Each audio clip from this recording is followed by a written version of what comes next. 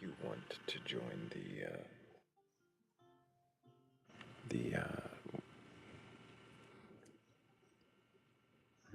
well, actually, let me rethink that question. Do I want to be an atheist? I kind of do want to be an atheist. Like, I'm That so wasn't what I close was to going it. to ask, but that's fascinating. I'm very close to being an atheist, but it's not happening. What is stopping you? Just the fear of hell? I mean, I just feel like the story of the crucifixion. Like every time I see like every time I see like the Madonna, like the Blessed Virgin Mary, there's always a part of me that's like, oh, it's the Virgin Mary, like, or like Christian iconography really stimulates a part of my brain that like makes me think about it. So it's like there's a part of me that's a little obsessed over it. Like I'm not when I see it, it's not like I'm looking at Zeus or I'm looking at Thor. Like I see something and like it resonates with my subconscious in a way that's kind of trippy.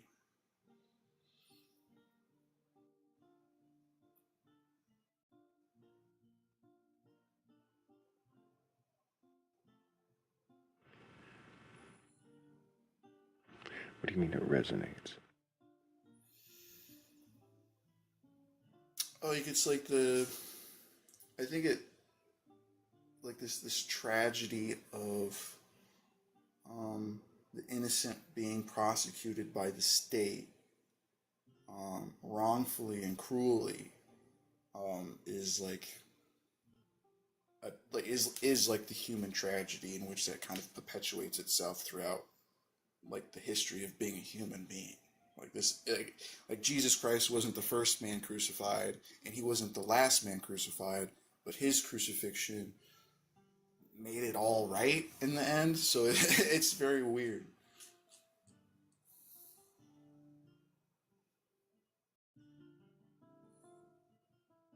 I'm not seeing how the crucifixion of one could make any of that right.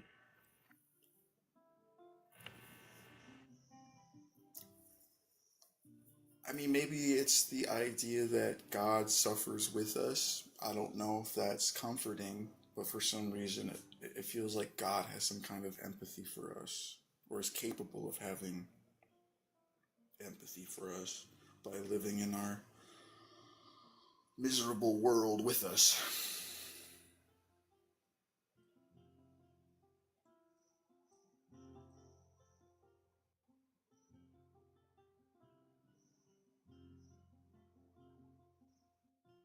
You got 59 people in here. No one else wants to come up. Oh no, we've had a few people in line. Oh, I I'm can wrap it up. well. I will actually. Yeah, we'll wrap it up. But I had I think maybe one more question. Um, if you found a reason to believe all of this was false, all made up for the myriad of reasons that some of which you've already mentioned, um, do you think that you would still uh, want to hedge your bet to believe just in case? Just in case, isn't that like Pascal's a wager. yeah, Pascal's wager? I don't like taking the approach with Pascal's wager because I don't think it's like a genuine kind of like it just feels very cheap to gamble with God, and I don't believe gambling is a good thing to do. So, Oh, um, fascinating. I just might want don't to gamble. question. I might want to question why you have a belief against gambling, but we'll maybe save that for another time. Yeah. Um, the the other uh, well, the other common response people give to Pascal's wager, and I wonder if you'd considered it, is which god, and would you be afraid of the hells of the other gods that you're forsaking to believe in this one? I mean, I think Buddhism and like some of those like Indian and Eastern religions that believe in reincarnation, like Hmm. they have hell, but hell's not forever, but it is for like billions and billions of years, and it's pretty descriptive. So I would be kind of scared of those hells, even though it does end technically, but it is still pretty terrifying. Right. Seems like there should be. Um, I don't know. You'd have to, if you're going to hedge your bet, you'd have to believe in all the gods that you possibly can without conflicting. Um, I feel like there's some pagan out there that would be like, that's not how it works. I know there are. But anyways, Wesley, I don't know that I have any more questions for you. I do appreciate you coming up and All right, answering the thank you for your time. questions you did. Yep, appreciate you. I hope you keep asking questions. And W's for Wesley in the chat. Seems like he really is questioning his beliefs and taking an interesting uh, journey while doing it. So I wonder how much he will question that fear of hell going forward. I don't see any believers in Q. But if anybody does have a belief in a god or God's higher power or anything like that, you're capable of questioning your beliefs, go ahead and request on up. In the meantime, I've got Wildot up here. How's it going, Wildot? Oh, not bad. How's it going? How's Oh, life going? life is going fine. I slept, and not well, but I did. So I'm here, and we're questioning beliefs. And so far, we've had one believer who's, well, two, I guess, that are already questioning themselves right out of their beliefs. So, easy job. And then a bunch of Awesome. non believers that are also questioning.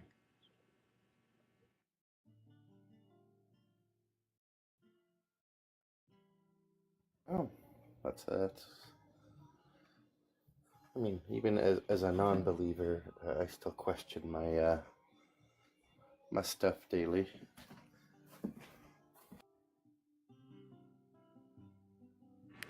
What is something that you question as a non believer?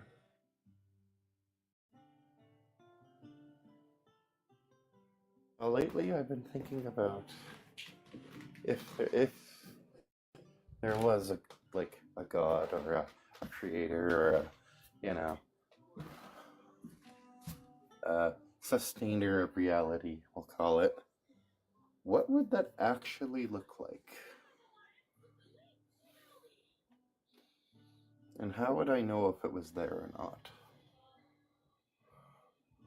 Because even though I don't believe, I don't do so with like 100% certainty.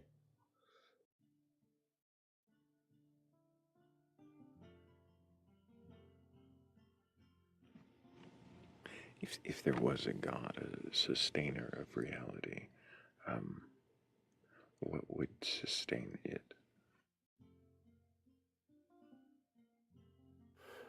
See, that's part of why I'm like questioning my like how I approach my position and what my position really means, right?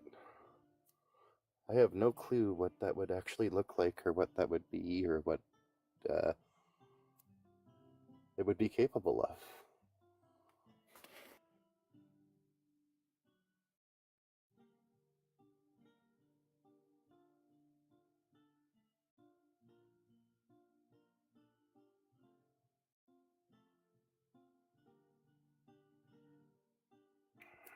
Yeah. I wonder if a God exists, would it require belief? Is that something that it, like, is fueled by? And if it is, how did it exist before anything believed in it?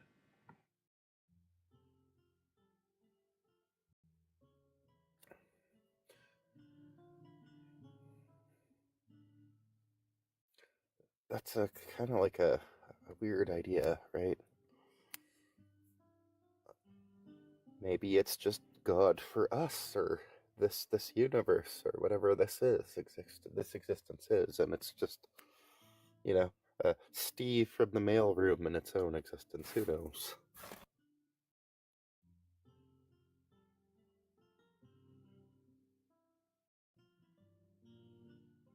So we're in Lisa's petri dish. Maybe. Maybe not. Still fun to think about.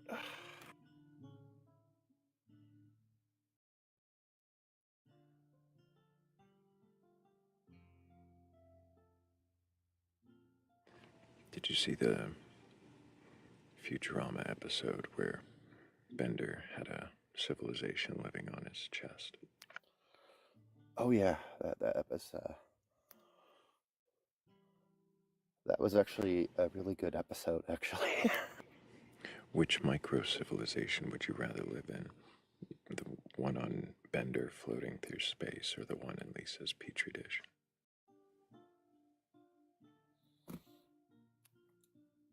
The one on Bender's backside floating through space.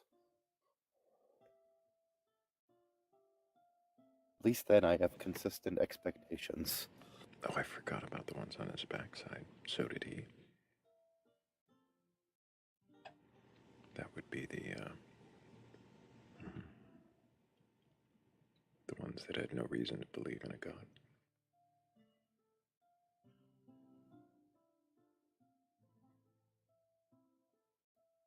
Well, when you really think about it,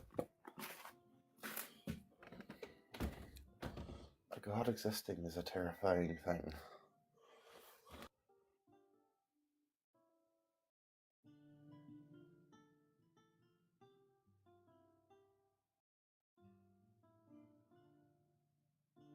It really is. Honestly, I think I would see it more like the episode of Malcolm in the Middle with Dewey and the ants.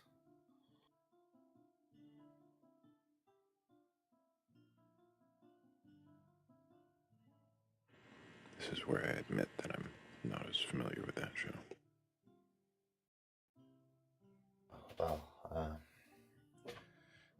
he describes how he interacts with the ants and how he tried to discern which ones were good and which ones were bad, but he just concluded that they were ants, so he decided to smite them all. Smiting.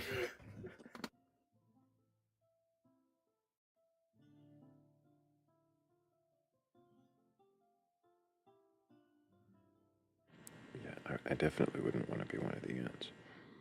And I did think about Rick's micro universe that powers his car.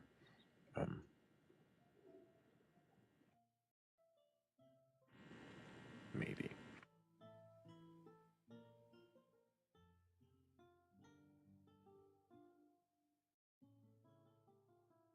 The existential crisis that is the better robot.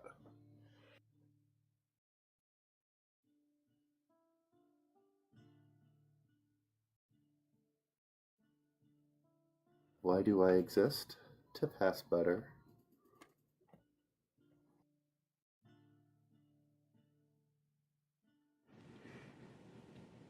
I mean, at least it knows its purpose.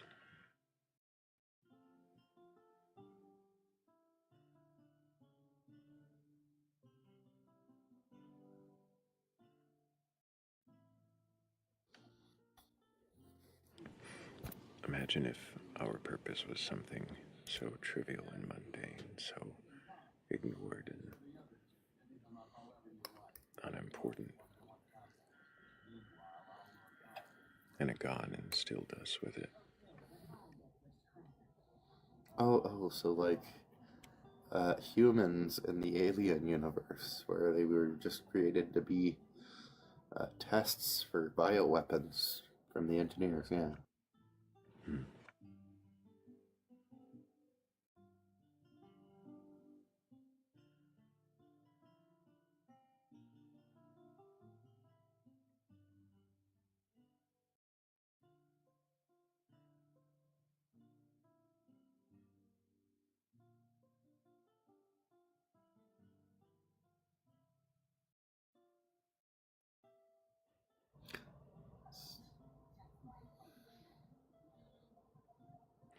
let's say something even more mundane.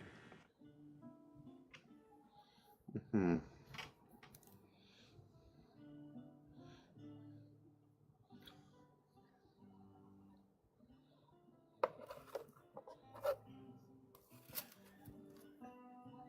If we're lucky and there is something out there, uh, it's more of a Whoville situation where we're just too minuscule to comprehend what it is.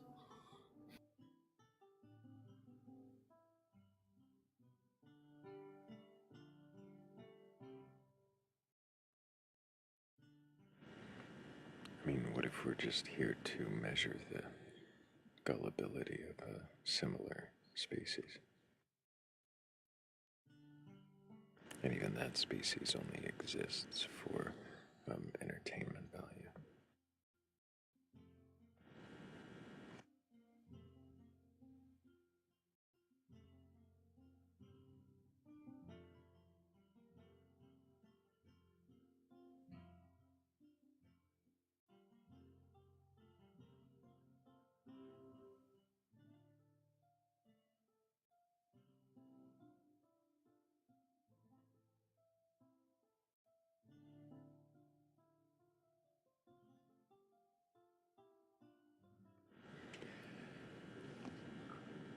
But rather than listen to two non believers randomly muse about what kinds of gods could exist, well, why don't you, if you believe in a god or gods, a higher power, or anything like that, request on us? So see if you can question your beliefs. We're not here to debate or argue. I'm not looking for some kind of verbal competition. I just want to know if you can question your beliefs. Then what is it that you believe? And why do you believe it?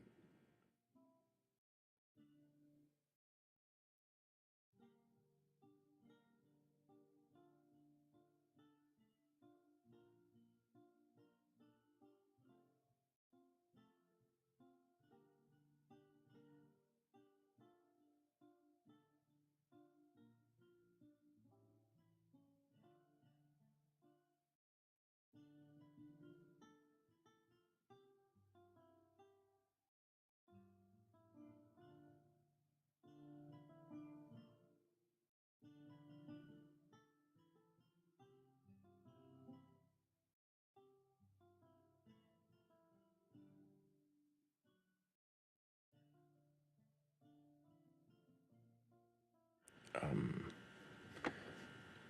oh, Ouroboros, did you mean perennial philosophy? Or is this a...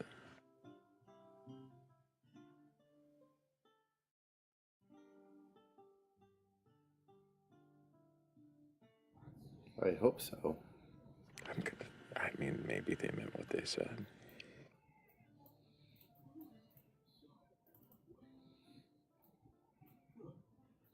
Because, I mean,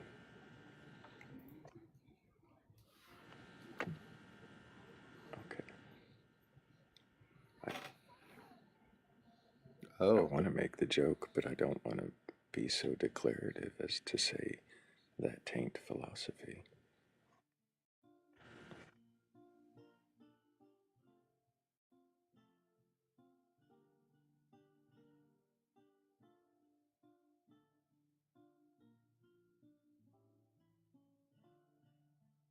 Because who am I to say what philosophy is or isn't?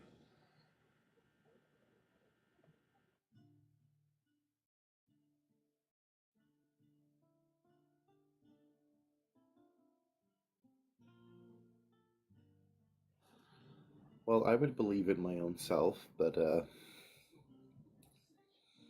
kind of mid.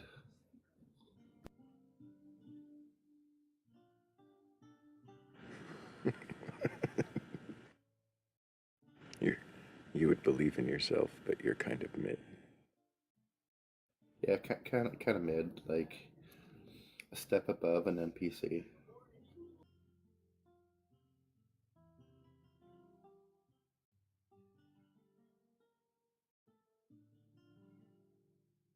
cat's not here, so I can't make those jokes.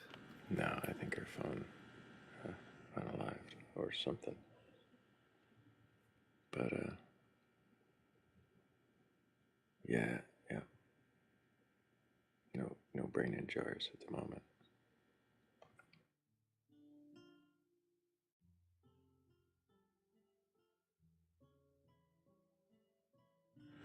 So a step above the NPC, is that like,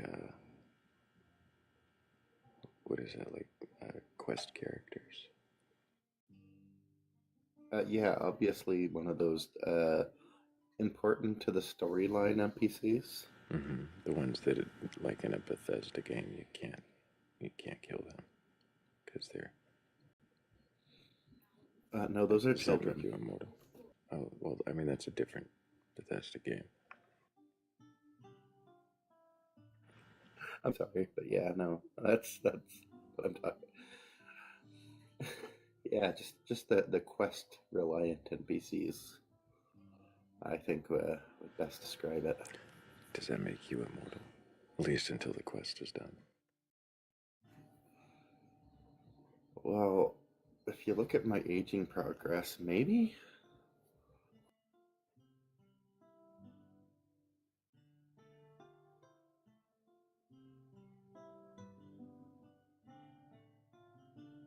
And hey, if you believe that you could be immortal one day for believing in a god or God's higher power or anything like that, go ahead and request on up. I'm not here to debate you or tear away your dreams of immortality.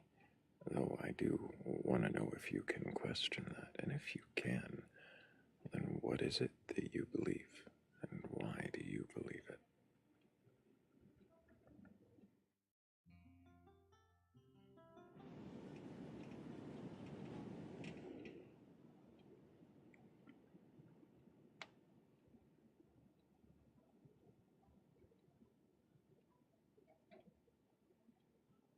It is getting cold at the studio, and the wind is rattling the trees against the metal walls.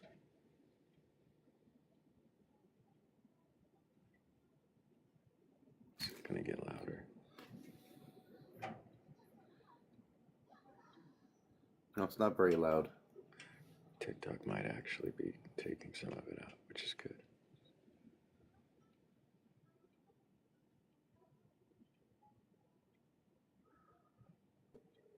I've noticed the app is working a lot better lately. Has it been?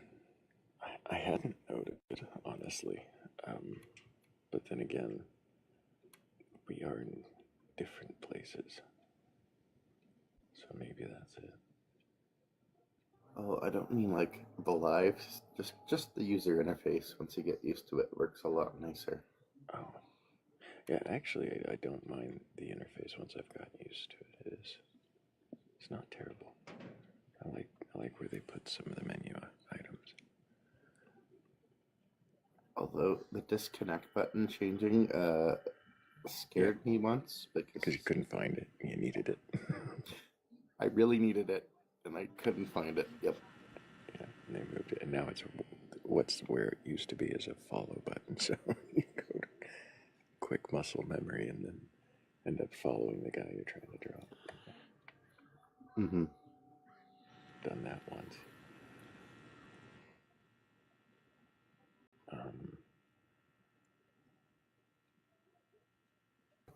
Wait. So someone said it. They heard if you're a Canadian woman and believe in goat or goats.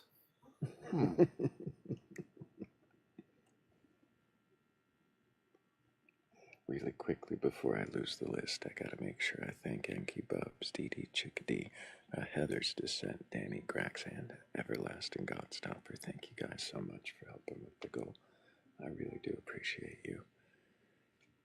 I think we might actually have a request, but it might be from another filthy unbeliever.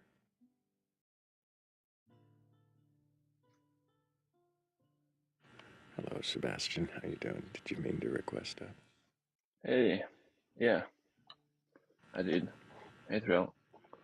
And Will Dot.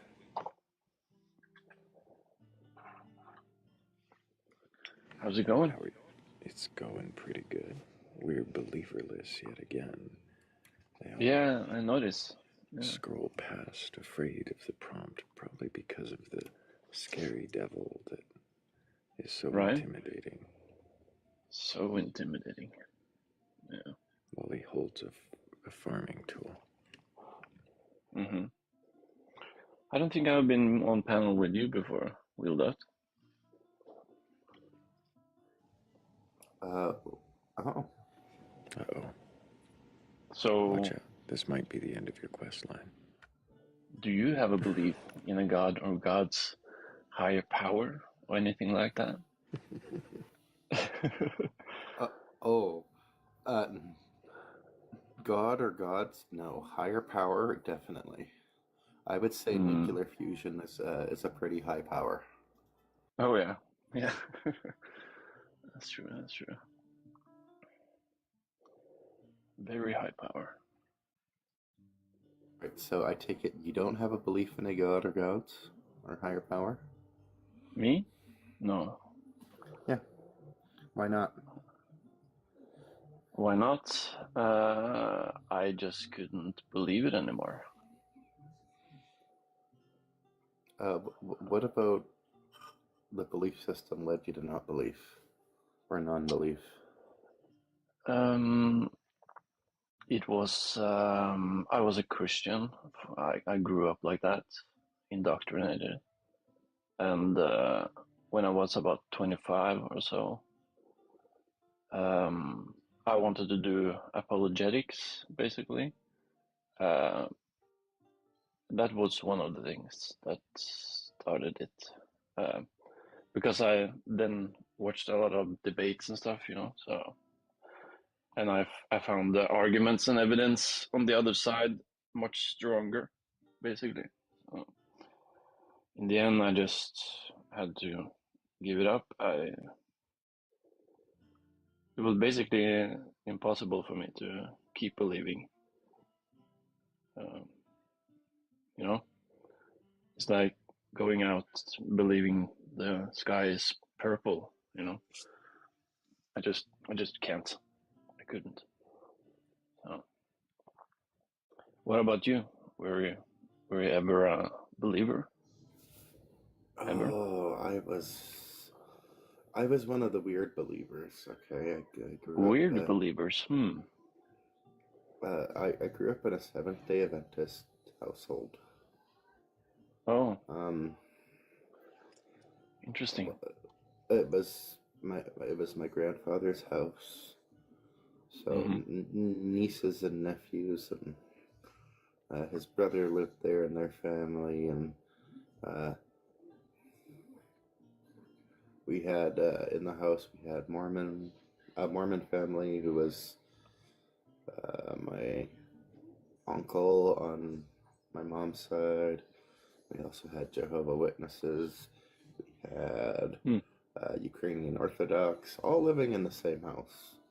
And Wow, right fascinating. around 10 years old, I started to question the contents of the Bible because I was enrolled in a Sunday school, and I started reading all of the Bible instead of the scripture they pointed out every week. And Yeah, it took me 2 years to realize that, like, hey, I don't believe this. And I tried really you were hard only to 10. cling on to any shred of belief. But yeah, Mm-hmm. I was 10. Well, I was about 12 years old once I made the final, like, yeah, this is silly. That was And very, very early. Seems like a very smart kid. Yeah. yeah, but like Um, it gets kind of rough here because then I was 13 years old, and my mom pulled me aside one day and said, "You're gonna be moving out when you're 16." And lo and behold, turned 16, hmm. and I wasn't allowed to live there anymore. Because you didn't follow the faith. Well, I That's didn't why. follow a faith. Yeah, I mean that's why you got thrown out. basically. Oh God, sorry to hear that. That's horrible. I hope this was a long time ago. I don't know how old you are, but Oh, this was a very long time ago. right. So you started to question things really early, like 10 years. That was very early. Well, I didn't really so much question it because of like any contradictions or anything. It was just I read and it God kind of came off like, for lack of a better word, a dick. He was not a nice God. Right. And then when it was 2 years later, I was like, nah, this is silly. Yeah. Did you? But yeah. So you basically got indoctrinated before you were you were born, basically. I was attending church in my Sunday dress from Wow. probably as long as I was alive. Yeah, that's worse than my childhood. I was kind of free, but I went to a Christian elementary school. That's what you call it? Yeah. So and but around you said around 10 years old. That was when my father like started to make me read the Bible. He didn't really force me to read the Bible, but I was a very good kid, and I just okay did it, and it was always the cherry picked places he picked out for me from, the New Testament and maybe the Psalms, yeah, nice places. Mm-hmm. So yeah. Well, I mean, by the time I was 10 years old, like, I had already Hmm. read the Bible once. All the way through, So from that, beginning to end. all the way through. Yeah. Yeah. That's where I was coming into the problems of, hey, God's kind of mean. But I mean, that's just Yeah. it for me.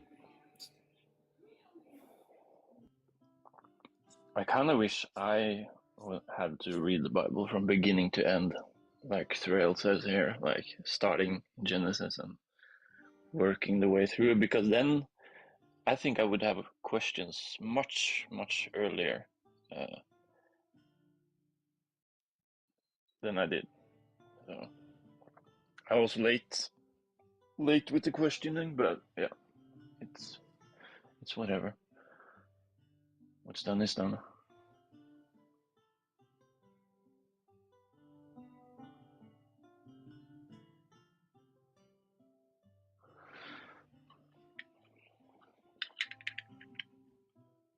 Now, here's another question. Shoot. If you and I were wrong about our conclusions, Yeah. and you get an opportunity to ask God one question and he'll answer it, what would you ask?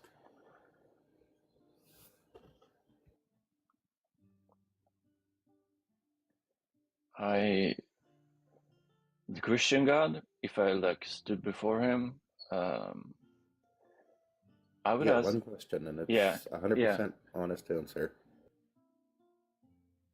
I would say, what was wrong with my reasoning? What did I get wrong? Because I tried to seek you out and I tried praying and stuff, got nothing. Or maybe more like, why were you hiding from me? Something like that.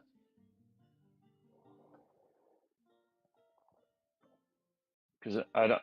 Have you heard about the problem of genuine non-belief? Um, No.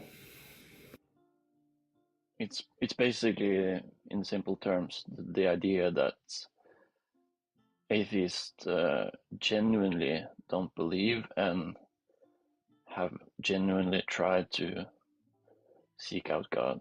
Yeah, like I said. So why is it so hard? And if God is all-knowing, he would really know me, you know? He would know what it would take for me to be convinced of Oh, his existence. yeah, divine hiddenness. Yeah, basically. It's a similar problem, yeah.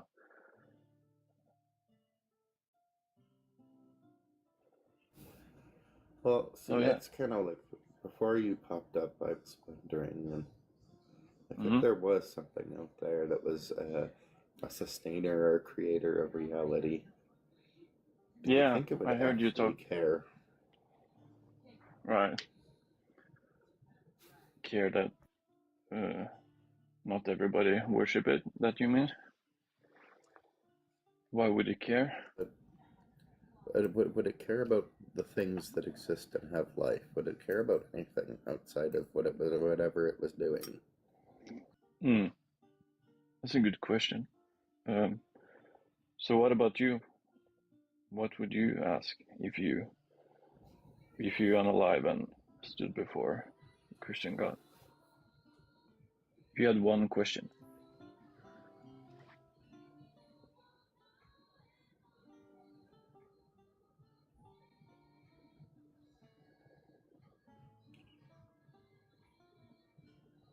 I would ask them,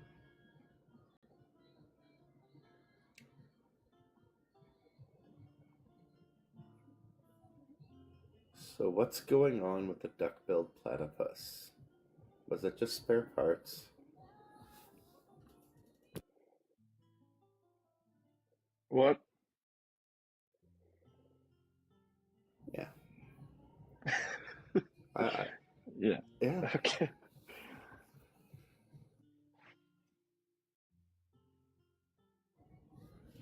Hmm.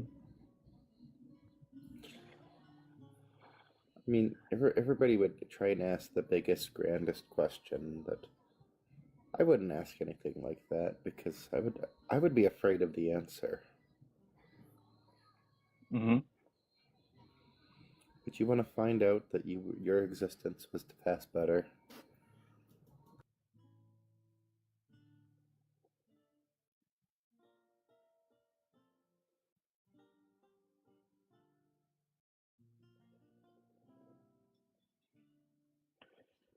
DD says in the comments, if I had one question, why did your God make me dyslexic?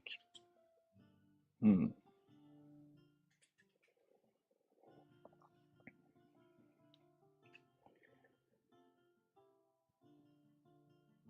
GC, no, it's not frustrating being an atheist. It was actually quite freeing for me to become, free from the religion.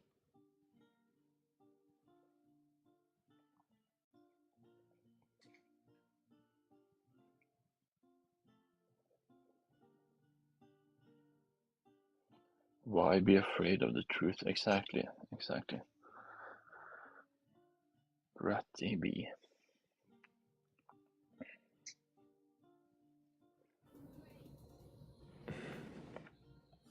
Did we put you to sleep, Thrayle? No, I admittedly took advantage of the opportunity to make another cup of coffee. Ooh, Mm, nice.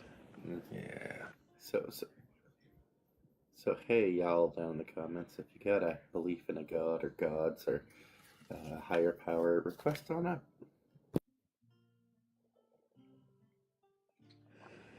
Mm-hmm. We are not here to debate you. We're not here to prove you wrong.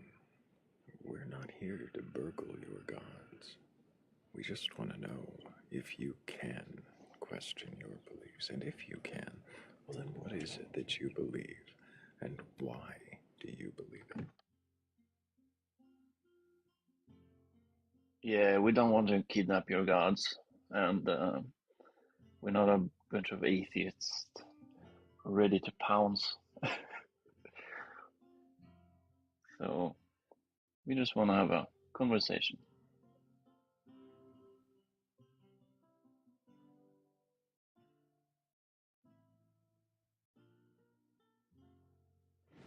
that it's true, Wildot.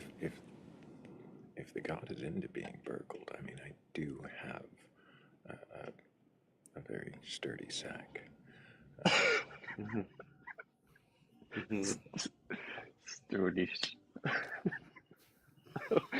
Oh, Well, you even have a picture. Wow. very sturdy Is that sack. you?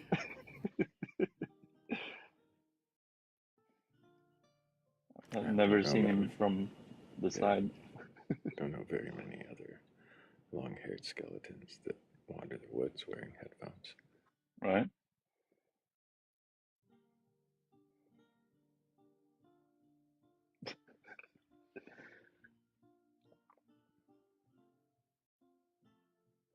Is that a new thing you came up with?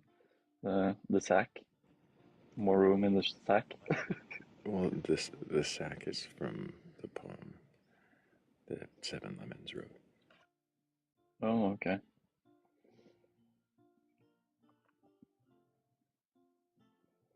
Because maybe the shed is full now and you needed a sack. Well, no, this sack is just how he carries the gods from Oh, wherever okay. he burgles them. Yeah. Right. I'll read the poem again sometime soon. That might not be a bad idea. Yeah. Sounds great.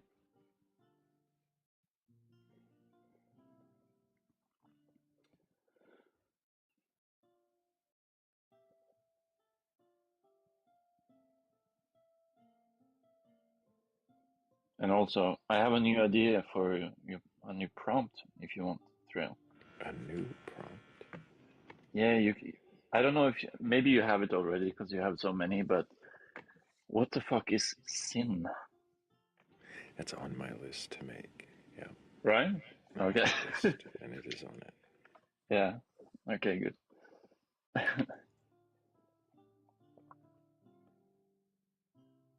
So if anybody in the comments or watching knows what sin is and can explain it to me, please come up.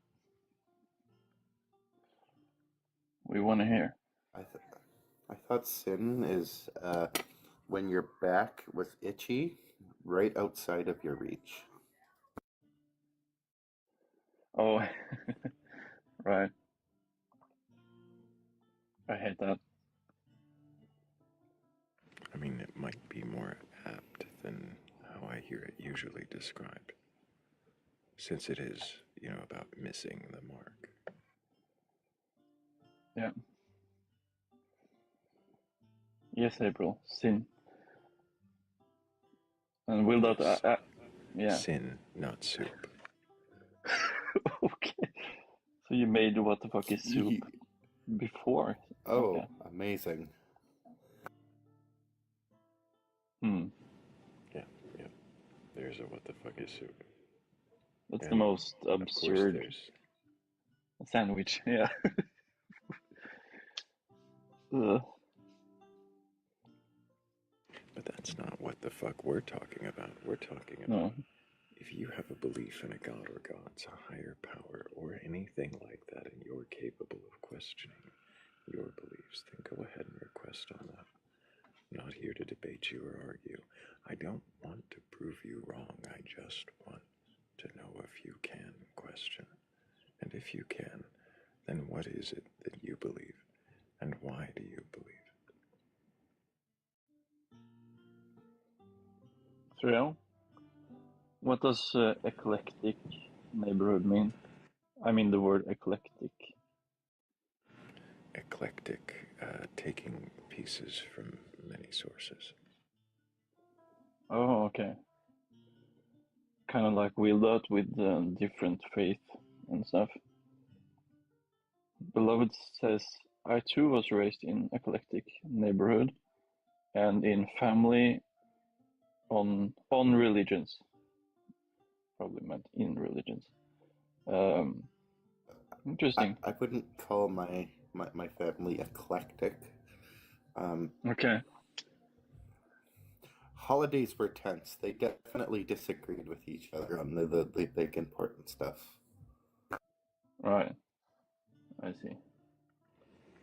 Hello, Unbinding Oracle. Can I get your age for Hey. TikTok TOS?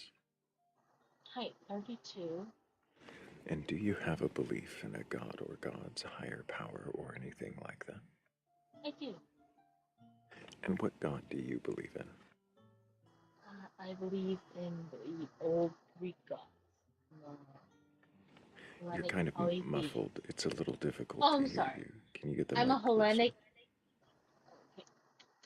I'm a Hellenic polytheist. Okay. So you believe in the Greek gods, and you believe that they actually exist in a way that they interact with this world. Yes and no. Can you tell me in what way they exist for you? I think the Greeks told stories through myths that made it easy to understand how humans were as people, but they also told stories that helped them understand parts of nature that people weren't able to explain for themselves. Does that make sense? So people used them to explain parts of nature that they couldn't make sense of and to fill Yes, gaps as where they well didn't as human. understand. Yes. Is that the way that they exist for you? Today? For you, how you believe they exist. I don't know what you mean. I'm sorry. Could you explain that better? You believe that your gods exist. You said yes and no when I said, do they exist in some way that interacts in this world? Mm-hmm. And so I was asking, in what way do they exist? What is the yes? So, in the sense of the fact that Zeus is a representative of electricity, lightning, Hera was a representative of clouds, like that. Like, Is it's Zeus hypothetical. so hypothetical representations? Yes. So are they like applying a fictional character to an idea? Yes. I guess so, yeah. Do you feel that these gods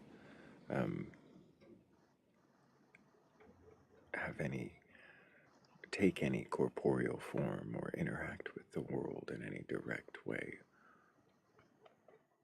Absolutely, yeah. Because if Zeus is lightning or electromagnetism, he still exists today. He's So still you from think that cloud. anything electric or anything having to do with electricity will be in some way empowered or enabled by Zeus?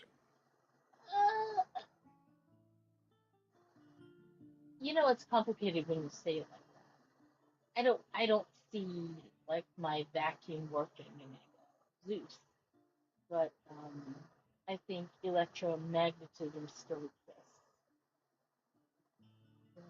I don't necessarily think it's Zeus. So But the effects still exist. That makes sense. what role is Zeus playing if the effects exist?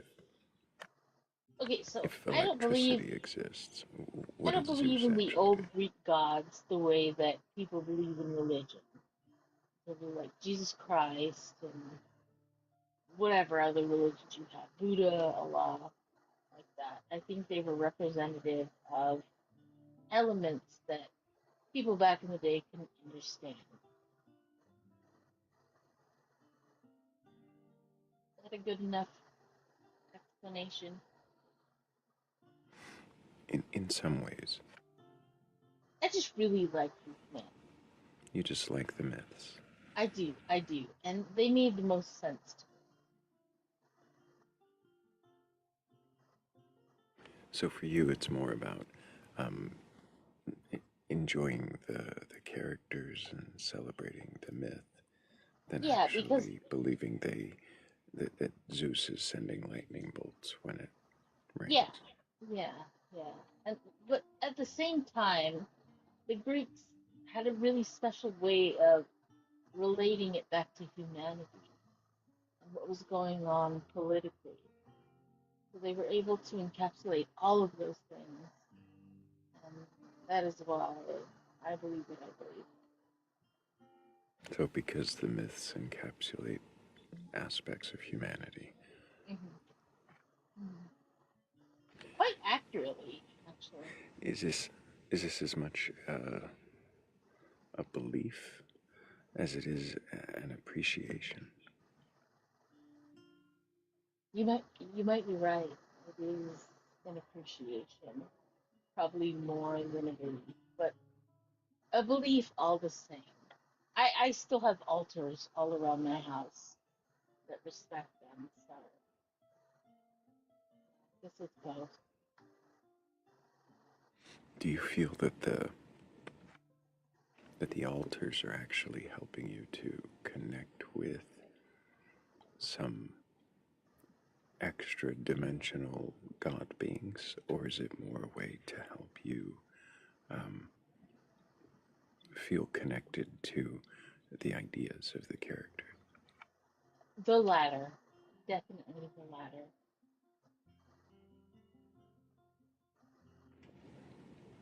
I mean, no offense with this question, but can you tell me if there is any difference between um, your appreciation for Greek mythology and a Star Wars fan who likes Jedi culture? Well, Jedi culture didn't affect any other countries, you know, like Greek myth did. They didn't influence how the world was shaped. So that's where I stand on that.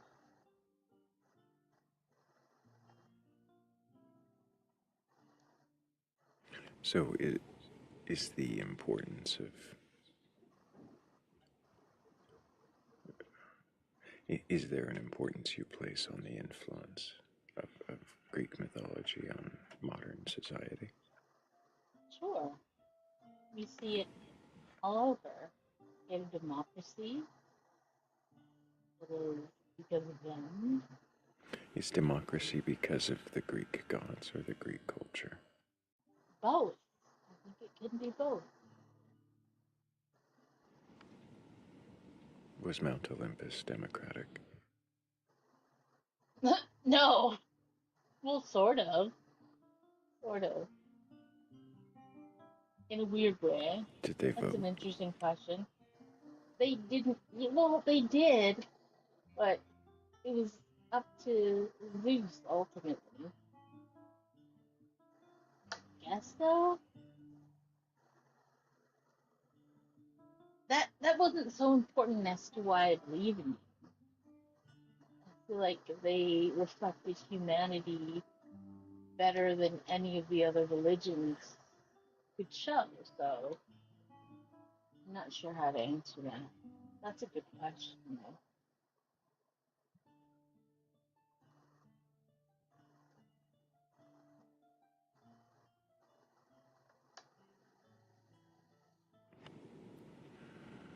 Does it matter to you if your gods exist or not?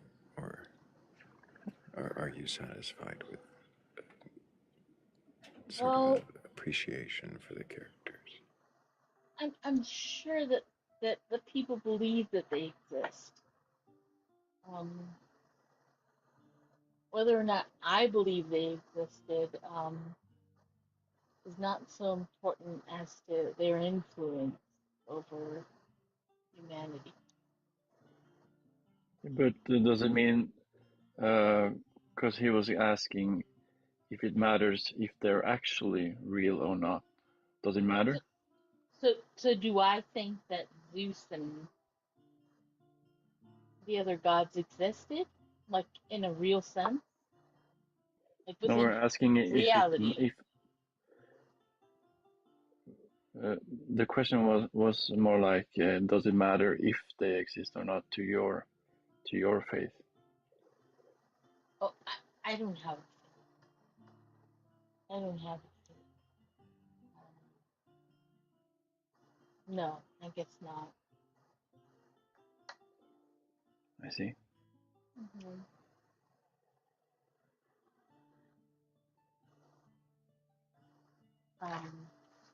Thrayle, did you have any more questions? I was just about to ask one. Mhm.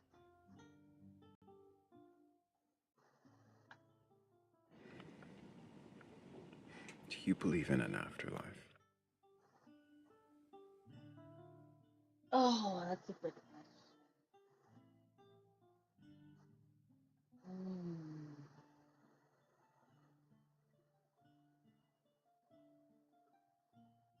Can I ask you guys if you believe in the afterlife? I'm very curious as to what you believe. What I believe doesn't matter. Well, it kind of does. Can you tell me how? Well, because I'd like to see how you both shape reality. Well, Shape reality? Mm-hmm. I I mean, don't think I have the power to shape reality. well, your idea of the afterlife totally shapes reality. how does your idea of the afterlife shape reality?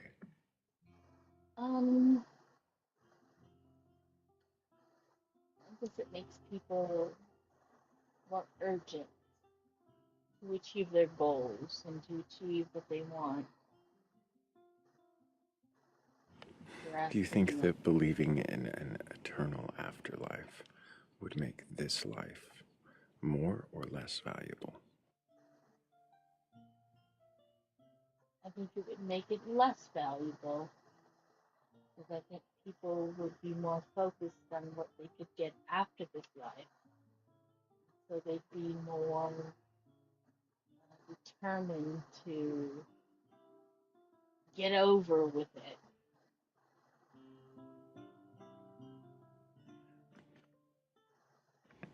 I don't usually answer the questions unless I put up the screen that says question the questioner, which I didn't.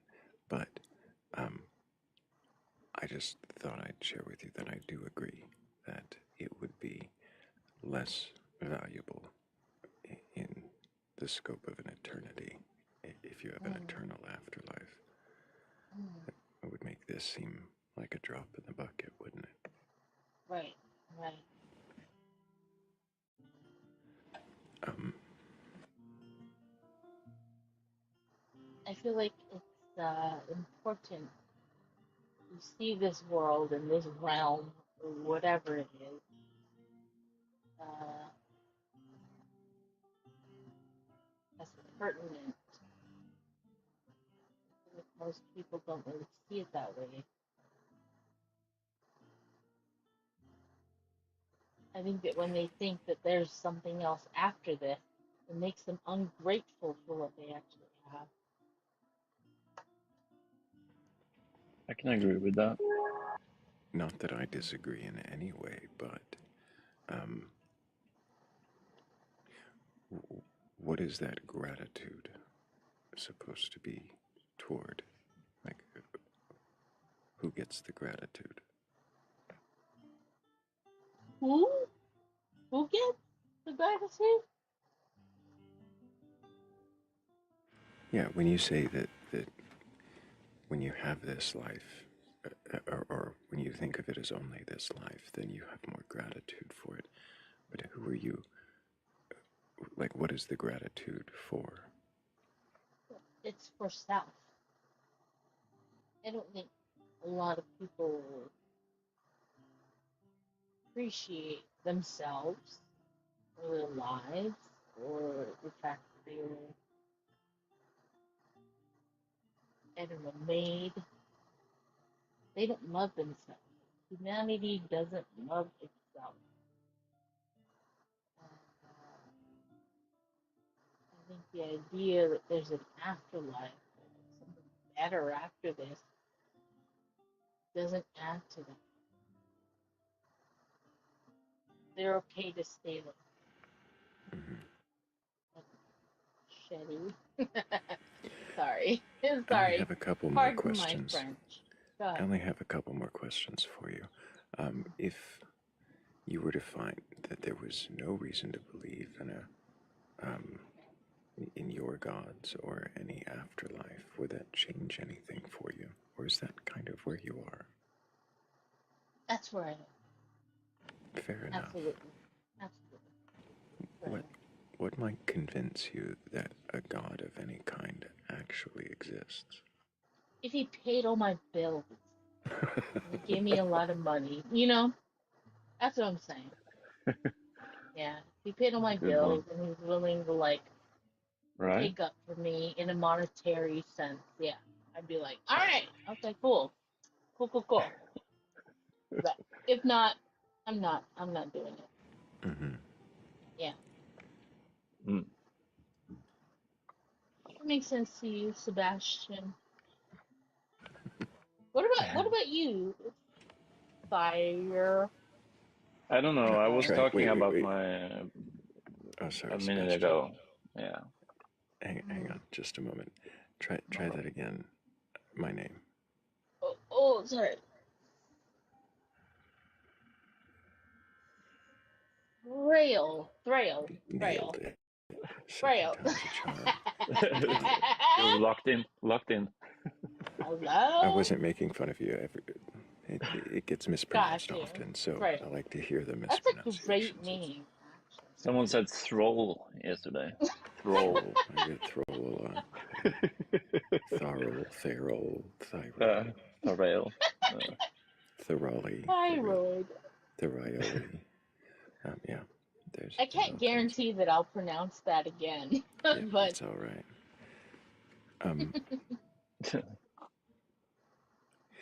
I guess the last question I really have for you is, do your gods or any gods at all have to exist for them to be meaningful?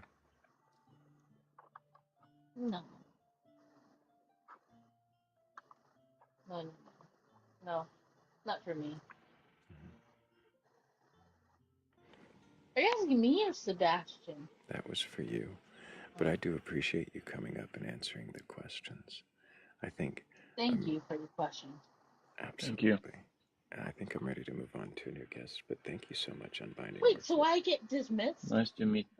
Sebastian might too soon. I move on. I bring one new guest.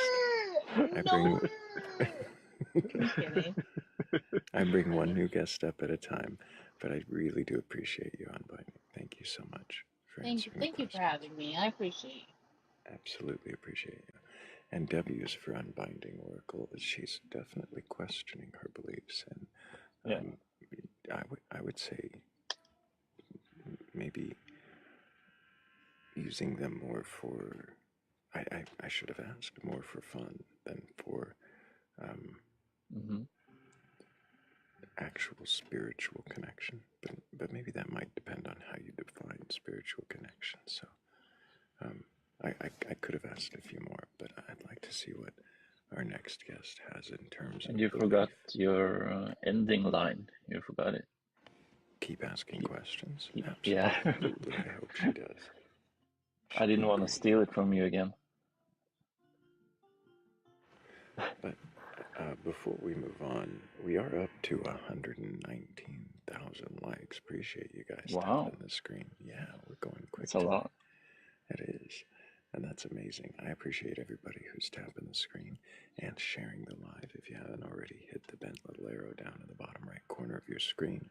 You can do that and repost or add to story or copy the link and send it to someone who might be curious enough or courageous enough to question their beliefs. And if you do have a belief in a god or gods or something like that, and you think that you can question it, then go ahead and request on up. We do have one in queue, I think, and you never know how soon we'll be ready to move on to question the next believer.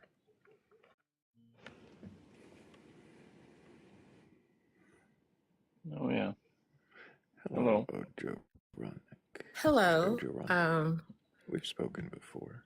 Yes, and um, I feel like I'm in a better place of clarity. Hopefully, I'm more aligned to, well, not aligned necessarily, but to make sure you understand my beliefs in a sense. So, Well, let's start with the questions. Your age for yes, TikTok TOS. 35. And do you have a belief in a god or God's higher power or anything like that?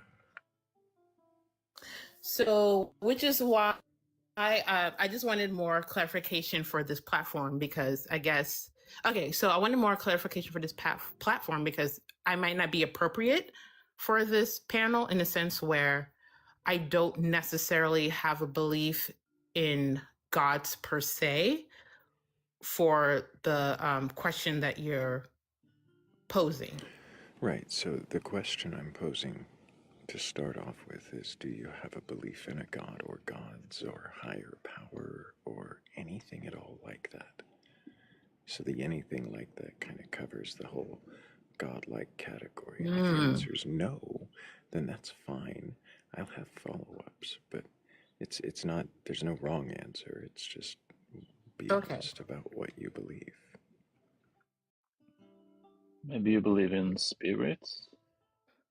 Well, we Seeing can get the there code? in a moment. I'm not fishing for fishing for Yeah. supernatural Because things yeah, yet, because like but with I the previous wanted to. person that you were talking, oh sorry, the person that you were speaking to before, that's why I wanted to, make sure that like, is it appropriate for me to be on, as a guest, with your question, only because like, no, I don't believe in God per se, how I understand God in a sense where being in my relative place of country, that is like understand to be like Christian, but I do believe in a sense where so my thing is I believe that forces is based on the material that is based on like the earth, what we observe. And with that said, the insecurity, well, I don't say insecurity, So but just to back up, Mhm. the first question that we're still kind of on edge of our seat for, belief in a god or gods or a higher power or anything like that. So you don't believe in a god per se, is what you said, but yes. then you're talking about physical forces. Can you answer just yes or no? Do you believe in like a mind-like entity, higher power, energy source, God, creator, enabler, an actor, initiator of all? Do any of those things fit what you believe? No. Cool. So why not? Okay. Thank you for that follow-up question. The reason why I don't believe in that is because I tend to see life or the world as a means of like observing and reacting. And like that's it. You know, So life is just a series of observations and reactions. yes. And that's why you don't believe in a god, because no god is required for that explanation. Excuse me? Sorry. Is that why you don't believe in a god? Yes. I say that, oh, okay, so when you said I don't believe in God in that per se, yes, because like when it comes to observations and reactions, everyone tends to have a different perspective on their observations, and therefore they react differently. And that also, and that reaction is influenced by their environment. Does that? So observations are influenced by the environment, Mm-hmm. and we react. Yes. And that's Yes. why you don't believe in a deity. Yes. How does that conclude that there's no deity? So for me, it's more so, like hindsight is 2020. Um, because we have like the gift of, at least where we are present now, and then we have like our ancestors or our parents or whatever, to at least what we trust that is like the prior history of our existence. We can document our observations of like what happened and how we reacted. Therefore, we understand that, like, okay, this is why this happened. Now, again, I guess for like a framework for someone that's, like a framework for like a society that has that I'm not. happen. Oh, sorry, I don't, It like I said, seems I you don't want want to to. talk about societal frameworks, and I'm more Yeah, that's what I'm saying. interested 'Cause, in okay, personal beliefs. So I'm curious about why you accept the things you accept or don't. Not what you think society needs, requires, or has done. okay. Thank you for that clarifying question, or okay, thank you, because So that's my So you're just wanting really to talk about societal frameworks and how they're based upon observations and reactions in the natural world. hmm. Is that Not accurate? necessarily. No, not necessarily. But I guess talking to you made me realize that, like, how I'm processing things, or processing how I personally frame my personal beliefs. So my personal belief is that I don't believe in God. I believe Mm-hmm. that is that what is that appropriate for this panel discussion? I mean, I would prefer to talk to somebody who does have a belief, but since you're up Okay. here, I always ask why people don't believe in a God, and what might convince you that a God does exist. Mm. Okay. So, yeah. Yeah. So, with that said, within the purposes of this panel, I may not be the best guest. You know what I mean? So, Yeah, but uh, can you at least answer that question? Unless you'd like to go on, that's fine. We can move on. But I was curious, what might convince you that a God exists? hmm. Honestly, like a magic genie, in the sense where, okay, so I grew up Catholic, and one of the things that made me realize, like, okay, I would actually believe in a God if I had an experience similar to Moses, where I, at a point in my life where I'm like, what is going on? And I see a bush, and and then like the miracle Burning works. bush. Yeah, thank you. If I had a burning bush experience, maybe. But outside of that, I just, I feel like for me, I can just explain it away to social organization. Why do society, type of thing.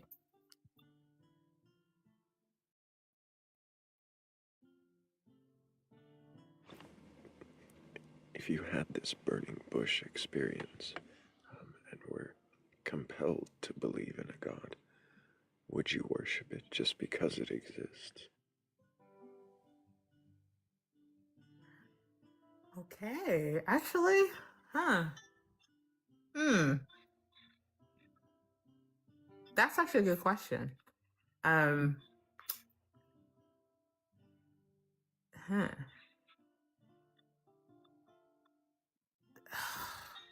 You know what? I would probably, again, depending where I am in my life or, given to my experiences, 10 years ago, yes. Now, no. Why not? Oh my gosh. Okay, so I guess I feel like right now, as a person, or I guess you said my disposition, I tend to be more like I'm grounded, but I'm still reactionary. You know what I mean? I don't know if that makes sense. In a sense where like I see something, I observe something. It's out of my like understanding, like on like rational means of like understanding. And emotionally, how do I like experience this? How do I feel this? Like, and ultimately, like, what does this mean with death? I would probably say that like how I understand and how I come to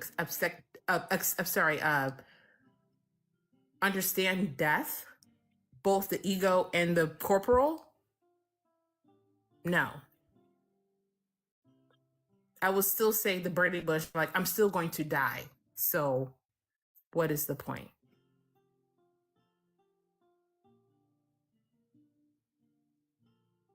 Can you think of anything that might make you worship a god, or what kind of god you would want to?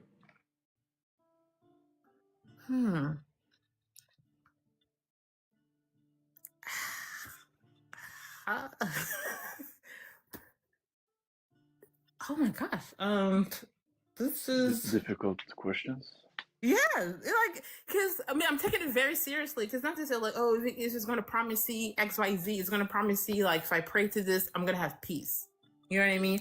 Because I'm okay. Again, I'm taking this question that you're asking me in a sense where like it's not like a genie in a bottle. It's more so like what will bring me peace to my life.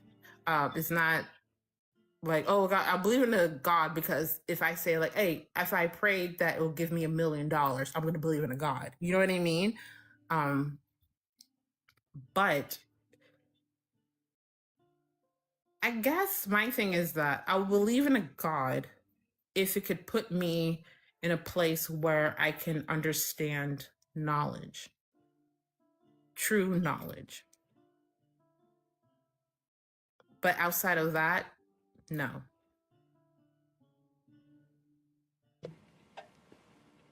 I don't know that I have any more questions for you, but I do appreciate you coming up.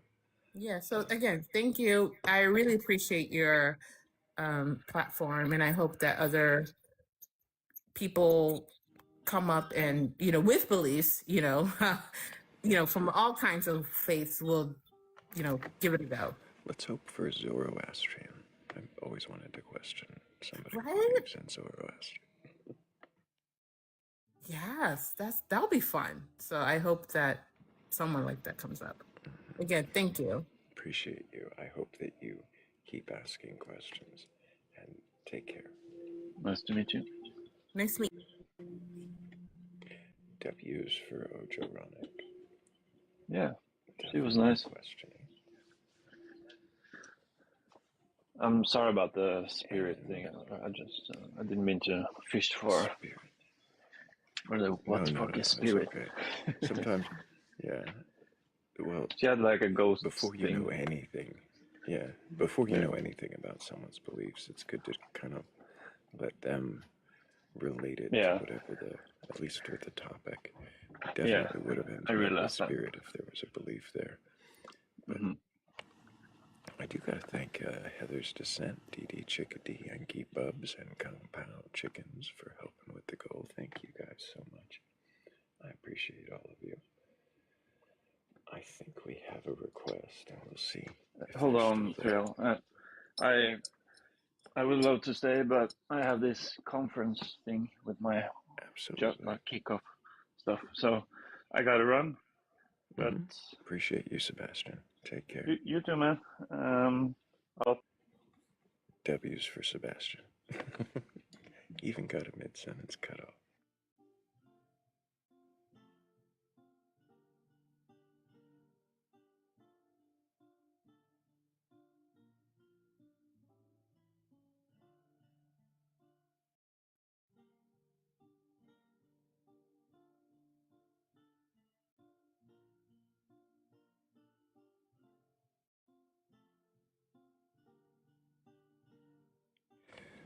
We had a ghost in queue. We'll see if they join. If anybody does have a belief in a god or gods, higher power, or anything like that, and you're capable of questioning your beliefs, then go ahead and request on it.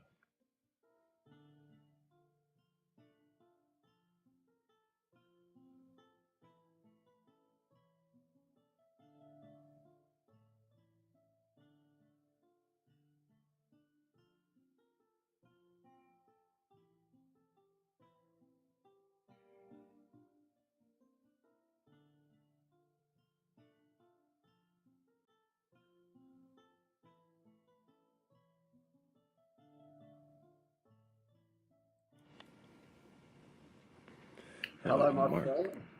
Don't need You're your welcome to be camera. back again. Yeah, I don't need your camera, but I do need your age for TikTok TOS. Obviously, I'm well over 18, and I don't like to hide behind fake faces. That's fine, Mark, but I was asking your age. It's 67. And can I Happy ask birthday. your age? 43. And do you have a belief in a god or gods Still a higher young power fella. or anything? Thank you. Yep, just a sprightly little guy. Can I get the answer to the next question? Do you have a belief in a god or gods higher power or anything like that? I have a strong belief in myself, and I can't define where it comes from. When you say belief in yourself, what do you mean by that? Well, I'm the only thing that I know that exists. I see. So you're the only thing that you know that exists, and so you have no belief in anything else. I have understanding in quite a few things, and belief is a different question. So the question that I had asked was, do you believe in a god or gods higher power or anything like that? What does belief mean when I say that? What does belief mean? When you hear that, I what does believe there are powers that are greater than what a human being is capable of understanding. When you say powers, what do you mean? I mean powers that can create life, that can sustain and maintain a universe, that can destroy planets, stars, or human beings. There is definitely powers beyond our own beliefs. So by powers, are you kind of referring to processes, natural processes, or are you meaning some sentient, controlled force? I believe that the universe operates under laws that we are all subject to.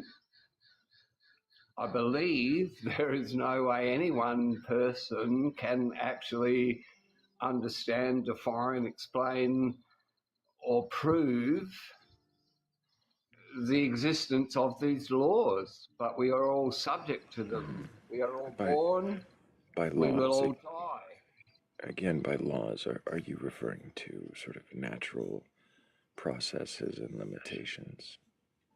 Yes. Like, okay.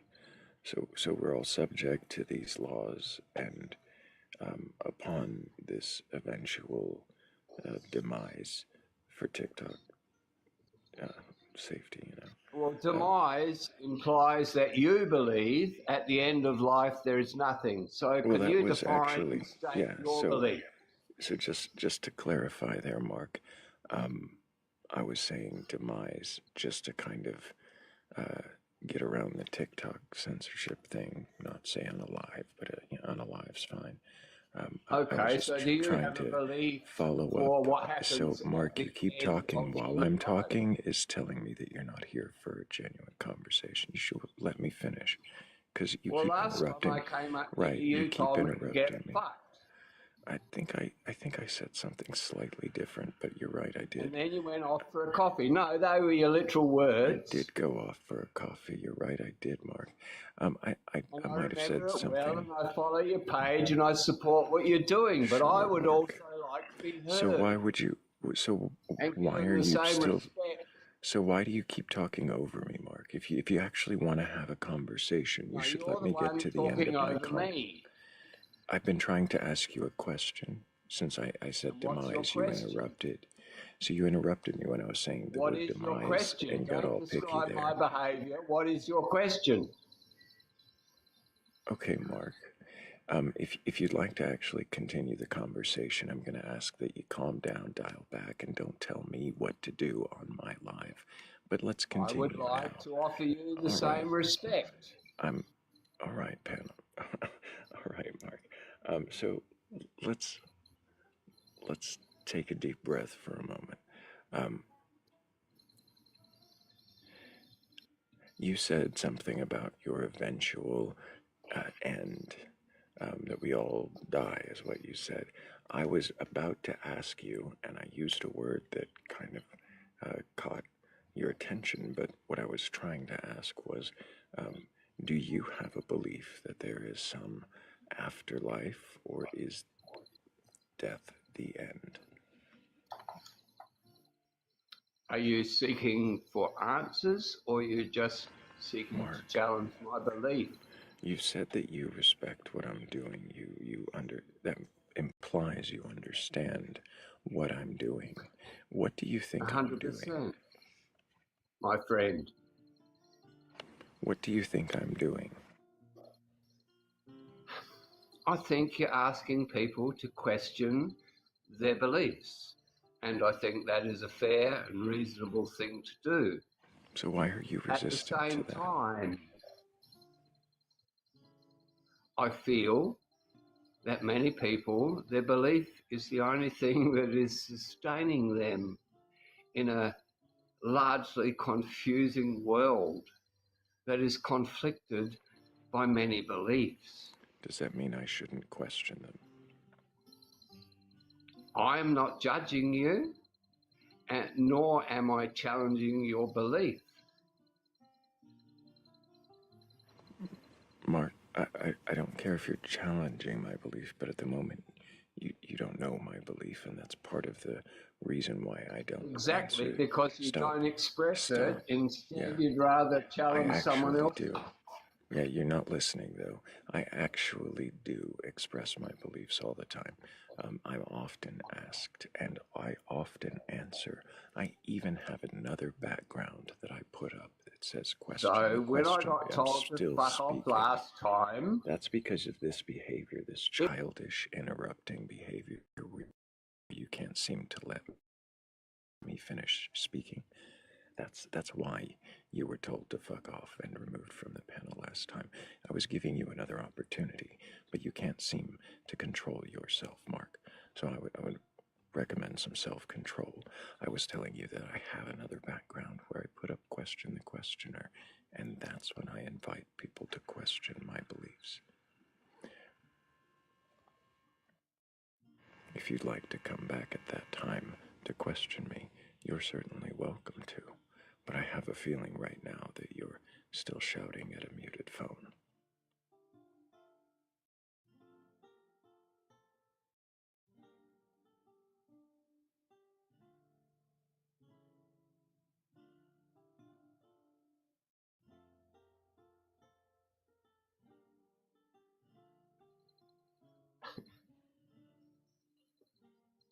Did you find the mute button? yeah, I found the mute button.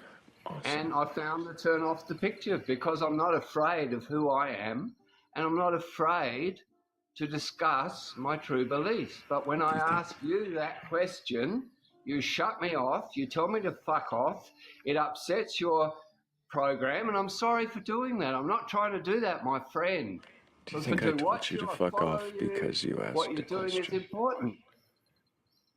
Do you think I told you to fuck off because you asked a question? I told Yes, you not to because use I your felt camera. That you is were actually a unable to rule I share use. your personal belief and have it challenged. I see. Mark, I have another background I put up on my time when I'm ready to, usually at the end of the live, where I invite people to question me. Since I'm happy to be welcome there, and I'm not trying to spoil your live, my friend, but you Right, came up so- as having invited me onto your page. I didn't invite you, Mark. The live invites people sometimes. It could be your TikTok settings, but I don't automatically invite people onto the panel. And I'm just not interested in being shouted over literally every time I speak. So we could try again another time, and I would invite you to look for Question the Questioner, and that would be your cue to come up and question my beliefs.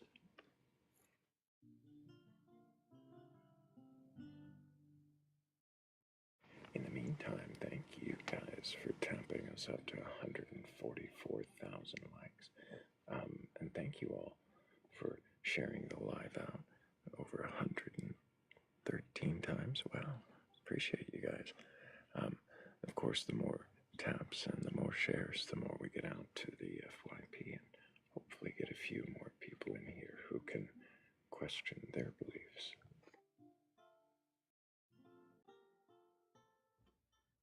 Hi.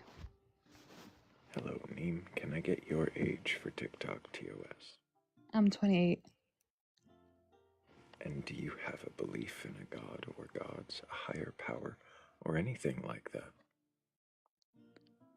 I believe in God. Which god do you believe in? I mean, to be honest, I would prefer honesty. okay. I think that we are all ants in comparison to what's out there. Where it's like we don't know what's actually out there. Like in terms of intelligence. I feel like there's so much that we don't know.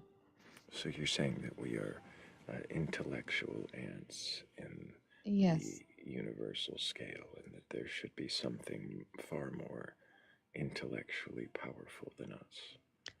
What I am saying is I am humbling myself. And I don't want to say that I know what's right and what's wrong. All I know is that there definitely is something above me. And that's it. Definitely is something above you. You Yeah. give it no characteristics or attributes, no. Yeah. And I think that anyone who says they know what's above them and what's greater than us, and who will claim to know it, that like this is certain, right, is, I feel like it's ridiculous in a way, right? Because we don't know. No one knows. None of us actually know. So you feel like there's definitely something more powerful than you, but you don't know what it is, what it could be. How do you know that there definitely is?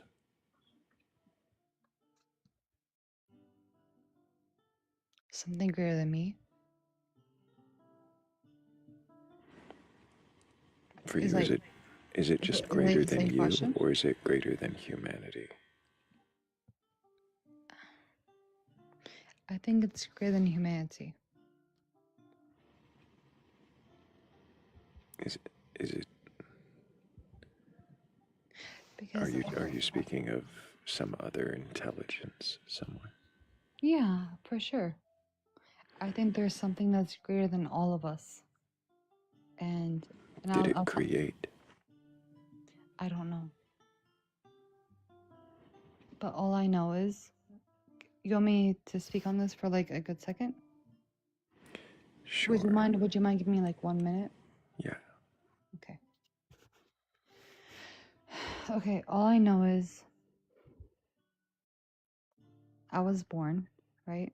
And I had a conscience. I knew right from wrong. All my life, I've always known right from wrong. I remember there was a moment where I asked him, because my dad is very religious. I was like, Dad, like, how do I know that God exists? And he's like, Raneem, look at your conscience. How are you maneuvering, right? Like, what makes you feel bad? What makes you feel good? It's that thing that's inside of you that makes you feel like something is good, something is bad, right? But to sit here and to tell you that I know what is God, what is religion, what is all of this stuff, I cannot tell you. You wanna know why? Because at the end of the day, I am not the smartest person in the world. And I apologize, but nor are you, right? Nor is anybody. Let me just finish my 1 minute, okay? I don't think that questions. anybody. Yeah, of course. I know you have questions. Let me just finish my thought, okay? I think that nobody actually knows what's out there, right? All we have is our beliefs, the path that we've walked on, and that's it, right? And all we can do is just Okay, Neem. continue to walk I the have path. questions, and it's just sounding like a sermon.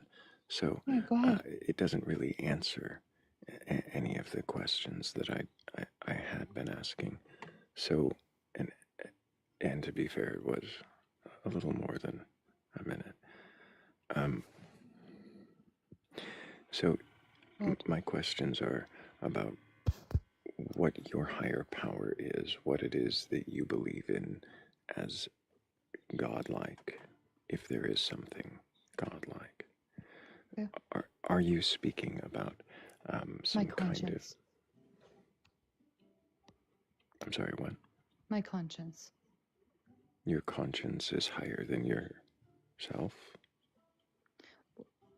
It's I'm again, I'm only speaking for myself. I'm not speaking from a certain religion. All I'm Right. speaking is for myself, right? But for yourself, are you saying that your conscience is higher than yourself? Is that what you were? Yeah, because there's moments where, What is conscience? well, Conscience or consciousness are we talking about? no, like my conscious, like like Pinocchio. Jiminy Cricket, always Yes. let your conscience be your Yeah, guide, the good, exactly. the right and wrong. Yeah, where it's like you have, I mean, there's moments in life where it's like everything that inside of me wants to retaliate, wants to be angry, wants to be sad, wants to be like overly happy, right? But then there's the other part of me that's like, get it together. Like remind yourself that you're sane. Remind yourself of what's right and what's wrong, right? And move in life as if, like, be good. And that's how I move in life. Is my So conscience. your conscience. So for Yes. you, your higher power is your ability to know right from wrong. Yes, correct. Do you feel that you always know right from wrong in every scenario? No, of course not. So then, are you saying that your conscience is something separate from you? Yes. How is it separate? Because I recognize there's parts of me. You want me to give you an exact example? There's times where I have been wronged, and every part of me is like, okay, retaliate. And there's other part of me that's like, you know what? What has this person been through? Like, breathe, right? And there's parts of me that have told me to breathe, told me to recognize the person in front of me and recognize them as a human, not as this like horrible, like, because there's times where it's like you're wronged, right? And you see the person in front of you as a monster. And all you want to do is just like lash out. So you said parts of you, parts of you. How are these Yes. separate? But that's what I'm saying is like there's parts of me that is me, right? And that those parts of me are me. It's me. How are It's the me. other It's, parts not you? well, that's what I'm trying to explain. Is like there's parts of me that are angry at that person, right? This person wronged me. I want to lash out at them. But then there's other parts of me that are like, you know what? Breathe. That's not you. That's not your character, right? So how are these parts separate from you? What makes them separate from you and your mind? Or are you just saying that these are parts that you don't feel comfortable It's with? no, you know what it is? Is It's this a because the parts of me that want to retaliate are the emotions. The parts of me that tell me to calm down feel like it's my soul. is this an understanding of your personal psychology, or is this a belief in divine supernatural force? Well, I mean, that's what I'm trying to. That's what I'm trying to figure out. You know, that's why we're having this conversation. There's definitely parts of me that get angry and want to retaliate, but then there's other parts that are like, you know what? No, get it together, because that's not who we are. Thank you, Brady B, for the confetti there. That was awesome. Okay, so I have a question for you. What's a part of you? Like, how about, okay, you know what I just expressed? Can you give me something similar? Like a similar I'm sorry, situation? a similar situation. What do you mean? Like, you know how I just expressed that there's times where I have, Are you trying to get me to open up to you about my... well, I want to relate to you. Okay, I think you're missing the point of what's happening here, and I I apologize. think we're I going to go just, ahead and stop it. So, Neem, this is to see if you can question your beliefs. This isn't to see if you can relate to me on a personal level or to well, I mean, develop but a... isn't that all of it, right? What do I you mean, mean? isn't that the whole point of everything? I mean, religion is what? What is religion to you? Religion to me is my beliefs and how I have come to form my own thoughts and to form my own beliefs. And I'm curious. Have you ever felt a way that you relate to me? Thank you, Brady B, for the rose bear. Have I ever felt... The ways that I felt and the things that I believed aren't relevant to getting to see if you, Neem, can question your beliefs. Mhm. I'm really starting to think that you're not here to question your beliefs. And it's No, I'm sounding more so like... explaining my beliefs because I don't think that So I can you belong to one question? religion. Can you question what you believe? Well, I mean, that's the whole point of us having a conversation. I'm hoping that you can make me, I'm hoping that I can speak on my beliefs and that we can discuss it, you know? You're hoping that you can speak on it and we can discuss it. So you're not interested in questioning your beliefs. Well, no, but that's what I'm saying is like I hope that we can discuss it where it's like you can question me. Of course, question me. Go. What does it mean to question your beliefs?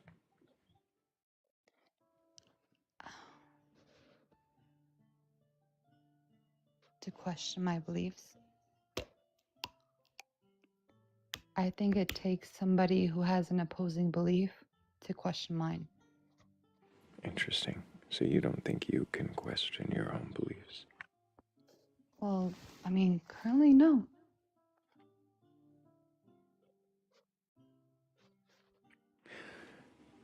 Really quickly, I'm going to speak past you, but it's not to be rude.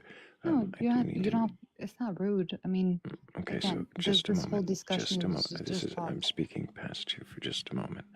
I need to thank Dee Chickadee, Angel, Kung Pao Chickens. Thank you all so much, and everybody else who's here. Appreciate all of you tapping the screen. But also a special thanks to you guys for helping with the goal.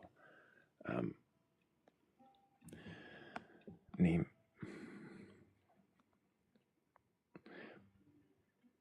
do you leave room for the possibility that your beliefs can be mistaken? Of course. What would that mean for your belief in your own conscience as a higher power?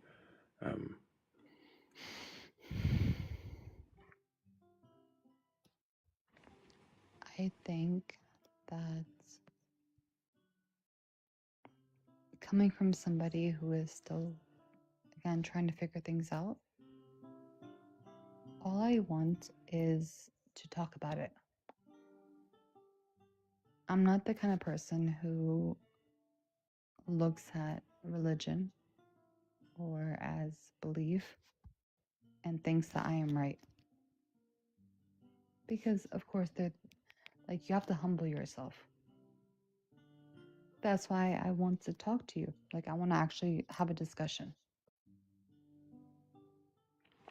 So, again, I would love it if we can actually have a back and forth.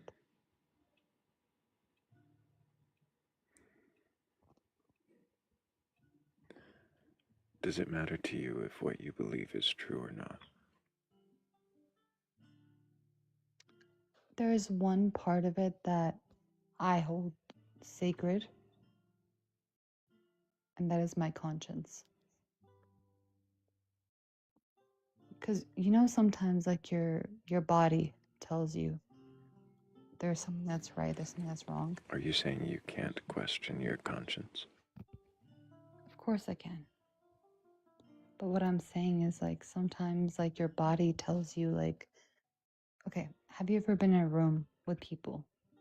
Okay, like you walk into a room and people are speaking around you and like you're quiet, you're watching everyone around you.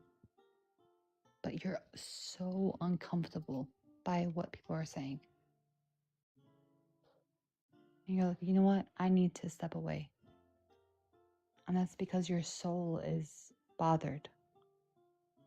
There's times where it's like your conscience or your soul or whatever it might be is saying, you know what? I need to move away from this. Those are the moments where I was like, yes, I trust myself. But then there's other times where I'm actually sitting down and having a conversation, which I hope that this can be that, where I can actually talk to somebody and be like, you know what? Let's have a back and forth. And that's it.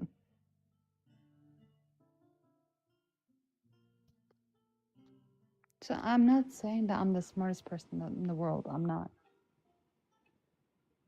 But I'm open to discussion. So why don't we have a back and forth? Because that's not what this is. I Okay. appreciate you coming up, Neem. I don't Would you have like any me to more leave? questions for you. I'm sorry, what? Do you want me to leave? Oh, I'll set you down, but I hope that you keep asking questions. If there is anybody who does have a belief in a god or gods, a higher power, or anything like that, and you're capable of questioning that belief, then go ahead and request on up. I don't quite know what that was, but that was not questioning beliefs. She was very kind, and I mean no offense, but I think I'd like to move on to see if maybe the next guest is a little more clear on being able to question or not.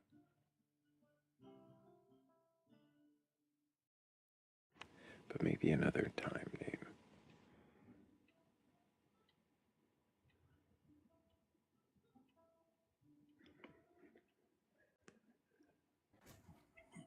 Hey, thank you for adding me. Hello, C-Dub. Can I get your age for TikTok TOS? Yes, I'm 41. I mean, come on now. But yeah, I'm 41. Do you have a belief in a god or gods, higher power, or anything like that? I am my own higher power.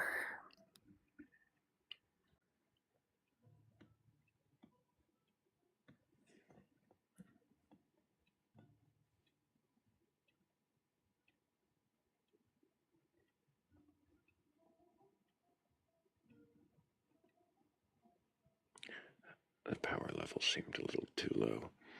If anybody does have a belief in a god or gods, higher power, or anything like that, and you're capable of questioning your beliefs and acting your age, hopefully over 18, then go ahead and request on up.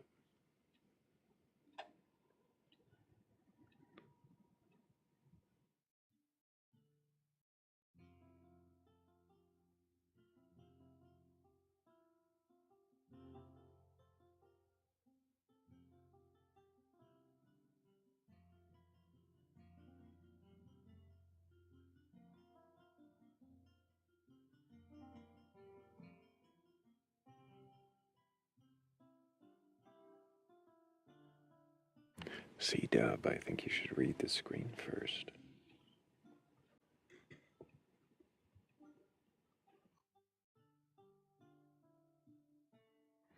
Hello, Charlotte. Can I get your age for TikTok TOS? 47. And do you have a belief in a god or gods, higher power, or anything like that? Do you? What I believe doesn't matter to seeing if you can question your beliefs. Well, I can do that. Can you? I certainly can. I run a live every single night about it. So let's talk about that. I'm asking you the questions right now. We're doing the Oh. thing. This is the thing. Oh. So we're talking about it. So do you have a belief in a god or gods, higher power, or anything like that? I don't know. You don't know if you have a belief? No, not anymore. Especially after this week. What did you believe before this week? I have to say that I really believed in God and Yeshua, but I don't know anymore. There's one thing that I do know is that Renee Good looked at that Iceman and she said, dude, I'm not mad at you.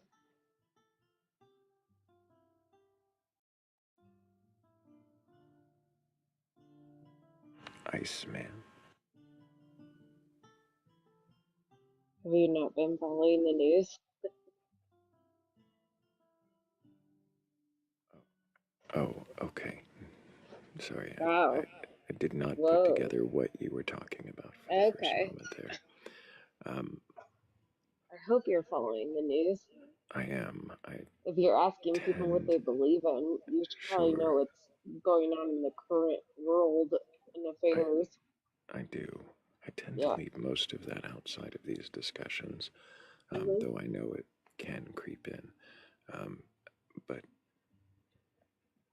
so after this week, you're questioning your belief in a god because of what you witnessed? Well, I didn't witness it. The whole world witnessed it. And before this, you believed in the God of the Bible, and because of this event, you are questioning that? Well, I question everyone's faith. I question everyone's beliefs now.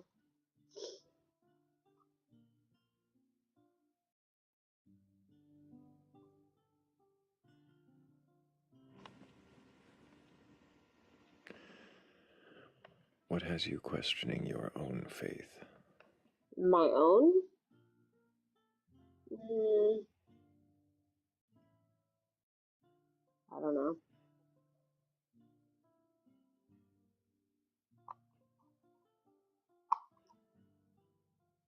The idea that everyone's probably questioning their own faith and their own beliefs. Have you read the Bible, Charlotte? I've read parts and I went to Catholic school, yes. Mm. So it's, I mean, obviously the certain parts are drilled into my head and certain parts are just from my own reading, but Do you believe it to be true? not innately. What do you mean by that? I think that just like anything, like you touch and feel is true, but no, I don't know if I necessarily feel like the Bible is innate, like everything is exactly like it says. Do you believe Jesus Christ is your Lord and Savior? I believe in Yeshua as my Lord and Savior. Yeshua. Do you believe Mhm. Yeshua is your Savior? I Wow. believe he was the person that God sent for me to not necessarily idealize, but look up to as a form of somebody that I don't know was a raw human being that walked this life and did everything he could to show justice and love and humanity for people. You think no other humans showed love for people? No, I think that's what Yeshua taught us all to be. Do you believe he existed as is written about in the Um, stories? like, yeah, I do, but I don't believe he was blonde hair, blue eyed, hung on. Well, I do believe he was hung on the cross for his sins, but I don't believe that he was who he looked like in the biblical sense of things or the way that people preach about him. Mm-mm. I think he was, obviously, he was an immigrant. He was dark and dark skinned, all the things. He's Okay. opposite of what he's opposite of what we preach about in our Christian schools. Let's just say How do that. you, right, you don't believe he appeared as people make him appear in art, but do you believe that he is or existed as the stories say? Do you believe that the words written are his words? I do, but I don't believe Why do you that believe that? um well, I believe that anyone could be Yeshua personally. What do you mean anyone could be? Well, that's the whole story of what he's trying to spread. You can be like me.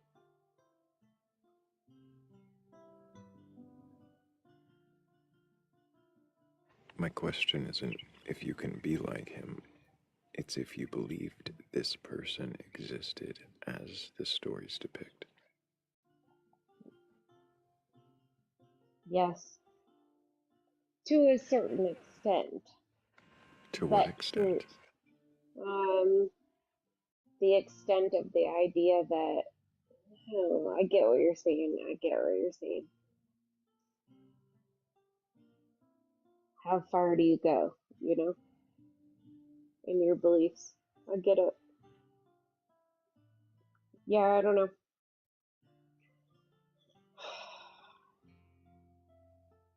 I yes, he's still a magical being. Why do you He's believe the magical being of Jesus existed right. as written about in the stories? Why?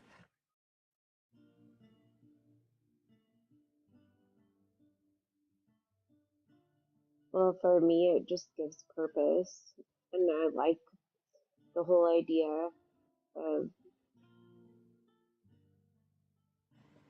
Well, I mean, I don't like the idea of the whole risen above, and well, that's not true. I actually do like that. I'm rambling now. Do you like the idea of a god performing a Well, self-human sacrifice in order to appease itself for rules that it made? fascinating. My dog's barking. Sorry. Oh, that's fascinating. Do you think that we're all individual, like gods in ourselves, and we chose this life? Like, because, That's an interesting thought. Why would you think that? well, I don't know. Because I've been thinking about things since I woke up and I was Catholic all of a sudden. You know, it's funny. My kids always wake up and, well, they don't always wake up, but sometimes they're like, I didn't choose to be born. Do you ever remember saying that as a kid? I don't, but I might Well, have, Charlotte. But yeah. do you think that you chose to be born? Is that Well, your alternative to the Bible being true, or is that well, in it's not an in line with that? alternative. It's not an alternative necessarily. It's Is it just the from the whole Bible? concept of maybe we were in pitch black and we said, hey, do you want to go on and live this life or do you want to go here? Which one do you want? You get a choice. What would you choose? I personally would probably choose to go into this life. I don't know, Charlotte. But what does this have to do with why you believe that Yeshua existed? Well, because it's the ultimate power of being God. You got the choice initially to be God. You're saying that you got the choice. Why do you believe that? Well, I don't know if I believe it. I'm just giving theories out. Does that answer in any way why you believe Yeshua existed as the stories describe? Well, then Yeshua came in to describe what it's like to be human. What do you mean? So Yeshua was just a man. Have you read the Bible, Charlotte? I have, well, not fully, but yes, he he walked this earth as a man You say he walked this earth as a man. Why do you believe or that? woman. He, she, they. You I say mean, they walked the earth at all. Why yeah, do you believe that?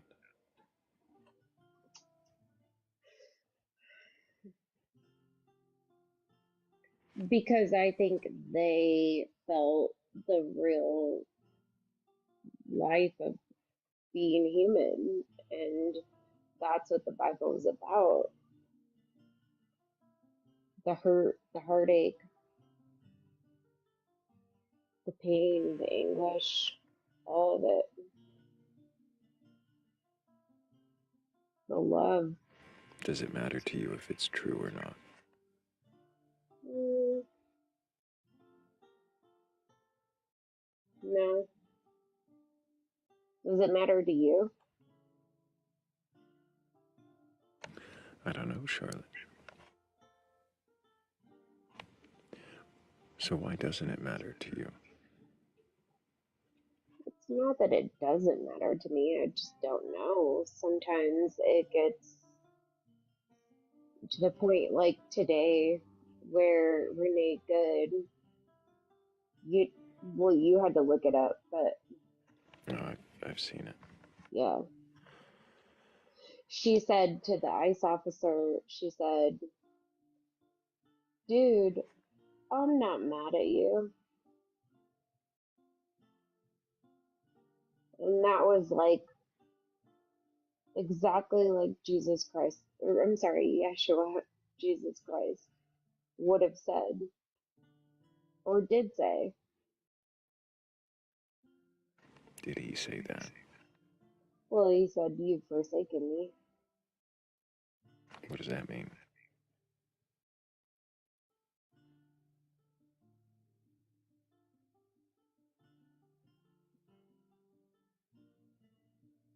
He realized that all humans are just pieces of shit. Is that who forsook Sorry. him? Sorry. It's true. Hmm?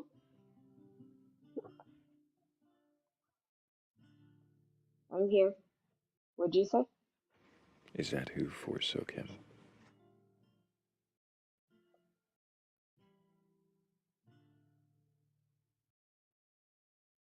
Not necessarily. Yes, they did. Humanity forsake him. Yes. Charlotte, it sounds like um, you might not be approaching this conversation with the clearest head at the moment. Okay.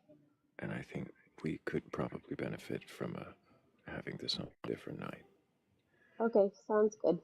I really appreciate you coming up and Yep. answering the questions you did. I hope that You you always keep do this asking to me when questions. I get deep into stuff, but okay, cool. Bye. Do I always do this to you? Yeah, you do. Have you been, how many times have you been here before? I don't know. 10? And every time you go off topic, I I don't think I rush was off on to. topic. I think I pushed a button. What button do you think you pushed? I don't know. Something you don't want to talk about? Something you don't want to approach? Something that got you? I don't know. I see. I want to know what it is you believe and why you believe it, and you want to talk to me about politics. I You agree think with that's you. politics? Well, world Talking events. about Yeshua is politics? Oh, I see. That's not. Cool. That's Well, gaslighting that's now. exactly what it is. Cool. That's Thanks. gaslighting now, Okay, Charlotte. have a good So I night. think I we're can't just wait gonna for move your on. next conversation. Bye. Yeah.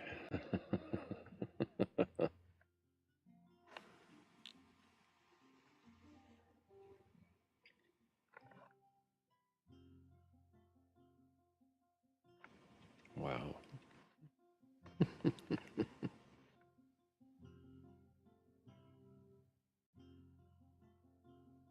Talking about Yeshua.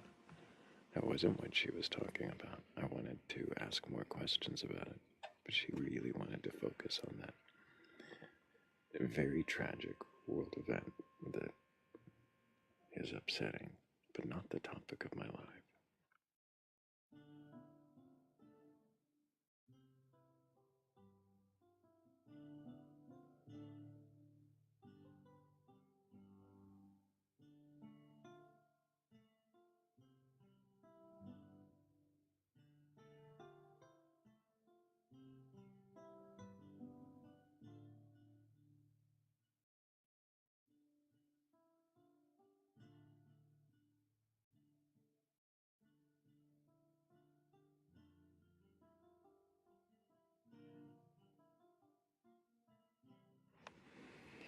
if anybody does have a belief in a god or gods, a higher power, or anything like that, and you're capable of questioning your beliefs, then go ahead and request on up. I'm not here to debate you or argue. I'm not here to tell you that you're wrong. I'm just here to see if you can question your beliefs. And if you can, well then what is it that you believe? And why do you believe it?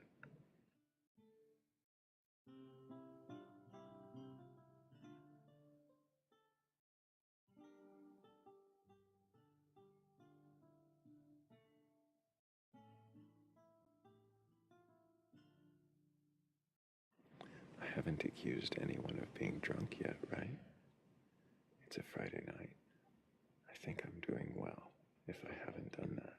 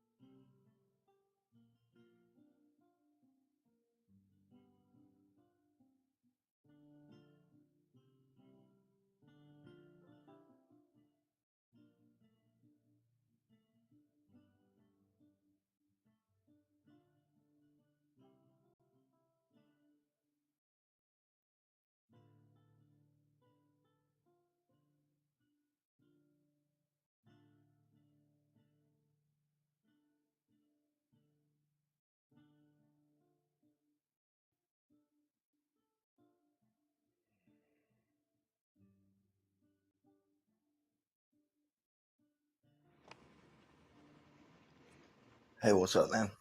Hello, Snowman. Can I get your age for TikTok TOS? I'm 41. And do you have a belief in a god or god's higher power or anything like that? I surely do. I believe in the creator of all. Which creator of all? The one that created everything, not Yahweh or those guys, but I just call him Father, man. I got a pretty interesting Father. story. Yeah. But not Yahweh. Mm-mm. Why do you call it Father? Because there's so many names for God that have been there, Jehovah, whatever, and Yahweh. I'm That curious, Snowman. I don't like. Before I ask another question, but I do want to ask a question. Do you have headphones, or can you turn the volume down? Is there any way you can fix the Is echo? it loud? I hear my voice back as I'm talking. So you're echoing. Yeah. All right. Is it getting any better now? I don't know. Sounds like it is. Yeah, that's a lot better. Okay. Can you still hear me? Yes. Yeah. There's still a little echo, but it's. Do you want to try me to go down and come back up, maybe? Do you have headphones? I don't. It's going to make it difficult. I don't want it to be like an inconvenience. So, you said you don't believe in Yahweh. It's not that God. Well, I just don't like to call names because, we really don't know for sure. And does the Bible describe your God?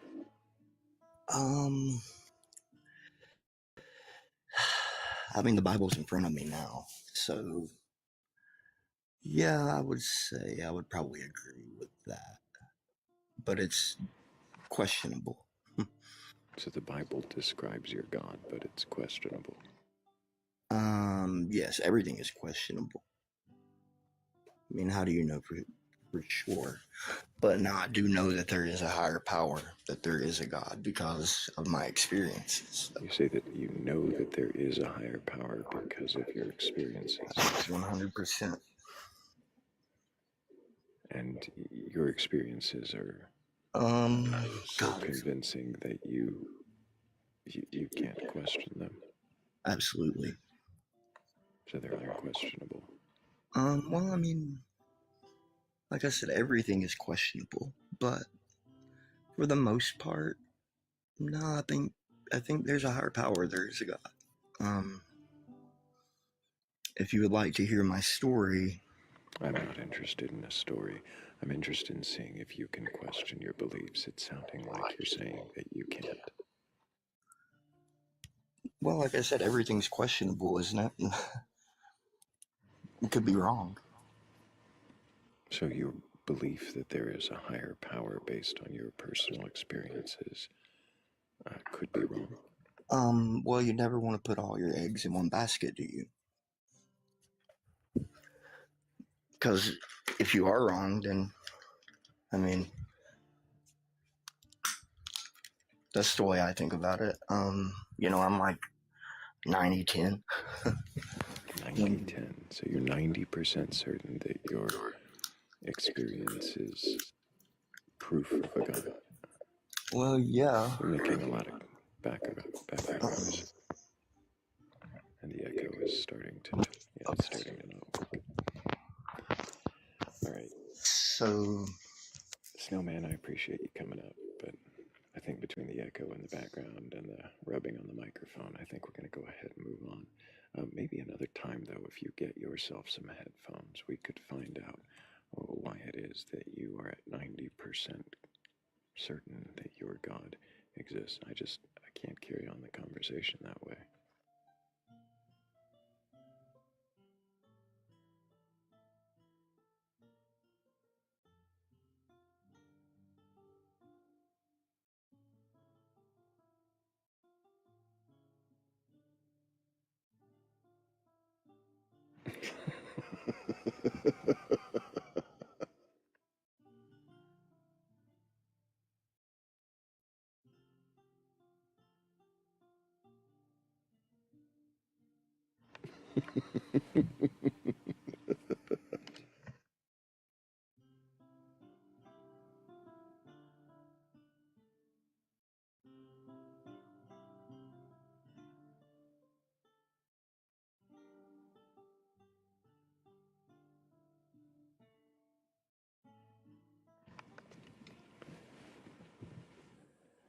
If anybody does have a belief in a God or gods, a higher power, or anything like that, and you're capable of questioning your beliefs, go ahead and request on up.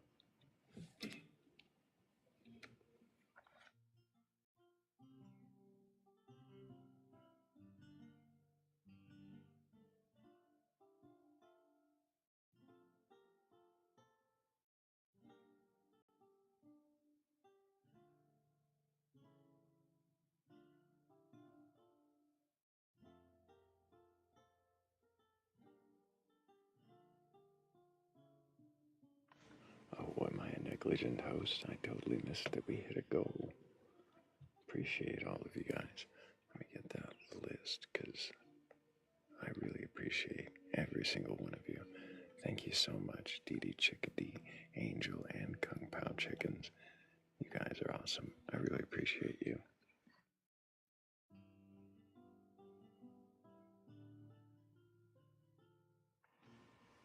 Yeah, terribly negligent sometimes.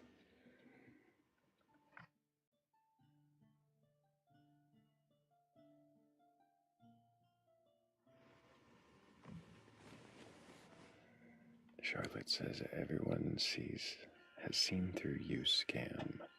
No one wants to talk to you, Narcy. What is a Narcy?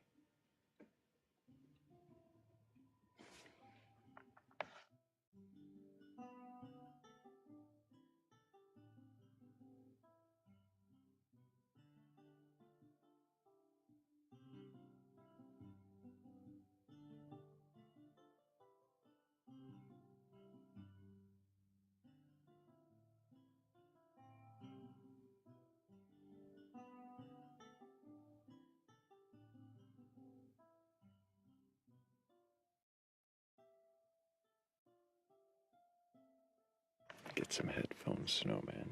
It would be a lot more bearable to talk to if you didn't echo back every word the host said. It's kind of, I don't know, kind of nauseating and unlistenable. But you get you some headphones, and I'll have some questions for you. That is, if you can even question it. And if anybody watching has a belief in a god or gods, a higher power, or anything like that, and you're capable of questioning your beliefs, then go ahead and request on up. I'm not looking for a debate or an argument. I'm not looking to, platform your testimony necessarily either. I do want to know if you can question your beliefs. And if you can, then what is it that you believe? And why do you believe it?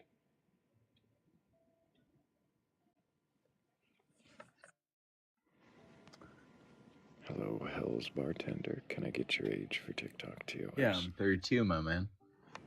And do you have a belief in a god or gods, higher power, or anything like that? I do not. Why not? I grew up Catholic.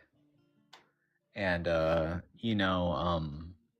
when you grow up Catholic and you have a strong sense of self, you read the Bible, you read the catechism, you read the books front and back, back and forth. And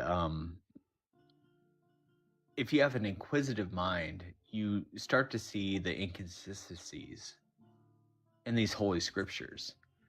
And then you start to have questions. And then when you have those questions, you start talking to your priest. And when you talk to your priest about these inconsistencies, they tell you not to question it because they don't have the answers. And long story short, I am non-religious now. I don't believe in a God. I do not believe in an afterlife. I do not believe in a heaven or hell. I do not believe in a soul. Right, the question was why you don't believe in a god. It just doesn't make sense. It doesn't add up. There's nothing that, say, Can you think of anything? Can you think of anything that might convince you that a god does exist? I need physical evidence or physical interviews with the deity. Physical evidence or interviews is what you said. I need to interact with the deity. Whether it be Christianity, Hinduism, Buddhism.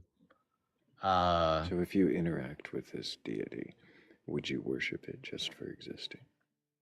No. I need benevolence. I need caring for your fellow man. I need a want for humanity to flourish.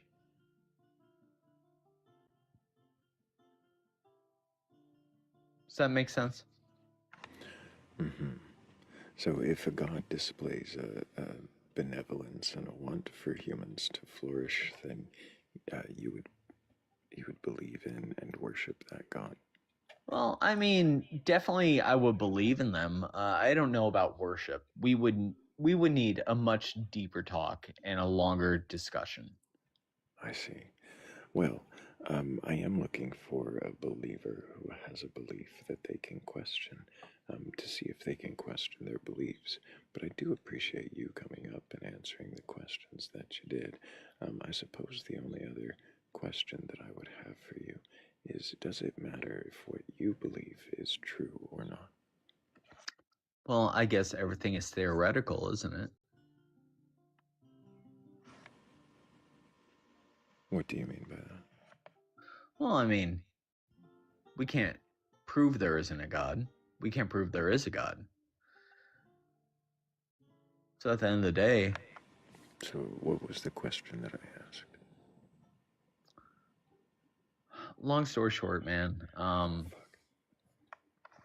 You okay? Yeah, no, I'm wondering how many long stories are going to be short at the beginning of every answer. No. Long story short, man, is... I'm just going to move on. Appreciate you. I hope that you can keep asking questions.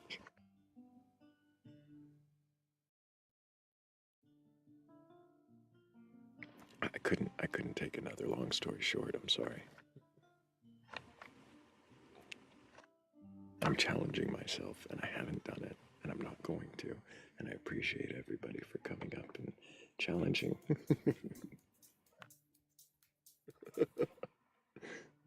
Thank you, Kung Pao. I appreciate everybody for coming up and trying to challenge themselves, if that's what they've done. And everyone else, I appreciate, the energy, whatever the fuck energy is.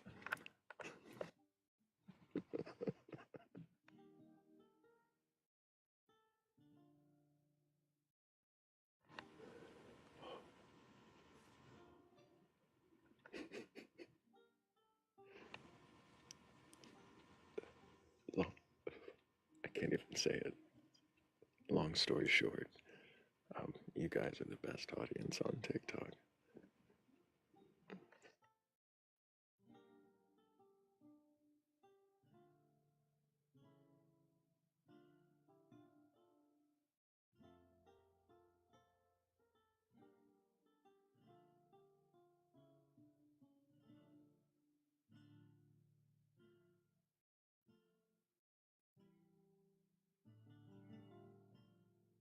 Oh my. Okay. I'm okay. We're okay. Um,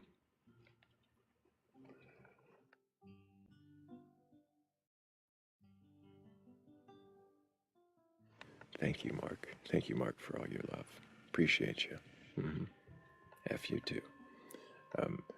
And if anybody does have a belief in a God or God's higher power or anything like that, and you're capable of questioning your beliefs, go ahead and request on up.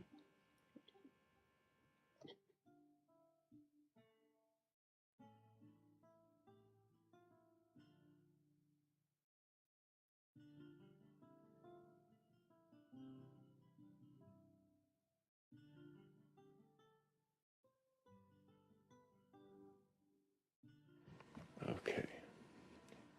It really is a Friday night. Um, let's see if this one is still existing. And again, yeah, if anybody does have a belief in a God or God's higher power or anything like that, and you're capable of questioning that belief, then,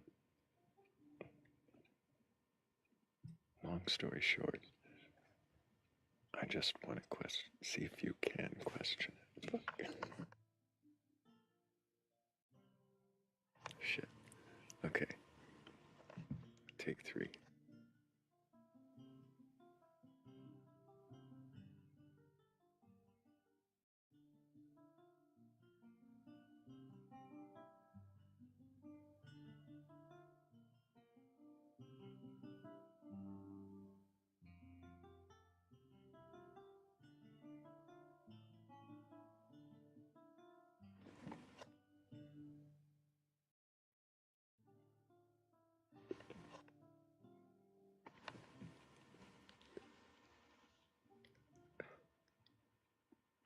I'm not broken, you're broken.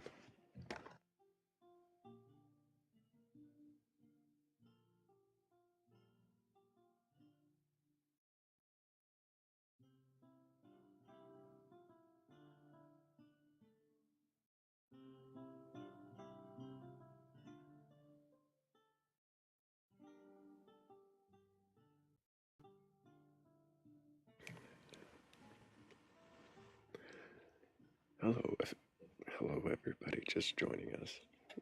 We are here just questioning beliefs. Well, I'm here. If you have a belief in a God or gods, a higher power,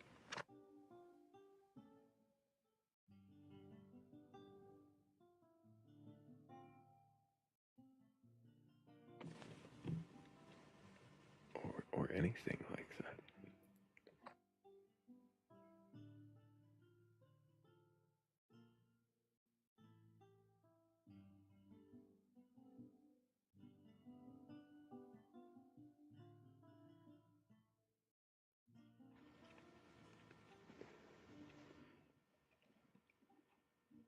is the beauty.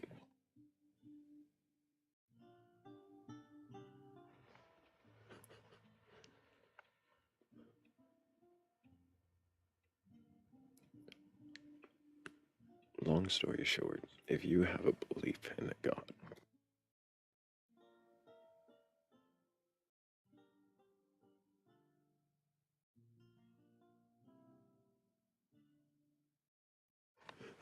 okay, okay, I can't do it.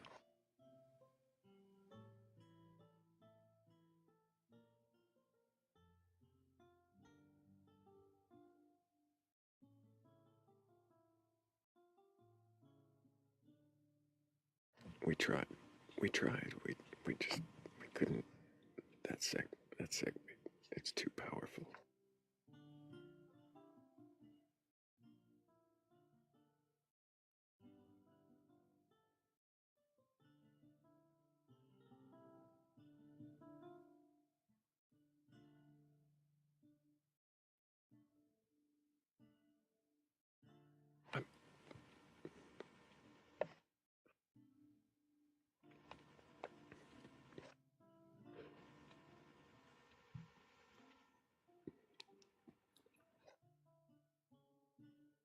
If you have a belief in a God or gods, a higher power, or anything like that, and you're capable of questioning your belief, then go ahead and request on up. Long story short, I'm not here to debate you or argue. I'm not here to prove you wrong. I just want to know if you can question your beliefs. And if you can, then what is it that you believe? And why do you? Why do you?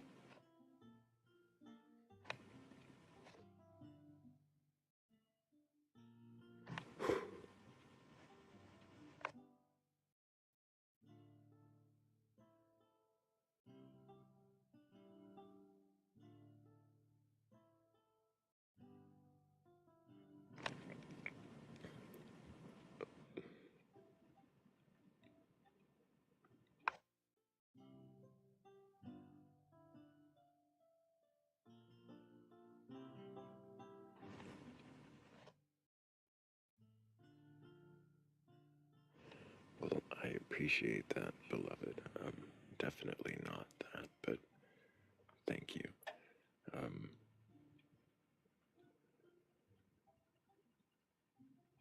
at the end of the day is over, and it's night. That's usually what happens at the end of the day. But I suppose if you want to make a long story short,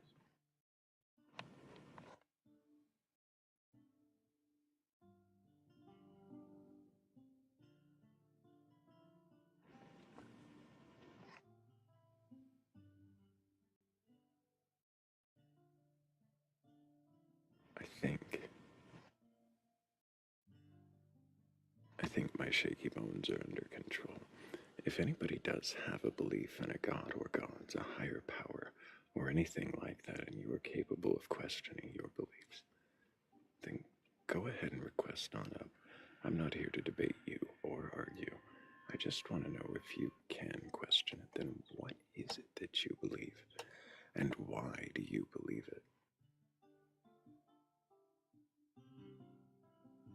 Long story short,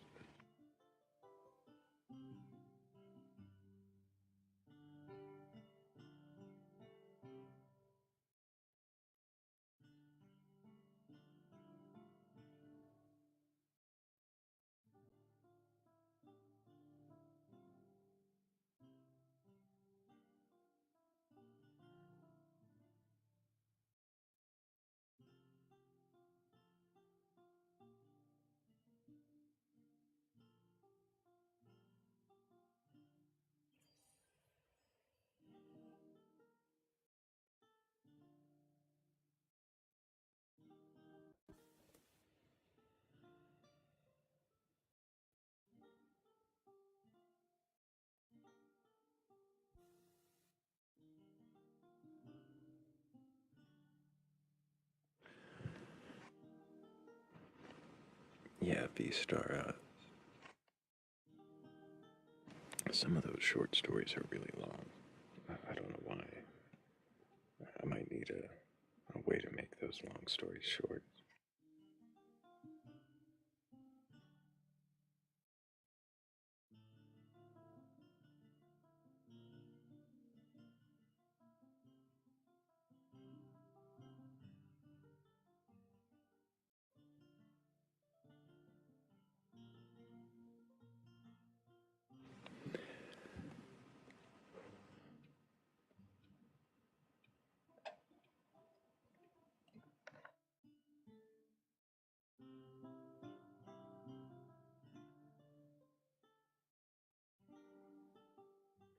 How many, how many of you are going to associate me muting now with uncontrollable laughter?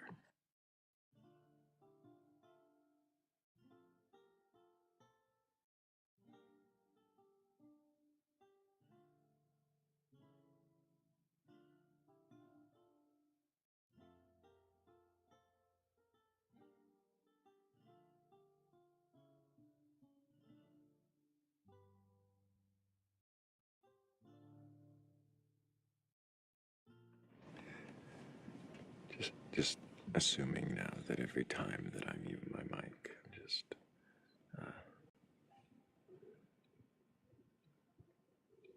sitting here trying to stifle the unstiflable.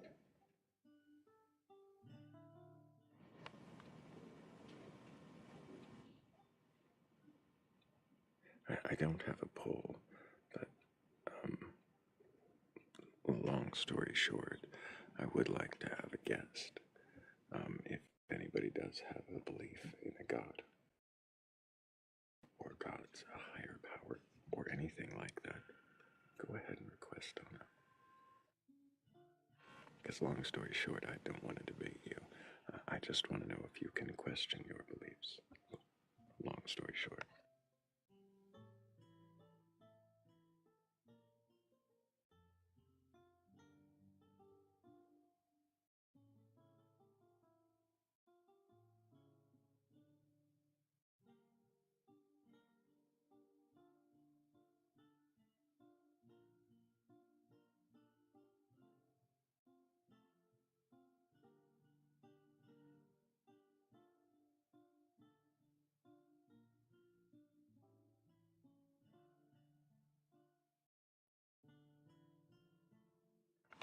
We have had several ghosts go through the queue here, so I'm not just sitting here twiddling my thumbs, but you can twiddle your thumbs right up against the screen and bring us up over 200,000. Sorry guys, terribly negligent host. Thank you all for tapping the screen over 200,000. But if we twiddle our thumbs against that screen, we could probably get over 220K in no time.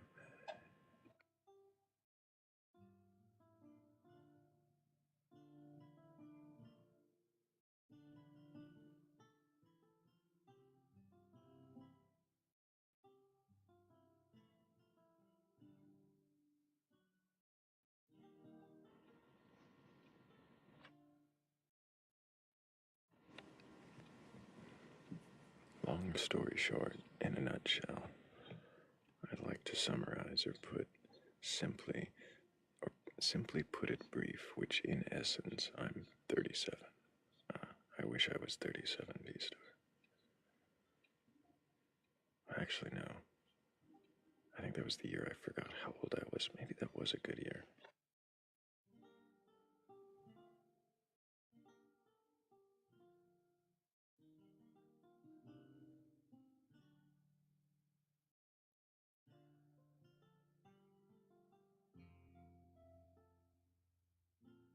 Everybody will do it once. Don't judge me.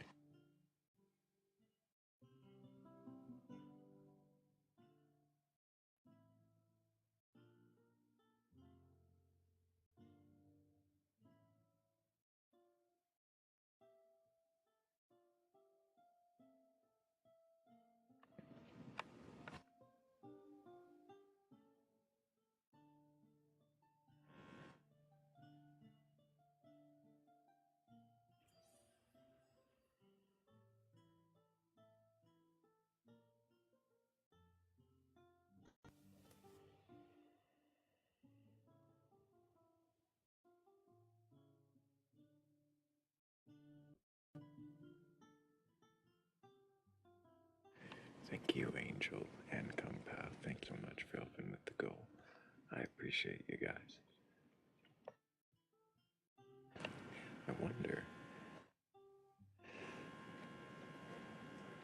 if we have anybody in this chat at all, in the 91 people that are still here after my hysterical laughing. The cackling that was muted. If anybody's still left who has a belief in a god or gods, a higher power, or anything like that, and is capable of questioning their beliefs.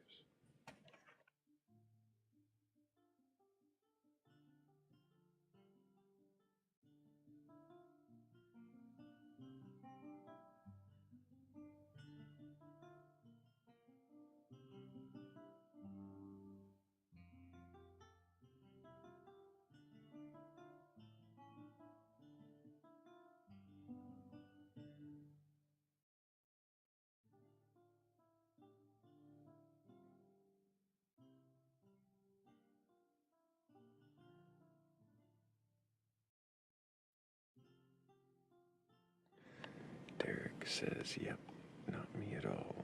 Love the work you do, though. Science is my belief system. Appreciate you, Derek. I wonder about that belief system, though. Is science a belief system, or is it a tool to help affirm beliefs?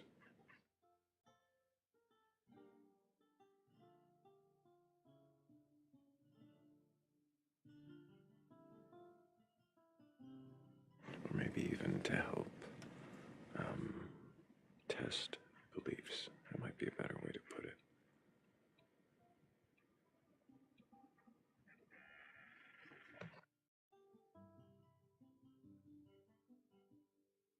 Is science questionable? Absolutely. Shade, everything should be questionable. If it were unquestionable, that would be a problem.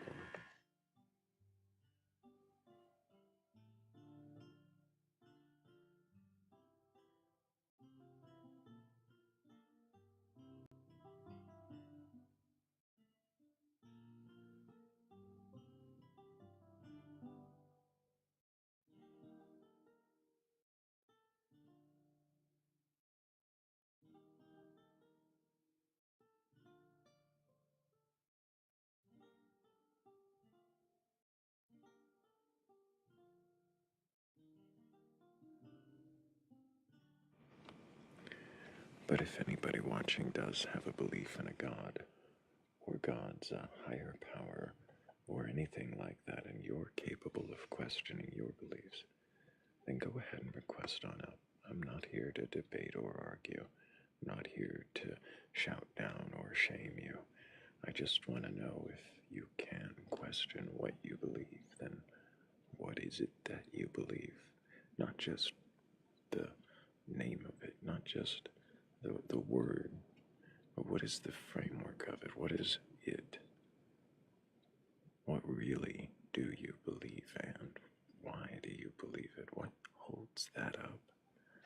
What is the reason for your acceptance, for your faith, for your knowing, if that's what you call it? What actually is the belief that you hold, and why? If, of course, you can even question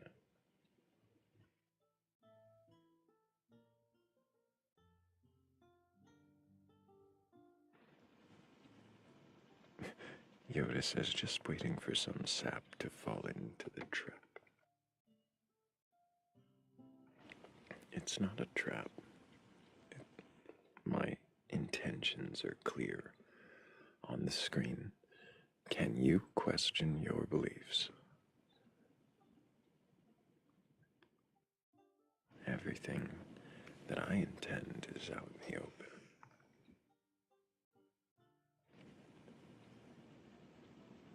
Thank you for being here, Dee Dee. It was good to see you.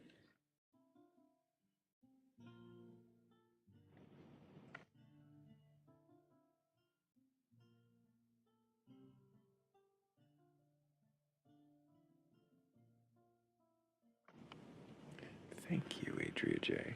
Appreciate you.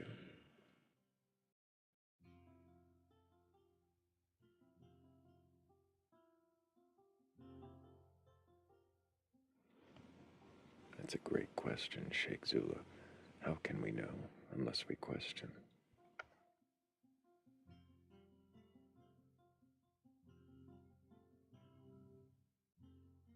Question him we must.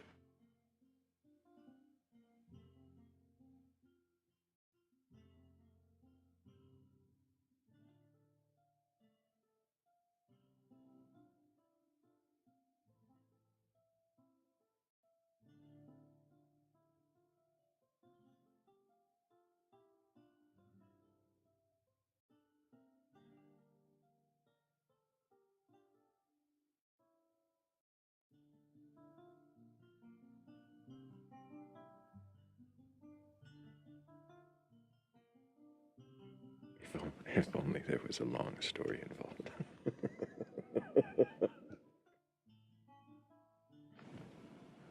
If only there was a long story to be made short.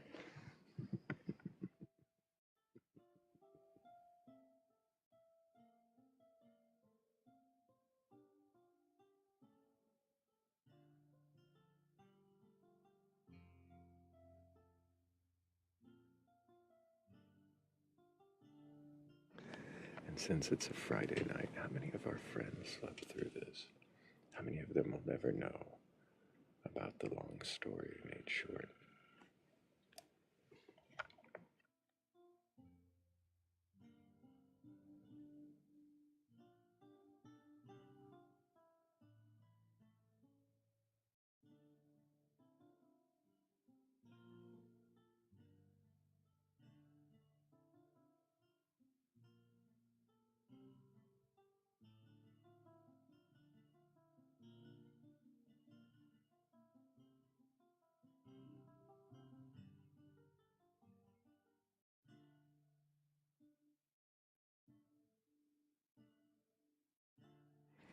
Doyle's Diecast.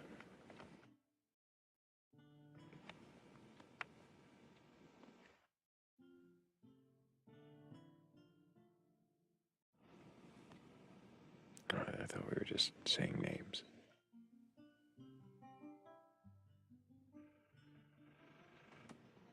But if any of you who are just joining us have a belief in a god or gods, a higher power, or anything like that, and you're capable of questioning your beliefs, then go ahead and request on up. I'm not interested in debating or arguing. I'm not looking to tear you down or make you look like a fool. Long story short, I'm just looking to see if you can question your beliefs. And if you can, well then, what is it you believe? And why do you believe it?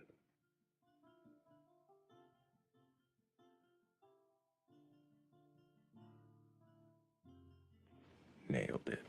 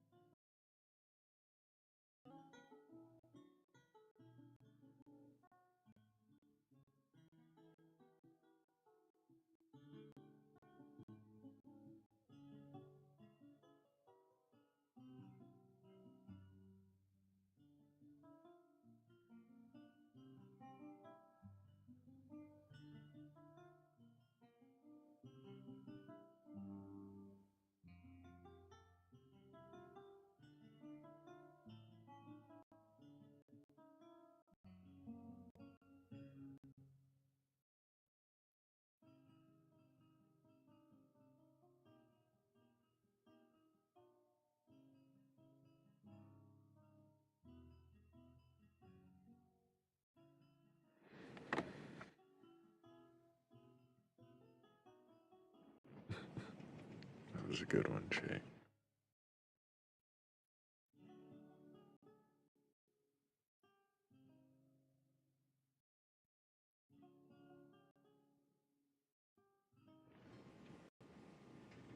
getting windy, getting cold, and yet no one here to question.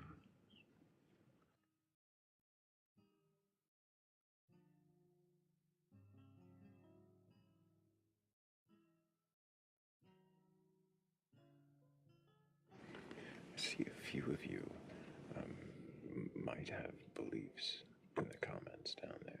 I make no assumption that there are believers that are just lurking, waiting to see what questions are even asked. But if you can question your beliefs, if you're even capable of that, and you have a belief in a God or anything like that, go ahead and request on up. And if you can't question your beliefs, well, I might be curious as to why. Why can't you question your beliefs?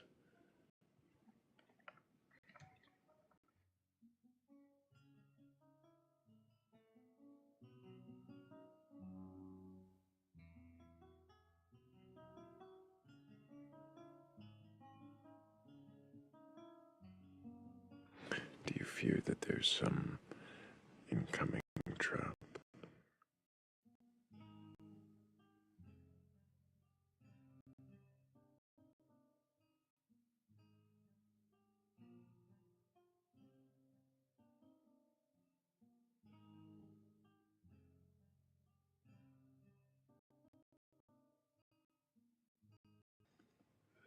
I mean, there's a reason why there's always room for one more.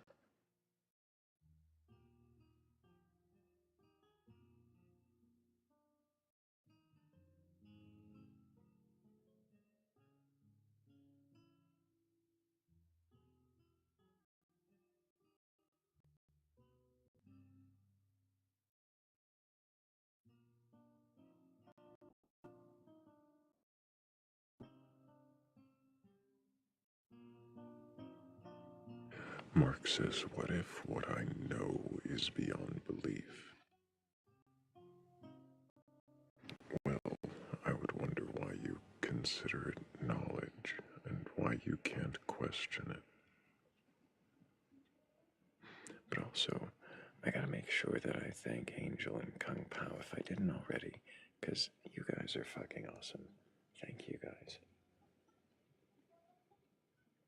I'm sure that was a while ago and I'm just a very negligent host, but I still appreciate you.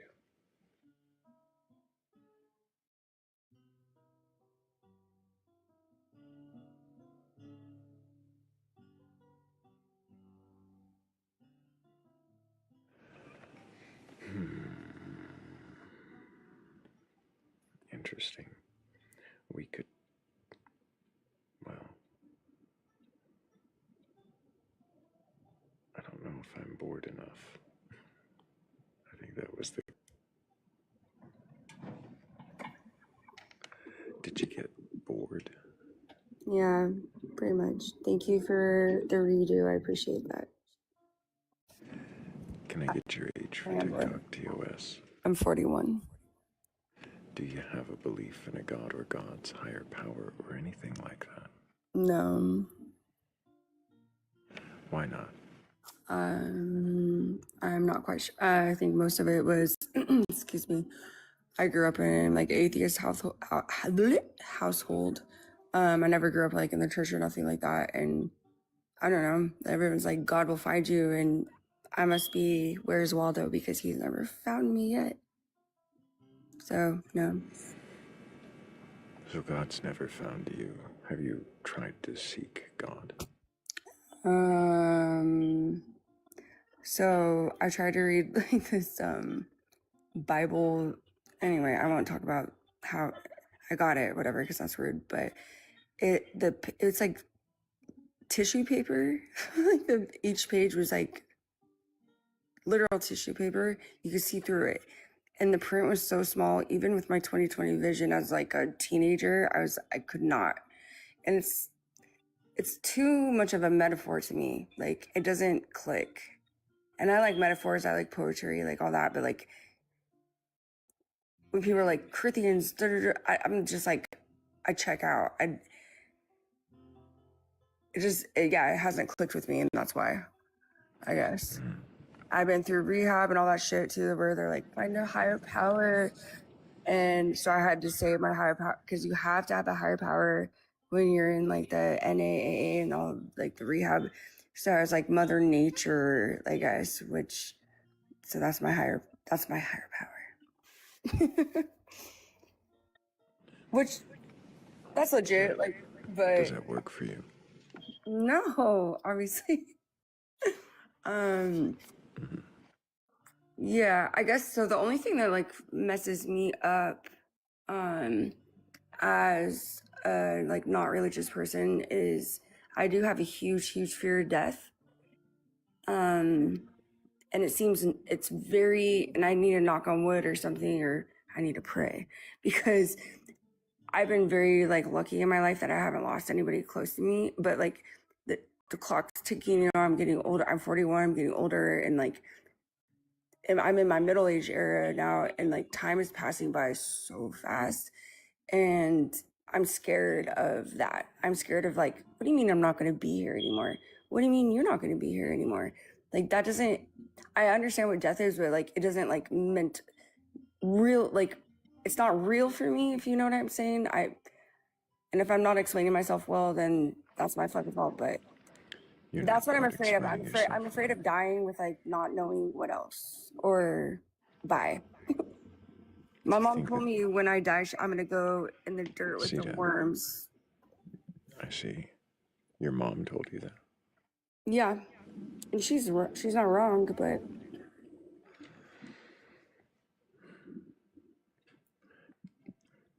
Do you believe that there is anything more for you after this? I have no idea. I have no clue. What do No, you I don't think know. would convince you, C-Dub, that a God does exist and that an afterlife is real? Yeah, I don't know, but trust me, I'm so jealous of people that have like a faith, because it's like I want that comfort. I want that like to not like be like yeah. I have friends who are religious and Christian and stuff, and one of my friends, she was telling me, she was like, oh no, I'm comfortable. Like, I know when I go and she's cool. And I'm like, you're just cool. Like, it amazed me, because I'm like, I'm so not cool with dying. It's not happening to me. It's not real. And if it is, where the fuck am I going? So, I don't know. I don't know. Yeah. I'm terrified. It's scary. But I'm also like I'm like death metal hardcore. I have like shit ton of tats with skulls on them. Like I look like I've like lived death, right? But I don't. You said you were afraid of dying without knowing. Without knowing what? Yeah, without saying goodbye. Yeah, just one day just be like, bye. Like let me say give my salutations. Like let me bow out.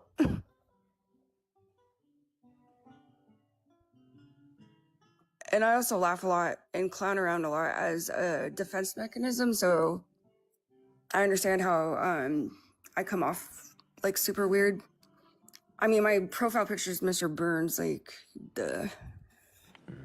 everything. Yeah, I'm a clown. So not a clown, like I'm not a troll. Don't get me wrong, like that. Like a professional clown. You paint your face. You do the yes, work. exactly. I put the wig on. I have the huge ass shoes, and I entertain children's parties. Yeah, exactly. Do you want the balloon? No. Do I want the balloon? I I don't. Oh, I I don't was want the making. balloon. I was doing balloon animals. You know, what's that called? But yeah, I can do that. I see. I mean, respect for that. My mother was a clown. So, do you? I think the question that I was asking before was what would convince you that a God or an afterlife exists? Yeah, you I would did. have to have some sort of like super big epiphany. Like, Would you worship a god just for existing? see, no, I don't like the word worship. I don't like the word, what's it? Not subordinate. It starts with an S. You know what I'm saying? I don't bow down to nobody. Submit. Yes, submissive. Thank you. It was on the tip of my tongue. I was like, am I stupid? Yeah, I hear myself echoing, but that's cool. It's not gonna like haunt me forever. I don't no, I don't bow down to nobody. I don't believe in that. I don't believe nobody's like above or below another person or God. I don't know. No, I think that's gross.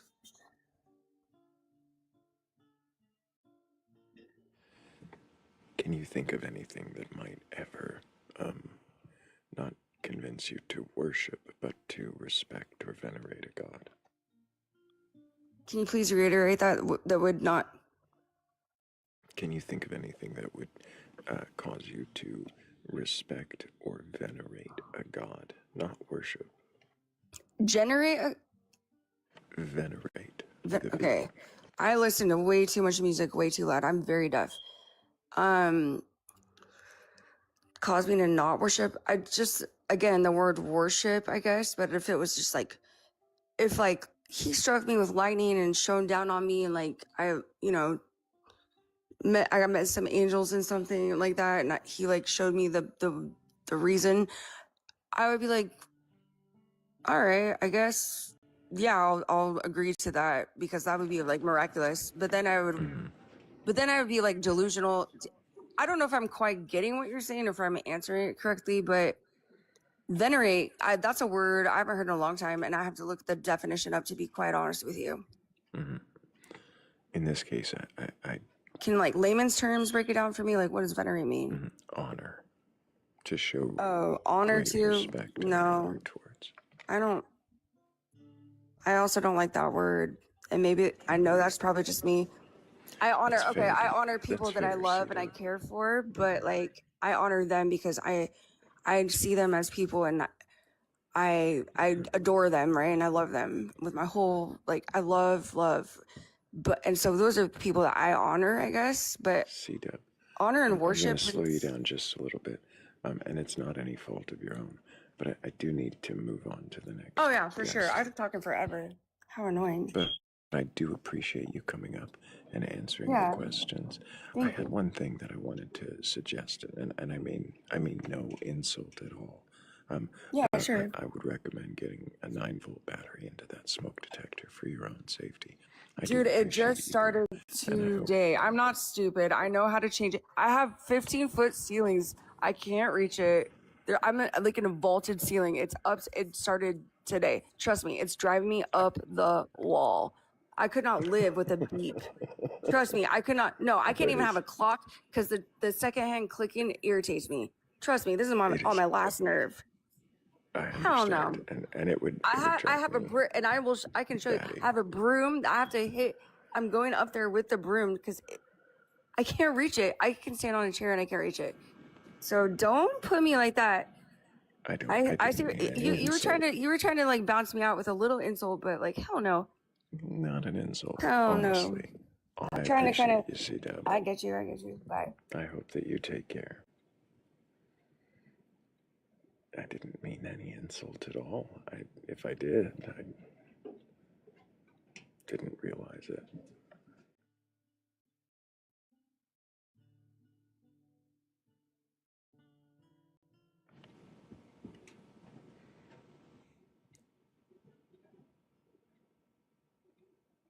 I just think it's important to change your smoke detector battery. I do see a few requests here. I'm gonna try to take you in the order that I saw you, so let's see if this one's a ghost yet.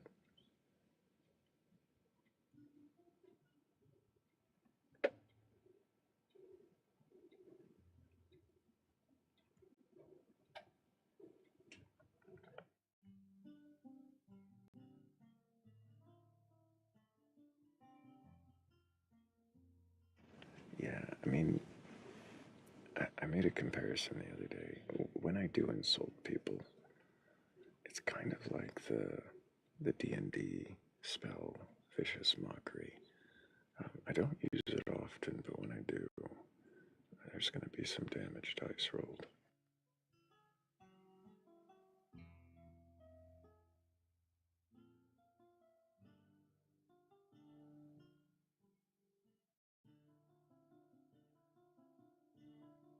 Thank you, V, for the 9 star.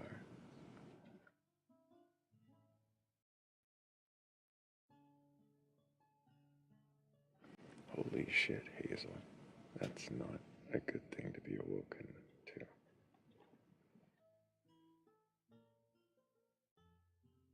That's the best reason to be awoken by that cause that I can imagine. I'm sure there are other reasons, but that's one of the best.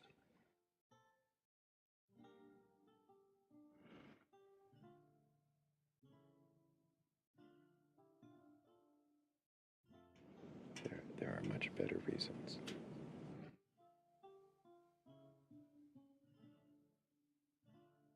Wrong house might be a good reason.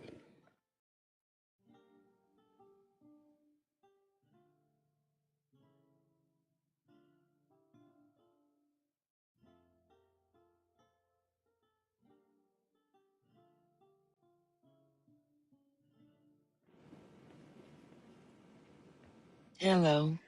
Hello, Dee Dee. Welcome back. Good to see you. Good to see you. Can you give us a quick reminder of your age for TikTok TOS? 64. And do you have a belief in a god or gods, higher power, or anything like that? Humanity. Because before I knew anything of gods, I believed in people that teach you. So what I'm saying is I try to believe in myself despite what I've been taught. You believe in yourself despite what you've been taught. So your belief isn't in any kind of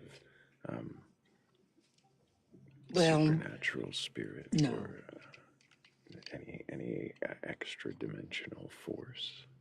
No. It's in the power of your own mind and your own decisions. Yes.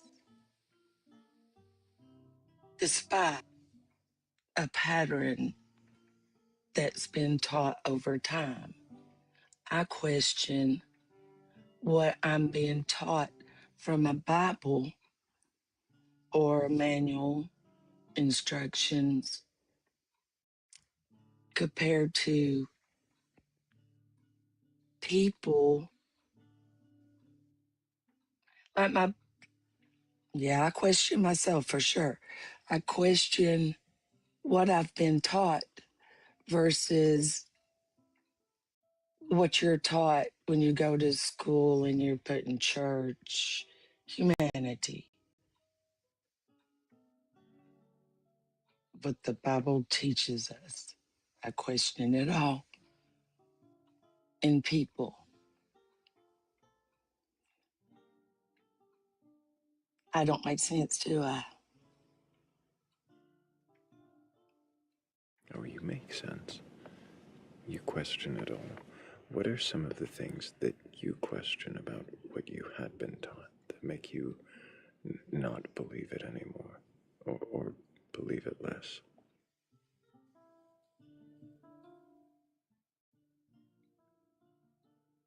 Let me think on it. Say that one more time. I'm gonna put my other earbud in.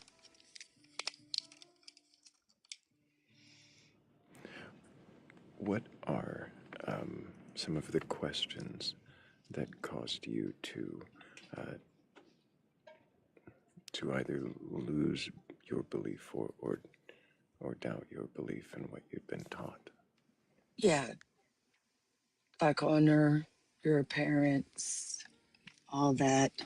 When they don't honor you, they don't teach you the same as what you learn when you get into church or school. You know, I had special teachers, so they taught me to think I can. Kind of like the little red caboose, I'd say that, but believe in myself. But home don't teach you to believe in yourself in my situation.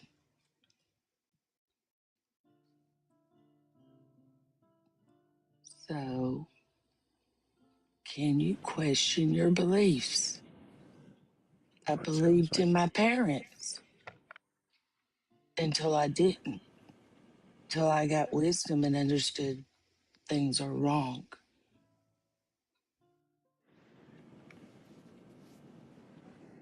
you believed in your parents. You believed in.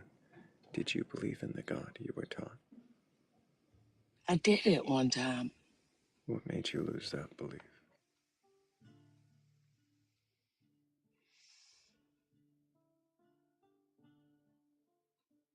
Believe in what I could see. Um, I believe the power within yourself. The power is if you think you can, then push yourself to find out if you have a disability. There are people in humanity that will help you if you ask. So believe in humanity, believe in people. But if you don't ask for help or you're not taught to reach out for it, which is wisdom and I don't know. Give me another. You're doing I, fine, Dee Dee. yes, that humanity can be as good as you are to ask for it. And I just don't see a God in there. To me, a God is an idol that was made up and put in books. And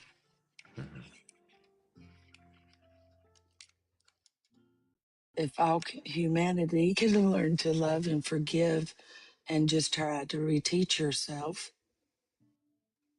a lot of smiles, wouldn't they? Or ask for help.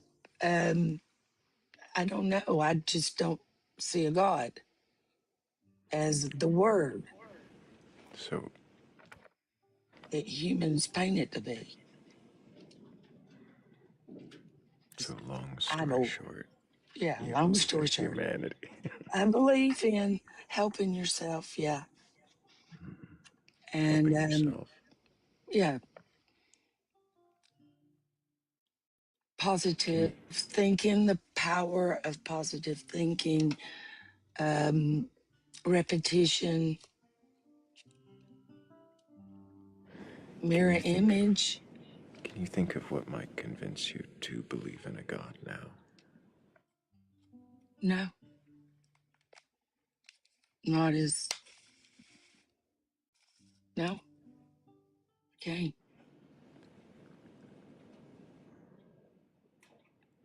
Can I question my belief?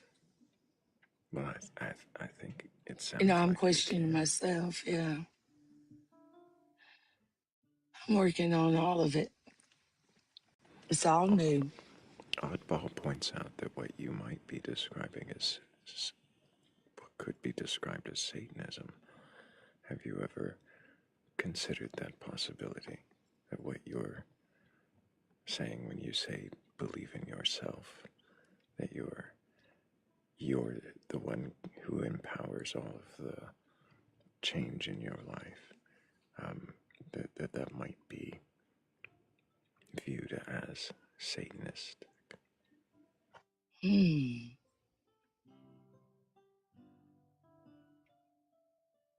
Describe Satanist. Describe that word. You mean evil, wrongdoing, bad? No. So in this sense, it would be like the different beliefs in Satanism. When people call themselves a Satanist, they're not usually saying that they believe in a devil or a Lucifer. They're saying that they believe in themselves as the highest power, and oftentimes are using the term Satanist to mean the adversary or the opposer, to oppose organized religion, or to oppose what they've been indoctrinated to believe before. Yeah. Yeah, the word that it just sounds so evil because it's been made to be sound that way. So they reclaim it and use it for power, in a way, to empower themselves, to say they are the highest power. And then they have, depending upon which school of thought you go down, they have some basic rules that are mostly about treating each other kindly, but in at least one version they get a little bit rough about it, but still about independence And controlling your own evil inside you. Yeah, you're interesting. And I'm not a Satanist, by the way, so I'm not like trying to No, but convince what you you're to be that. But saying. what No, you've what you're saying. described, yeah, what you've described sounds Yes, I very, do. very similar. I wonder if it didn't have that word, would something else sound as attractive? Mirror image. Treat people as you like to be treated. You know what wrong and from right is. Well, how do you know that? By patterns of time when you know you've done something that did not just feel right, or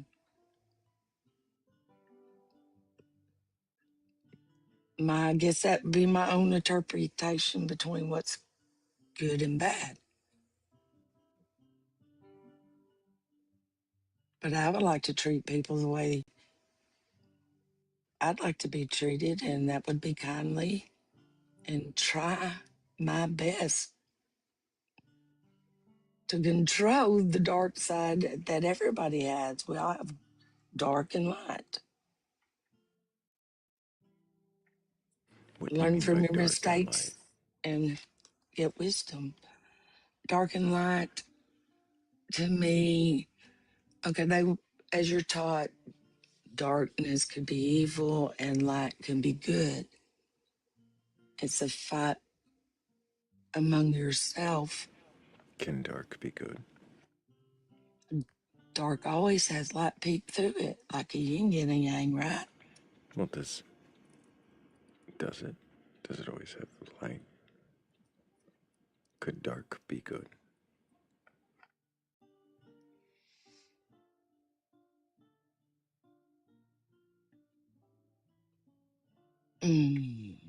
Can dark be good? Yeah, dark could be good, light could be good. Could light be evil? Good, it could. What is evil?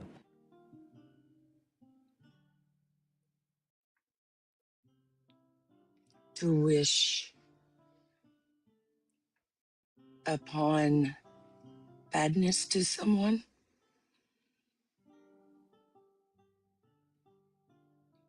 So to wish something bad on someone. or to do something bad on someone that you know is not right?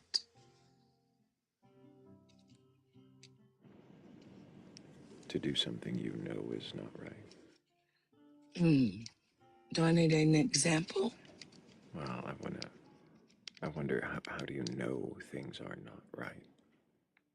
How are you determining Through what's right? experience and patterns. So is it a knowing, or is it something that you learn? Is it something that you've always had? Or something that you had to pick up over time? Something that you recognize over time, like So as you then, build wisdom. so then the good and the evil, the knowing what's right and wrong, that's not something we're born with. It's something we No, pick up. it's the learned behavior that's been generational, probably passed on for ever. Different religions, different way of thinking, and what you're taught.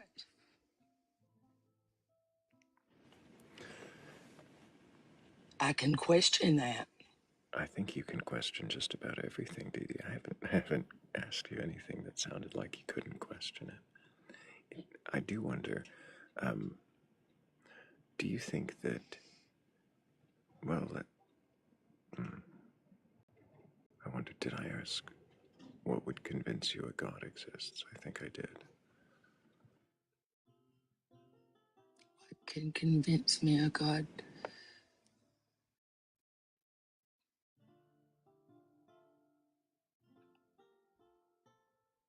That was something I was taught,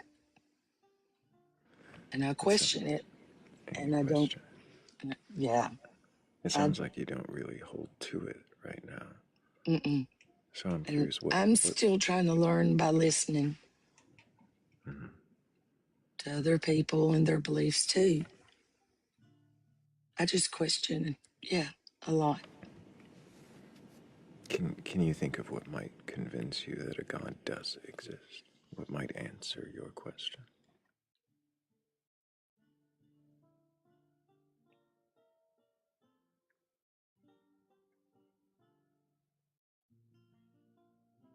No, because it's all written by man. Mm-hmm. Is there any experience you can imagine? Some thing that might happen that you experience or see that could convince you a God existed? Well, I told somebody one time that if they continued to do those things that they knew that was wrong, that karma would come up back on them. And to me, karma is your life experience just falls in your lap and not good things happen, and then something did happen to that person.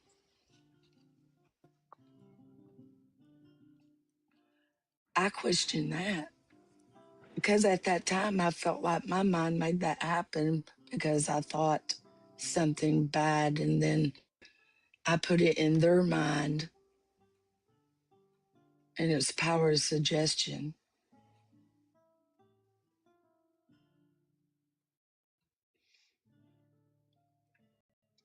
and it didn't go well. Mm.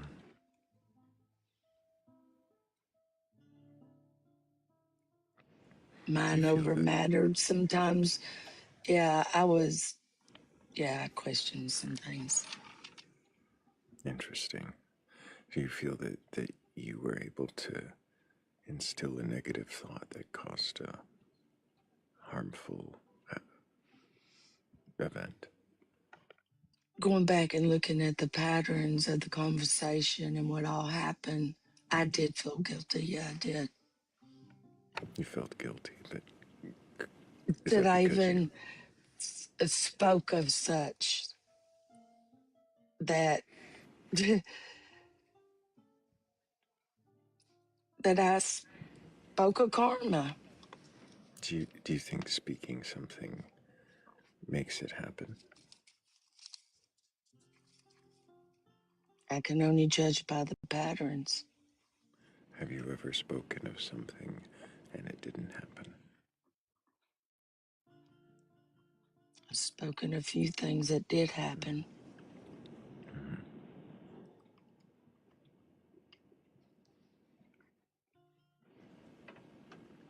But have you ever said something either as a joke or a fear out loud and it didn't happen?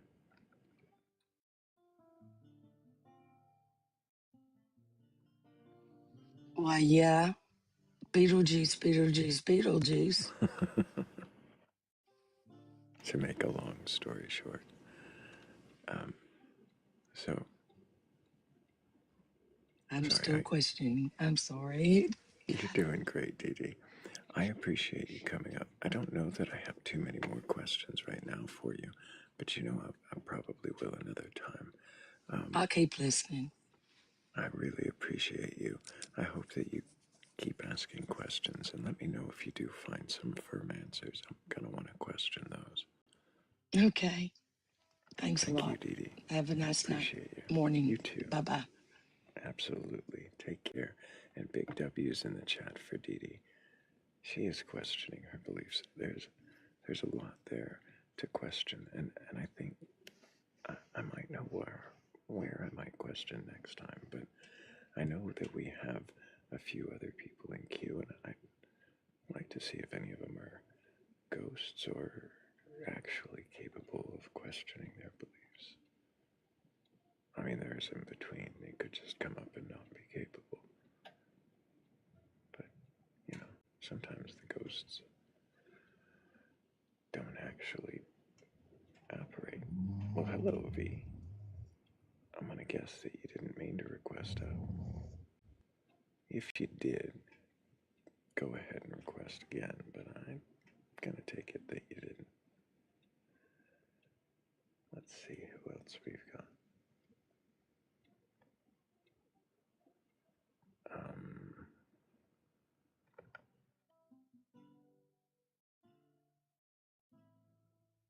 Also, I've got to thank you guys. We're at 250,000 likes, and that's really amazing.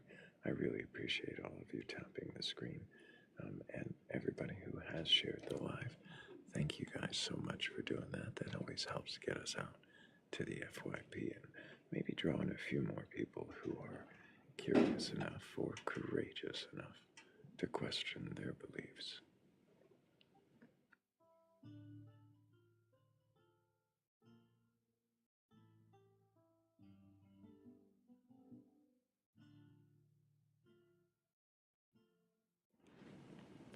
Thank you, Alex, and thank you all for being here. I appreciate all of you. I could easily, sure, go live and have nobody arrive, but it's you guys that really make this possible. So thank you all so much for being here.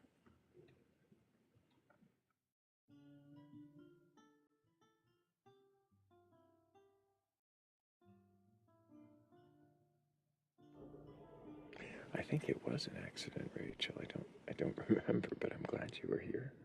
You did great questioning. Hello, beloved. Can I get your age for TikTok TOS? I'm 58. And do you have a belief in a god or gods, a higher power, or anything like that?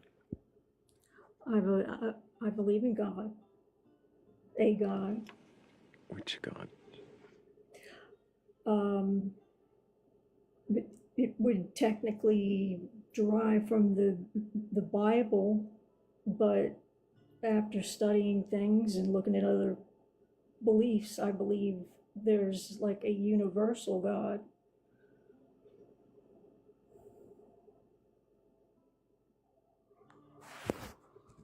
So you believe there's a universal God. What does that mean?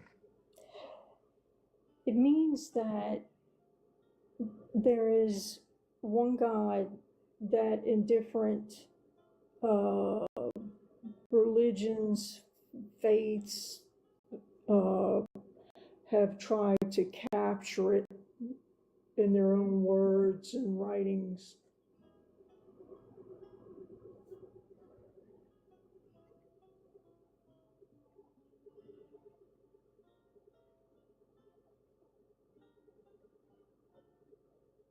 sorry, other faiths have tried to capture it in their own works and writings. What have they tried to capture?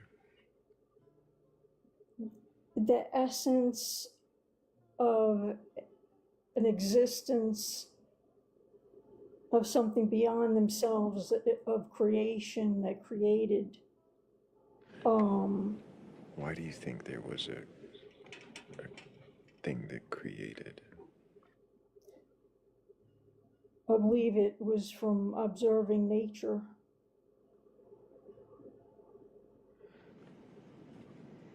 Can you tell me what in observing nature makes you believe there's a creator? Everything has an order that has to come together perfectly for things to exist. You see, everything has an order that has to come together perfectly for things to exist. Is it possible that these are the things that exist because they work? And if I they don't didn't believe, work, then they wouldn't exist. I believe it's an outside source that we call God that does it. Why do you believe that? It's more of a observation of, just like the body, knowing about medicine and how every life to Did you exist. study medicine, beloved? I was in the nursing field.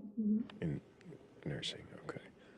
So knowing what you know about medicine, and how you said the body, things in the body have to be perfect. What does perfect mean?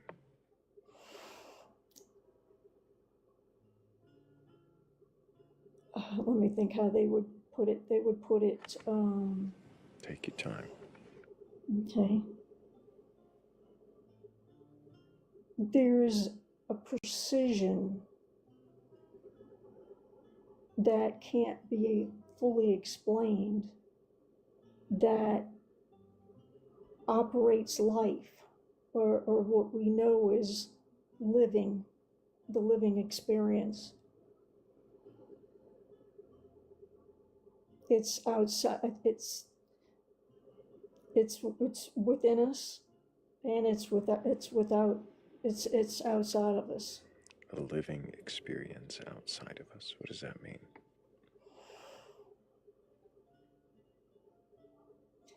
It's with some, and other it's like in some other beliefs call it the chi. I believe there's something higher than the chi. What is it that you're calling chi? That was It's what people call God. It's the controller, the unseen controller of the forces of life. The unseen controller of the forces of life. Yes. Is what you're calling chi, and you're saying there's something higher than that. Yes. Is that accurate? Yeah, it's the controller of the forces that have to come together precisely for life to exist. I see. So you're saying that you believe that what other people are calling God is what some people call chi, and that chi is the controller. You said there's a larger controller that allows for the forces that even allow for that chi to exist. Yes, I believe there's levels of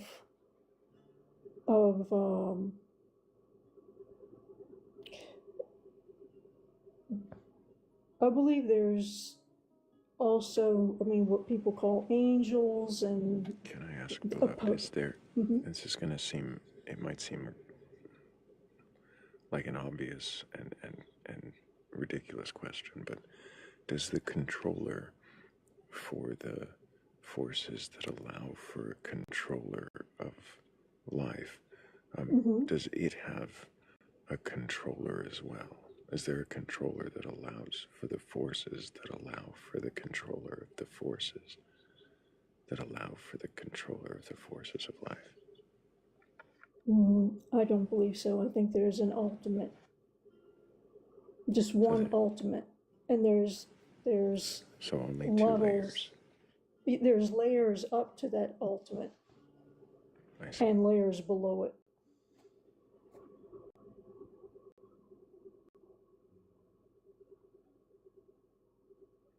So the layers of godhood, is that kind of what you might call it? Like a God sandwich. Yes. And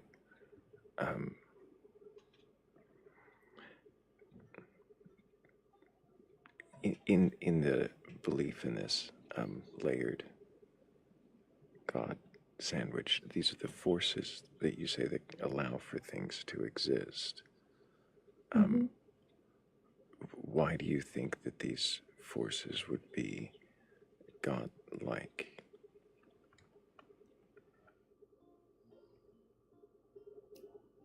It's all under the same power. There's like this ultimate. Do you believe that the forces that allow for things to happen the way they do have minds and intentions of their own? I believe they have roles and they have free will in those roles. They have will, so they have agency. Autonomy. Do they answer prayer? Yes. I mean, that would be... Do they care what you do? Yes. Why do you think that the forces of what allow for things to exist in the universe have a will and care what you do? Because it impacts everything. Everything is like a sweater, a string. Every string is attached and interwovenness. Every string is attached in interwovenness like a sweater. Yes.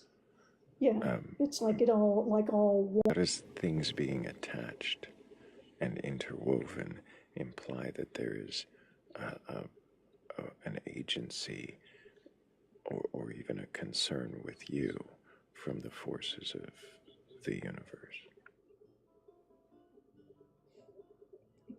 Could you rephrase that one? It's kind of two parts, yeah, because there's two things at play here that are really, I want to question, and I don't want to lose track of either. So you've got this belief that it has agency or will, that the universe, or not the universe itself, but the forces that allow for life, that these exist in this way, with will and with the ability to answer prayer and with any care at all for what you do with your life. Yes. Those attributes that you give to that, I'm really curious why you think those are attributes to the forces that allow for life. I'm going to answer, but I'm not sure if I'm answering your question correctly. I'll let you know if you do or not. Okay. For example, I'll use like say Buddhist. Okay. I can pray for Buddhists and they can benefit from it, even though we may not share the same exact belief. So it's an interwovenness. There's I guess you'd say the physical is the veil that What covers is it that you're saying is, what is it you're saying that is being... The spiritual Well, hang on. What is happening when you pray that is evidence that the forces behind everything care about you? Sometimes you won't see, something right away, but just it's kind of like light and like fireflies in the night.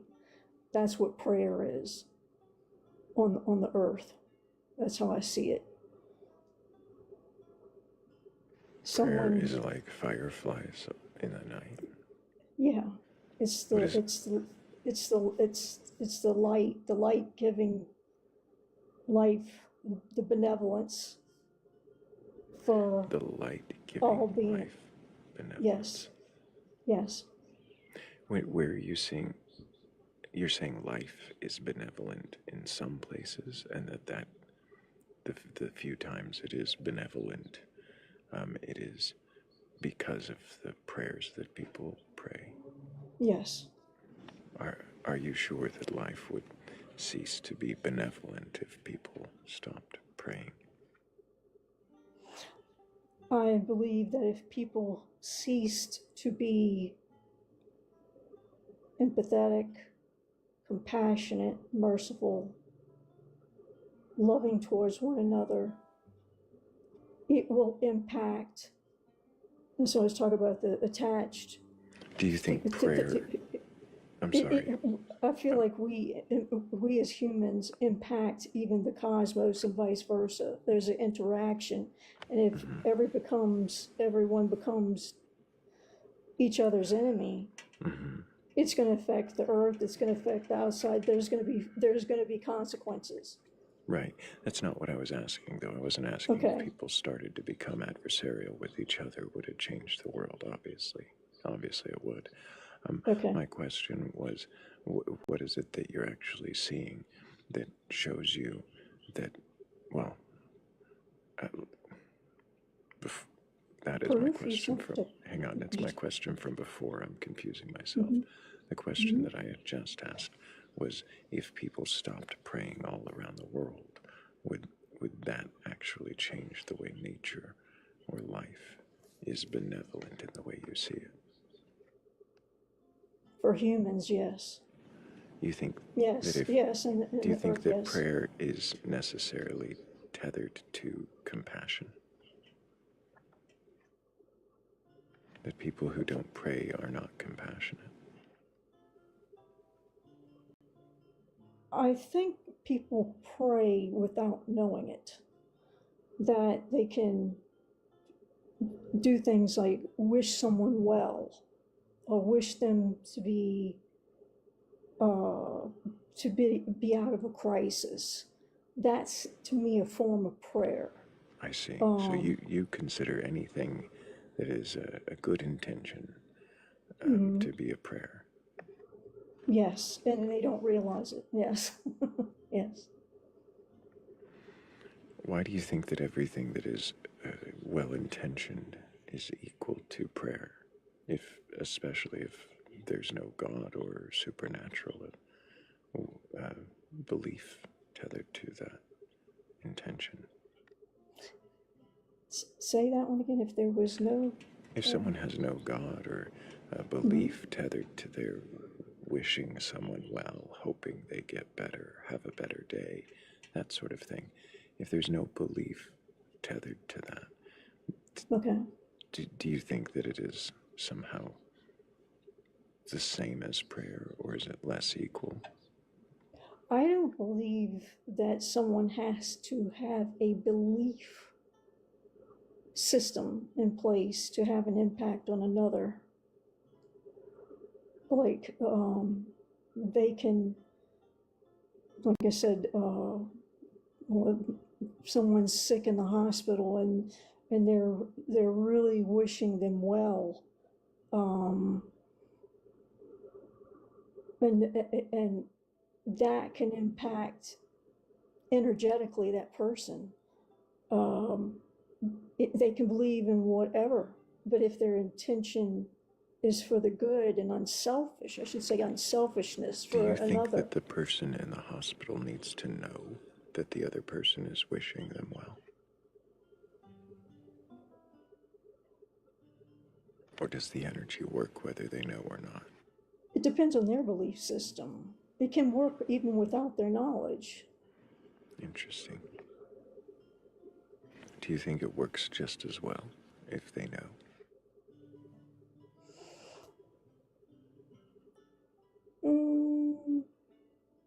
Not necessarily. I don't think, I mean, their personal belief, like say an atheist, they can still benefit from someone who's wishing them well. Mm-hmm.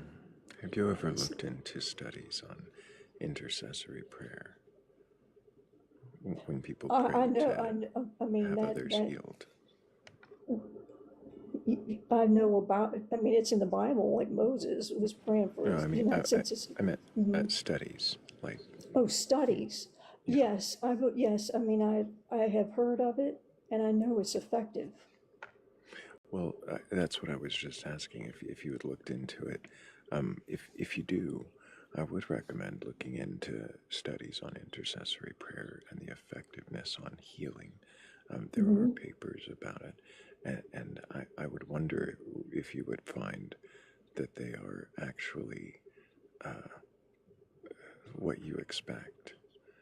I wonder if you might find, would it surprise you if you found that this kind of prayer was not only, I'm trying to remember the terms, no better than chance, I think, as far as results in healing, and actually had less than chance results in instances where the patients knew they were being prayed for. So worse than chance. I mean, I also believe in Jesus. I believe that he was the manifestation in the flesh.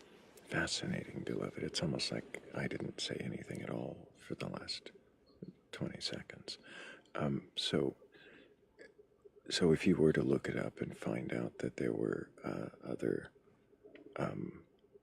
that there were studies out there that showed that prayer on healing wasn't effective, and that when the patients knew, it was even less than effective, would that surprise you? Yes, because there was a study with a nurse that went around and she, her patients responded positively to her prayers. So a single nurse? Yeah, it was a single, it was a study Was it a study? that I was aware of. Fascinating. Yeah, I think the ones that I'm referring to use multiple data points instead of one. Okay. I know that chants work or in like prisons. Chants. Oh, chants with a T. Yeah, when I said no better than chance a moment ago, I meant C-H-A-N-C. C-H-A-T, was it C-H-A-N-T-S, chants. Yeah, that's not what I meant when I said chants a moment ago. I meant like chants. Like when I said the prayers were no better than chants, I meant this C-H-A-N-C-E, like. Seems to be in conflict with Christianity. I do believe in Christianity, but I'm also a little bit out the box because I've studied so much with the healing modalities.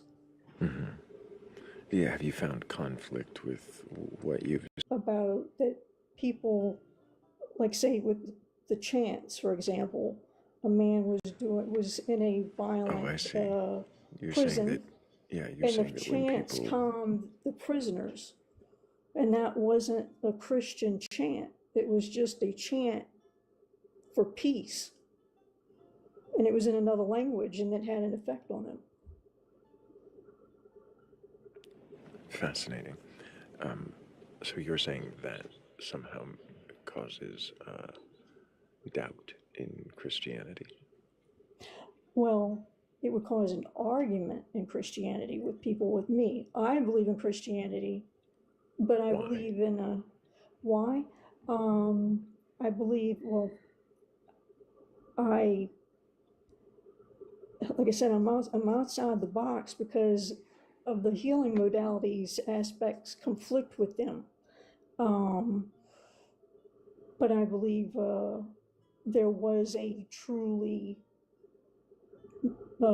benevolent, all loving, all giving, all healing presence that came in the form of a body to teach mankind that this was the way to life for all.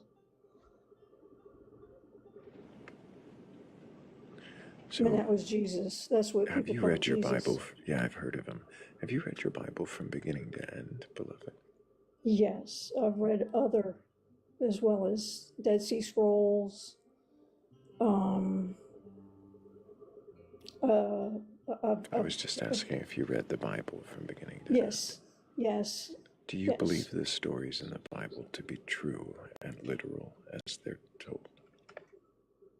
I believe that they have layers to them. Some are metaphors.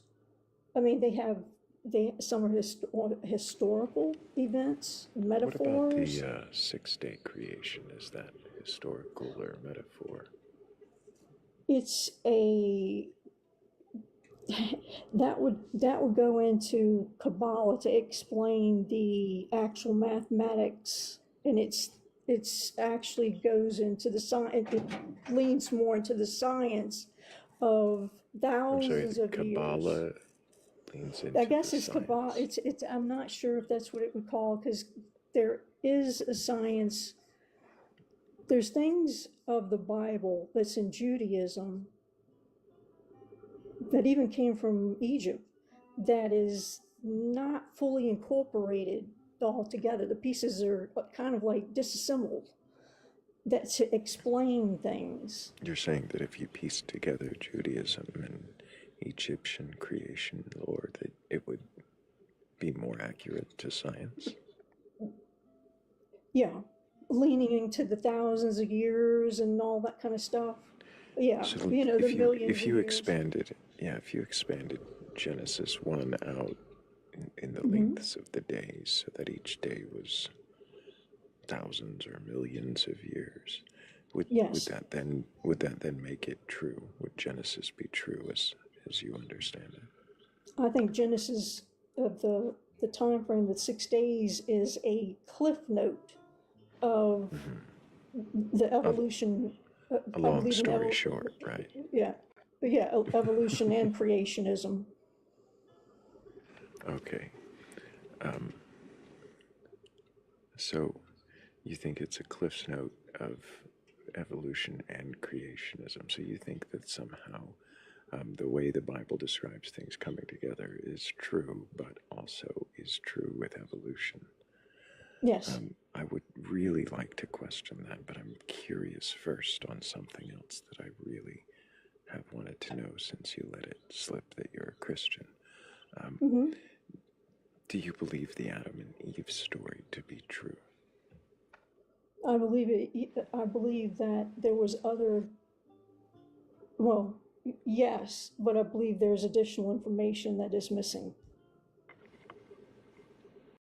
What information is missing? Well, from science, we know there was other people. There wasn't just one family. That Adam story was the initiation of someone who was supposed to be Christ-like and fell. So there was Initiation evolution. of someone who was supposed to be Christ-like. So he wasn't made out of dirt and had the breath of life breathed into him. He was in the physical form. Yes, he had no mother. There's a lot of correlations. I'm sorry, he had no mother. What do you mean? Yeah, right. He came from dirt. He had no mother. So you're saying that he if was I'm a understanding, so if I'm understanding correctly, you're saying that there were evolved humans that evolved from apes,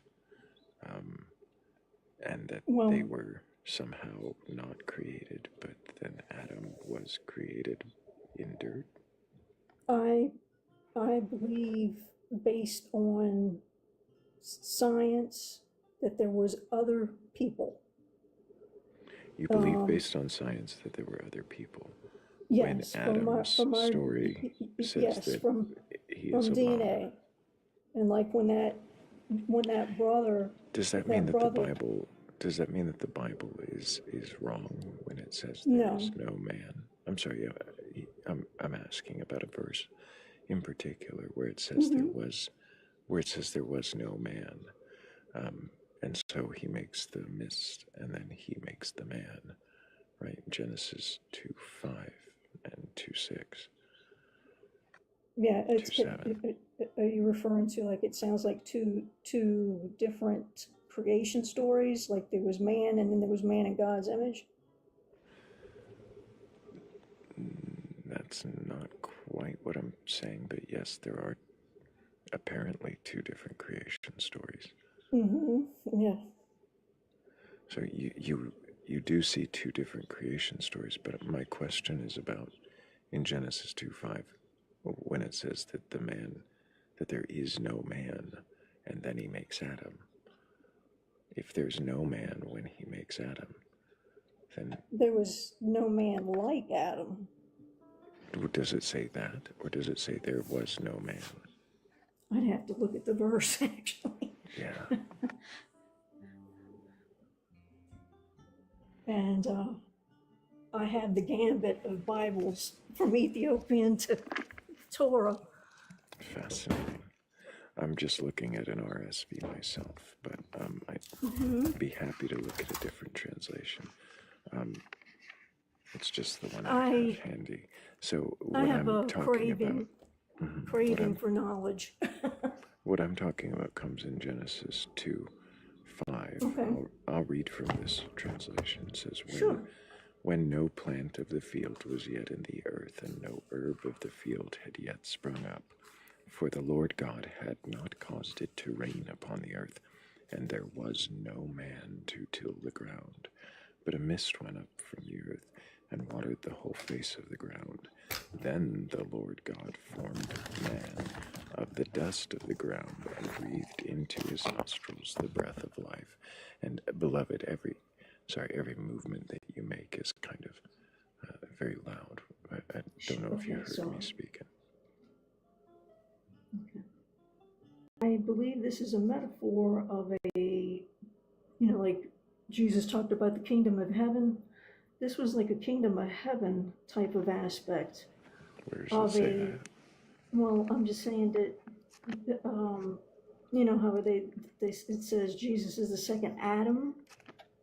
Okay, so he was one like Adam in the beginning, but he was literally God incarnate. Where Adam was created in the likeness of us, humans. You're saying Adam was created in the likeness of humans. Yes, humans but when it says there was no man. I'm looking this up. This is 2:5.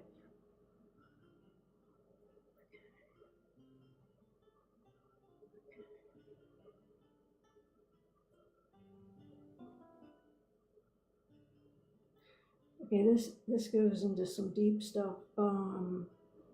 Yeah, there's actually a few other contradictions here besides the one because we're discussing. there was man failed to keep the rest. The rest is the spiritual aspect. I'm sorry, what? Man failed to keep the rest? What are you talking about? Where's that? The rest, he was in a place of consciousness, ability to be a spiritual, physical being, and he failed. He was in a place To be a He conscious was, spiritual. yes, he was You're gonna actually. have to help me out here. I'm talking about in 2:5 when it says there was no man. What does that mean? Okay, I'm gonna read it. Okay. For plant field on earth, for this urban field.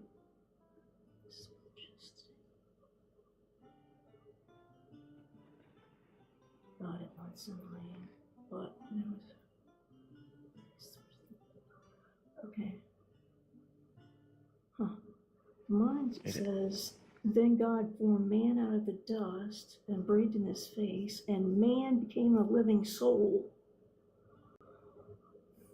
I don't see the part that you're saying. You didn't see the part in 2:5. You just read right past it, where it said there was no man. Okay. Let me go back up. Okay. When no plant of the field was yet in the earth, and no herb of the field had yet sprung up, for the Lord God had not caused it to rain upon the earth, and there was no man to till the ground. That's right. There was no spiritual high being to till the ground. Tilling the ground is a metaphor for a spiritual kingdom. So no man is a metaphor. Tilling the ground is a metaphor. A spiritual high. No plant. What is about the no plant part where it says that when no plant of the field was yet in the earth and no herb of the field had yet sprung up? Is that a metaphor too? Is that a metaphor? It's just like, let me give you an example. Okay, you'll say in the Bible, a man is like a tree. Okay, so a lot of these things people take literally. Right, but this doesn't say like a tree. Do you know what it says in the Hebrew? Yeah. Have you looked at what it says in the Hebrew? I would have to get my Jewish book on that.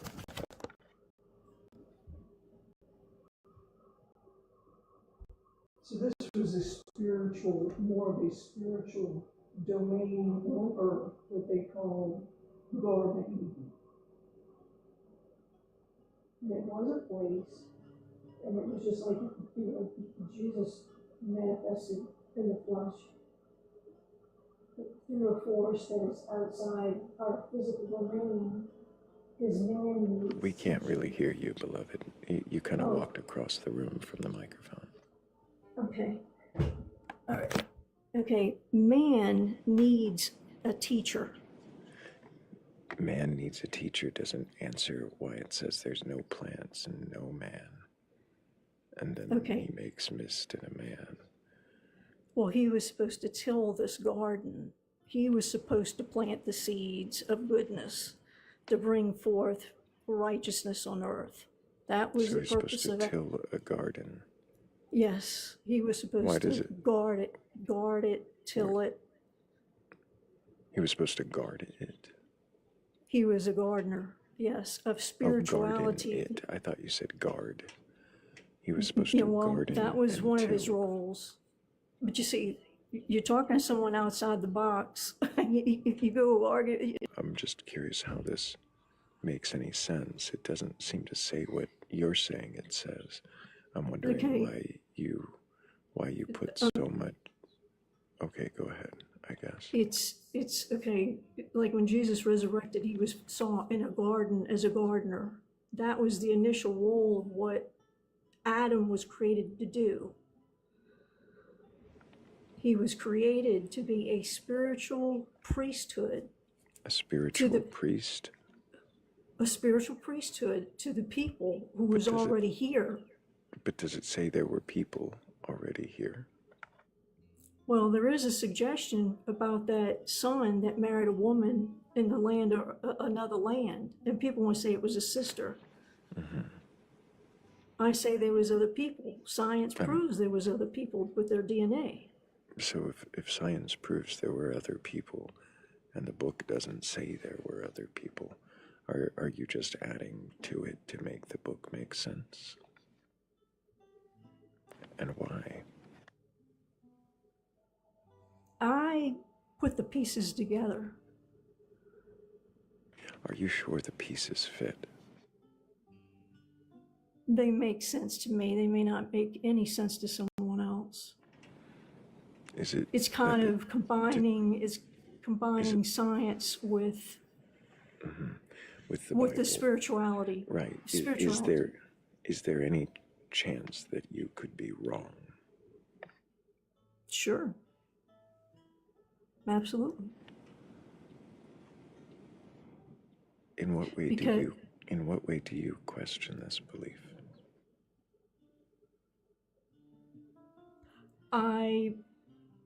well, that belief of going all the way back to Adam, I wasn't there. I mean, essentially logically I wasn't there. Based on what science is and my own studies of finding out about all the DNA of origins and of humans, I mean, I question, okay, like these stories, this was for the elite priesthoods, and it wasn't for the masses, so it's not going to make sense. So even if you were to study it from the lens of an elite priest and come to understand that there was some contradiction within it, would you still try to make it merge with Make science? sense? Well, science is always changing its mind, okay? They'll say, oh, this changes history, right? Does religion do the same?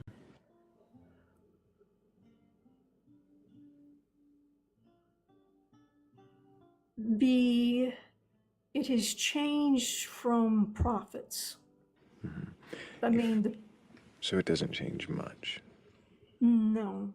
Okay, so if religion doesn't change much and science changes its mind, which one is being more honest with what is?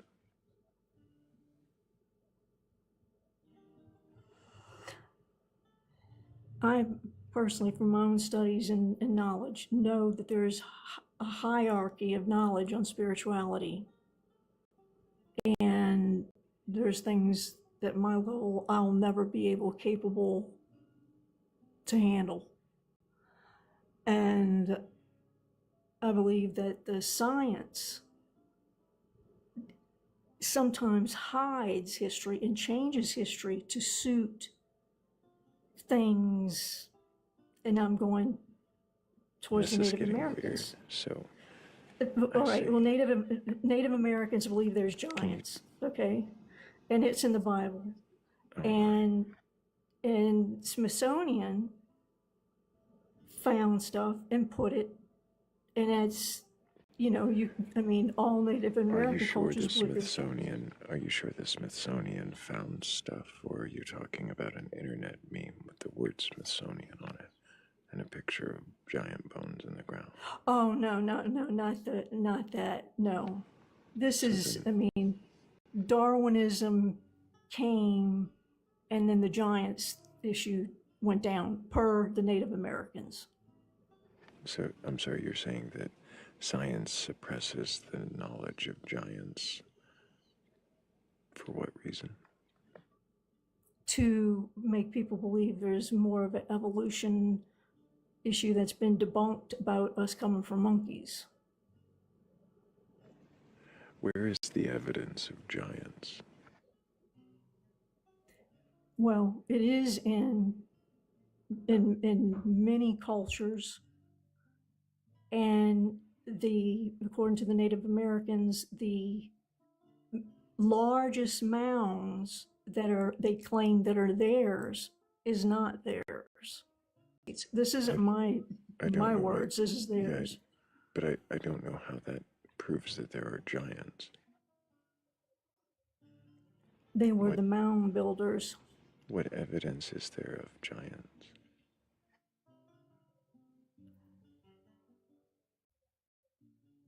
A lot, anything. Well, there's everything that seems to try to come out gets suppressed or debunked, publicly debunked. So someone's If it's it's debunked, does that mean that it's suppressed, or does that mean that it's been disproven? it can be either one. I mean, You think I mean, debunked can mean suppressed? yes, So people are controlling what we believe and do you think allowed they to are? know. I'm sorry, so you're saying people are controlling what we're allowed to believe and allowed Yeah, to the know masses. Yes. about giants? How can you control the masses if you don't control their belief? Beloved, I'm I just mean, hearing you I'm dive not asking. deeper and Yeah, I know. deeper into I'm not. conspiracy theory I'm when I'm not. trying Yeah. to question what sounds like a belief in giants. And I thought it was a belief in Jesus, and I thought before that it was a belief in vague spirituality that somehow worked with science. But you've kind of gone all the way to the Well, deep end here, and I'm not sure exactly what they're all in the road. Bible. It's all the giants in the Bible, Jesus in the Bible. All these things are in the Bible. So I was asking you a moment ago about the creation story. You ended up saying that everything was spiritual metaphors. How do you know your giants are not spiritual metaphors in the Bible?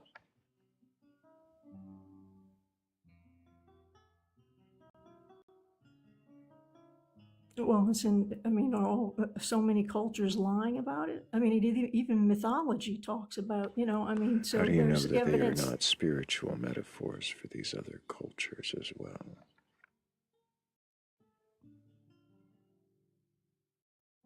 Well, I can't debunk another culture's belief of Do what. all of these cultures claim literal truth of their belief and Yeah, dominion they over claim all? literally Do they that there claim, was do they, spiritual okay. fallen Beloved, hybrid I giants. appreciate you coming up, but I'm not Okay. interested in a debate or an argument, and I don't see you Yeah. actually questioning your beliefs. I appreciate you, but I think I'm going to move on to the next guest. If anybody actually does have a belief in a god or a god's higher power or anything like that that they can question, I would be really eager to talk to you to see what it is that you question, if you can question it. I didn't hear a lot of that, but I do appreciate Beloved for coming up and giving it her best shot. Maybe another time. I,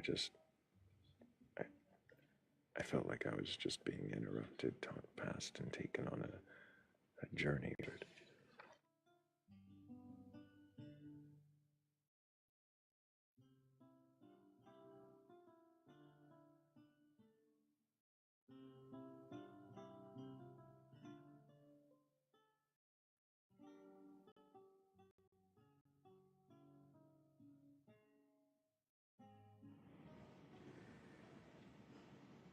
Well, good morning, everybody just joining us. If you are just joining us, I am not looking for a debate, as is evidenced. I am just looking for calm conversation and serious introspection into what it is that you believe and why you believe it, if, of course, you can even question it.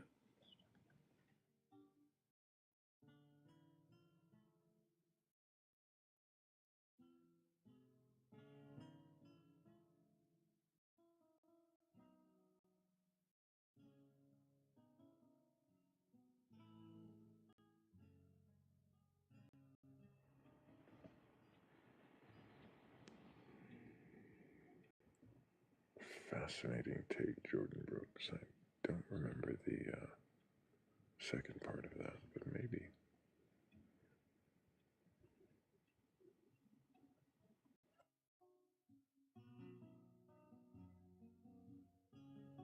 Maybe that's in the Action Bible. I didn't flip that far.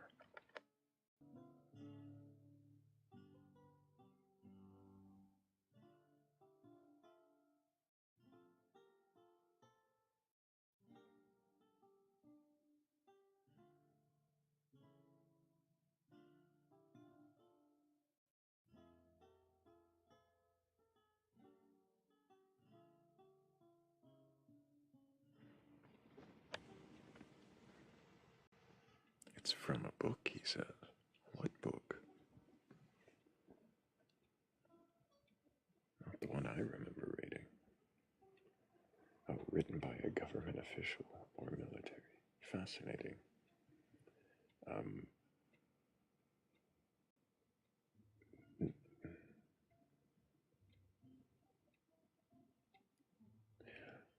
Actually, I think it is in one of the books I remember skimming through. I don't think it's written by a government or military.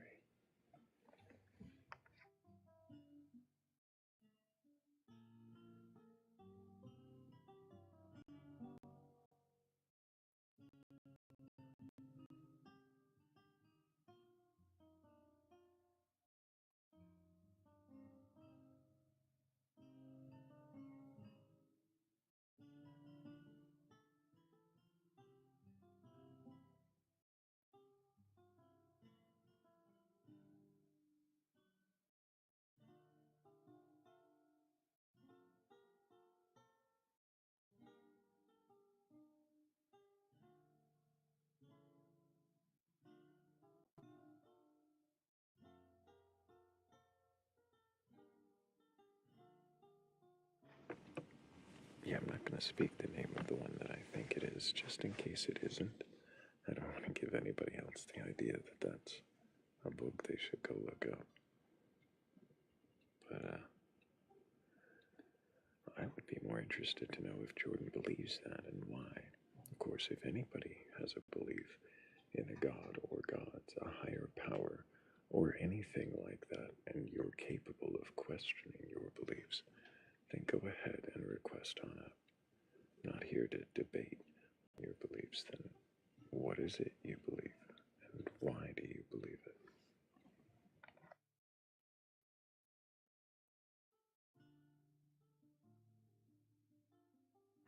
We did have a nice chat, beloved, and I think we could probably have another one in the future. I just felt like we might have been taken on too much of a journey from where we started, and it was going to get frustrating. But next time we'll dive right in to some of those last claims you made.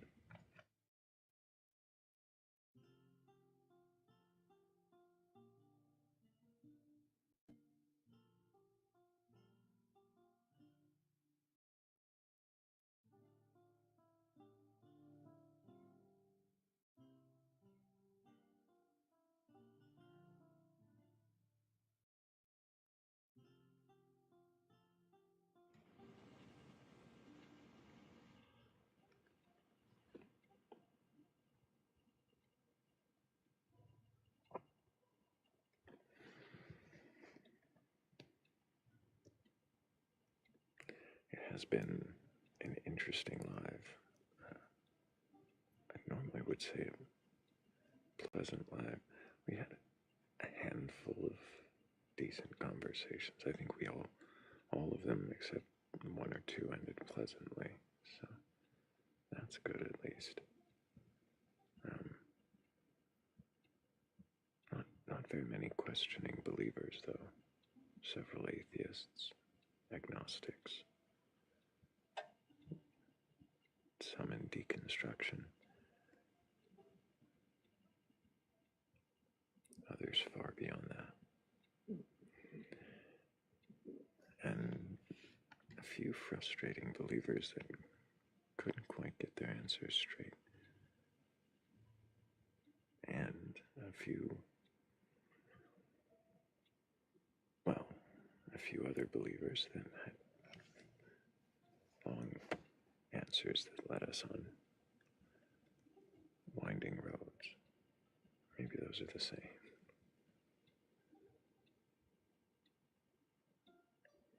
But I'm still open. I've still got a little while, I think. If anybody's got a belief in a god, or gods, a higher power, or anything like that, and you're curious enough or courageous enough to question your beliefs, then go ahead and request on up.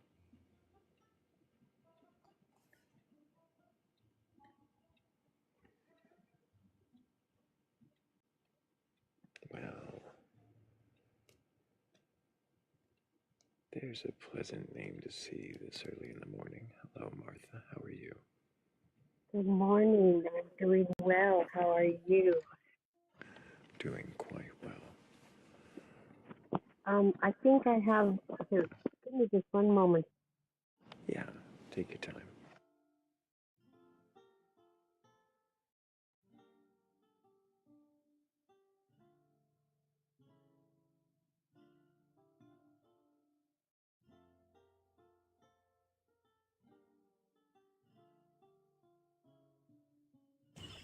Yes, that's much better. I apologize for that. So much better. Yeah, you sound great. Thanks. You sound much better as well. So how are you doing this morning, Martha? I'm doing pretty well. I thought I would give you a little update. I don't want to take much of your time, but I had a few questions that I needed to ask my bishop, which all things worked out to where last Sunday was the Sunday I was able to do that. That's good to hear. Yeah. I think. Well, I mean, I'm. It was a huge relief to have it over with. I can tell you that. I didn't come away with much satisfaction, but truthfully, I guess I really wasn't expecting to have him just jump up and say, "Oh, no, no, no, no, you've got it all wrong. Let me explain it to you. It's nothing like that." Which, of course, is not what happened. How did he explain it? Well, it like a history teacher would, I suppose. He said that the only people, well, he started out with, "Oh, that." Oh, that, of course. I thought, "Oh, Minimizing. yeah." And he proceeded with, "Yes, we have several of our opponents or ex-members who point to that and say racist, racist, racism."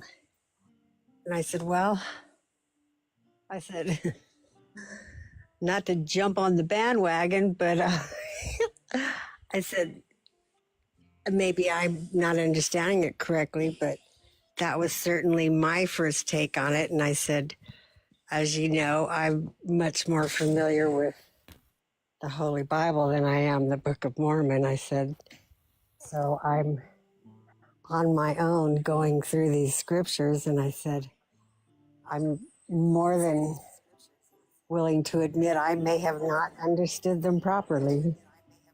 But he said, "Yeah," he said, "this is not what they think it is." I said, "Well, if you could explain it to me, I would love that." And he said, "Well, first of all, it has nothing to do with black and brown people." I said, "Oh, well, that is good to hear." I said, "Well, who's left?" He goes, "Native Americans." And I was like, I wanted to jump in, but I thought, no, just stop talking and allow him to tell you what he wants to tell you. And according to him, he said, all Native Americans are original Israelites. And then he proceeded to tell me their ancestry, that they were descendants of Joshua. And they had, I'm not sure when, but at some point they had left their home traveled to America, and that the ones that were turned dark, well, that originally they were from two different brothers. So that would have actually made them from two different tribes. And that one tribe, basically what he said was one tribe was forever picking on the other tribe and harassing them. So as punishment, they were turned dark. I said, so then I did understand it correctly, that human beings were cursed by God and as a punishment were given dark skin. No, that's not what I'm saying. And I said, well, that's what I'm hearing, which, kind of follows right along with what I read. Mm-hmm. And he spent another 10 minutes kind of, I don't know, I guess to me it was justifying. And I said, that just seems to fly in the face of what I have always thought. It makes no sense to me. I said, are there any other circumstances where this type of a punishment was imposed? He's like, well, not that I know of. But isn't that something? I said, well, yeah. So, and I remember you asking me, what if you ask and you get a very unsatisfactory answer? And I remember saying, I would be very disappointed, but it wouldn't wreck my faith. So that's kind of where I am. I'm pretty disappointed with that. I can understand being disappointed. I'm sorry that the answer was disappointing. Thank you. I'm actually surprised that he gave the perspective he did. We have a very young, all things being relative, a very young bishop. This is his first calling. I mean, he's like young enough to be my son. And I have found that my particular little group here tends to be, I don't know, not as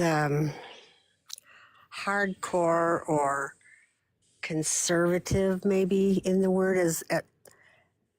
as what I was used to 30 years ago.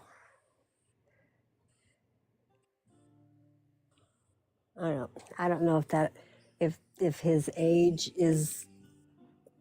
has something to do with it. I don't know. And I, of course, don't know what I've never had anybody else in the church explain it to me. So that, for me, was was close to authoritative,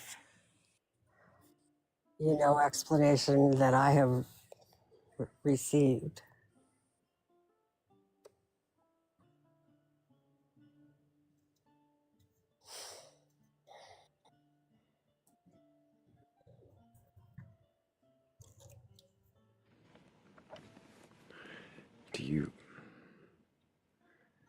Do you expect that if you asked another bishop that you would get a better answer? Not better, no. I mean, he seemed to have like the historical aspects as as the church sees it, pretty down. But it seemed to me that he even wavered a bit as far as, I don't know. I mean, parts of it when he was trying to explain it to me, parts he seemed much more comfortable or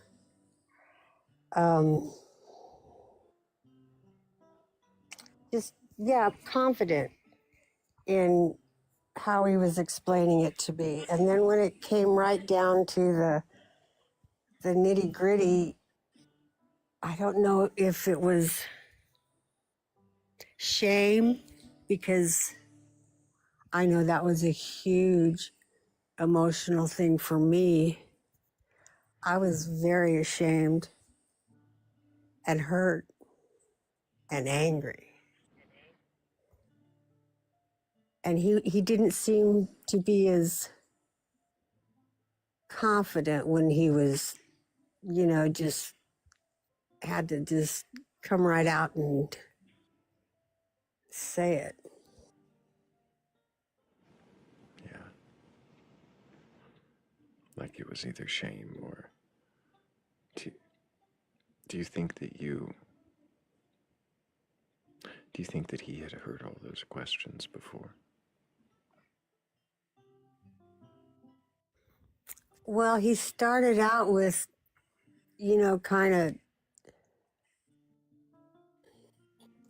summarizing, oh, yes, there is that group. But as far as, knowing that there are people that think that or are going and asking for guidance in that, I don't think would quite be the same as having somebody, come up and sit in a private conversation and look you straight in the eye and say, explain this to me and tell me if this means what I think it means. Considering his age and his first,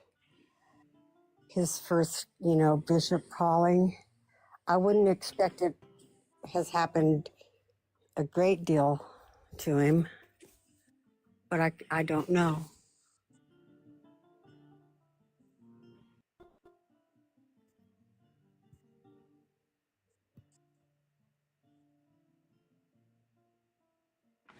I really like the I don't know, but yeah, I don't know. There's something there. I want to question, but I don't want to get derailed. Um, Good morning, Kat. Good morning. do you exist? Only kind of.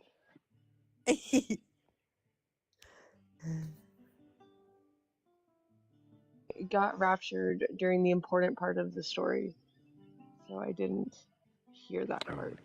during what the bishop said in reply, he basically gave a story about Native Americans being um, Israelites, and that they were cursed with dark skin. Oh dear. Yes, because when I first went in, I wasn't, I hadn't even really considered the Native Americans. I had, I guess, relied on, my little corner of the world where we have black and brown people. I hadn't really considered. Anyways, he right off the bat, he said, oh, no, that doesn't have anything to do with them. I'm thinking, well, what's left? No, but yeah. That's a really terrible apologetic.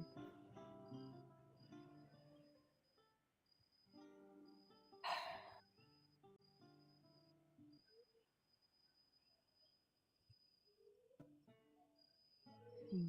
How are you doing with that? Well, it's like I told Thrayle. I mean,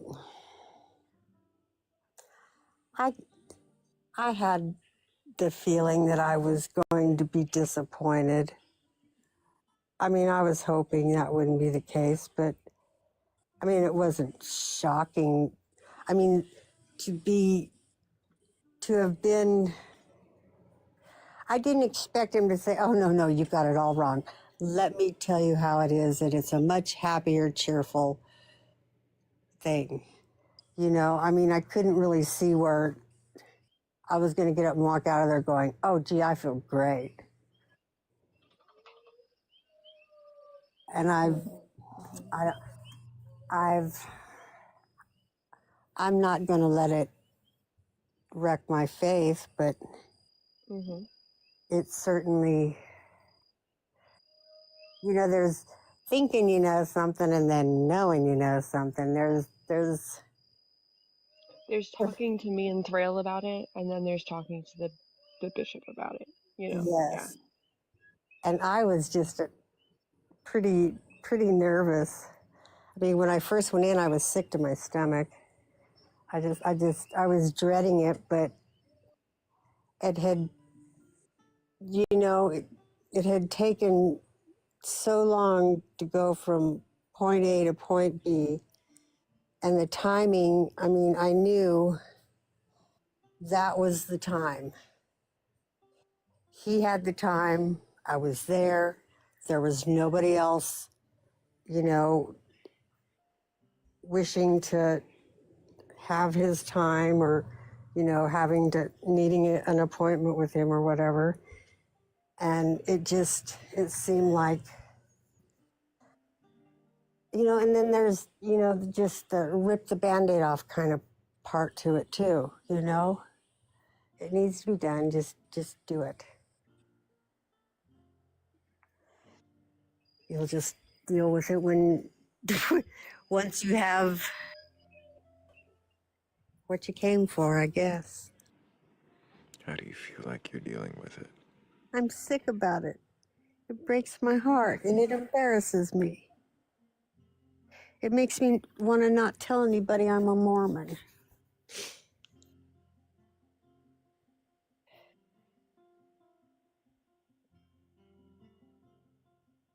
It's an appropriate reaction.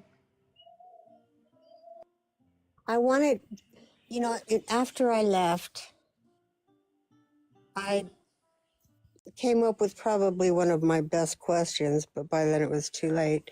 Had I been on top of it and not quite so nervous, I would have asked him if he thought this was revelation from God or if this was his personal take on the times he was living in. I think if you get a chance, you should ask that still. Yeah, I thought that was pretty good because, this would have been, the 1830s. They were run out of Missouri. We all know what was going on at that time in this country, especially in the South. Do you know the word? I don't know if I should. Go ahead. You can ask me anything. It's another big Band-Aid, Martha. It's not, well... It's all right. Okay.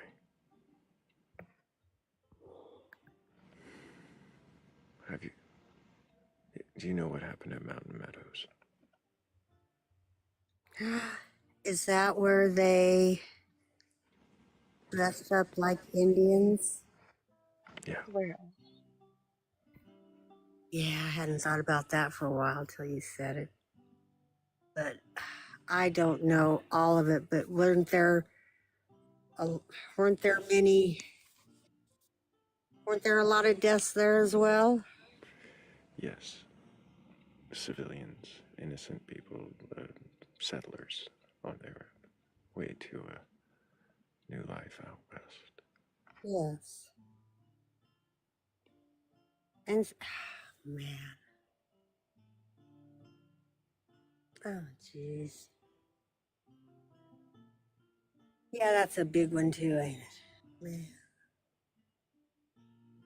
I mean, that's strike three and you're out. You know what I'm saying? That's, I just don't even know what. Are there any more big ones? Because that's two big ones. I don't, I don't think I could, I don't think I could. I don't want to add to your shelf any more than I just did. Well, that's okay. Is there more? I mean, knowledge is power.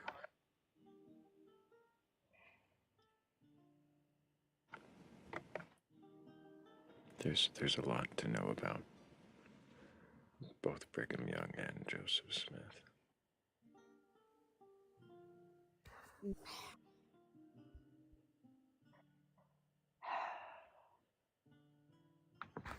Yeah. I did ask to be released from my calling.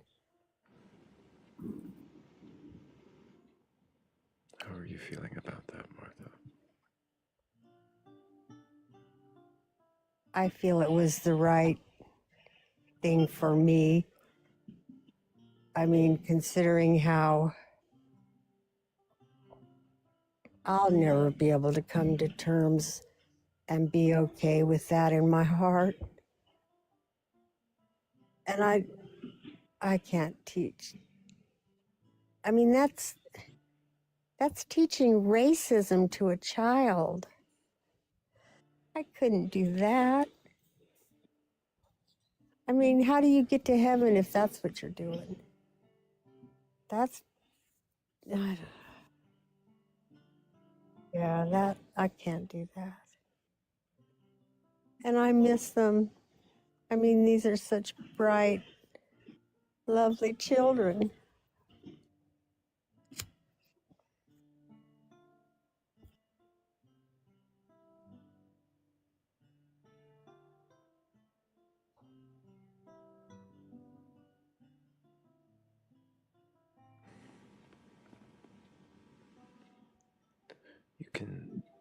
You can still find ways to reach out and teach children to leave a mark without leaving that mark.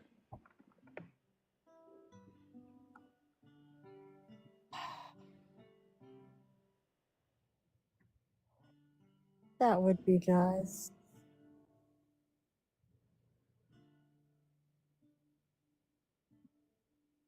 I would like that. I don't really, I don't, I'm having a hard time thinking it would be related to religion.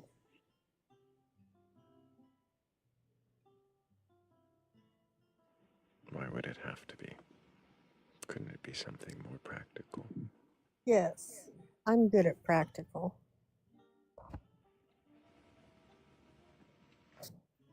Something tells me you're very crafty. Well, I'm no professional, but I'm a good home cook, and I'm a canner and a food storage person, and nobody could out clean me. I cleaned officers' housing at the Air Force Academy, so. I remember you telling us that last time. So those are, in my line of skills. But children aren't really all that crazy about learning those types of.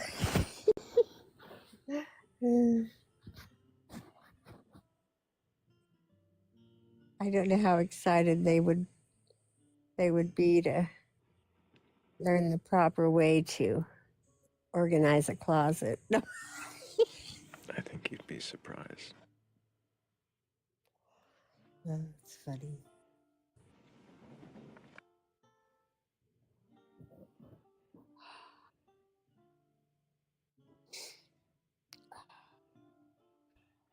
I think you'd be surprised at where you could find avenues to still teach, to still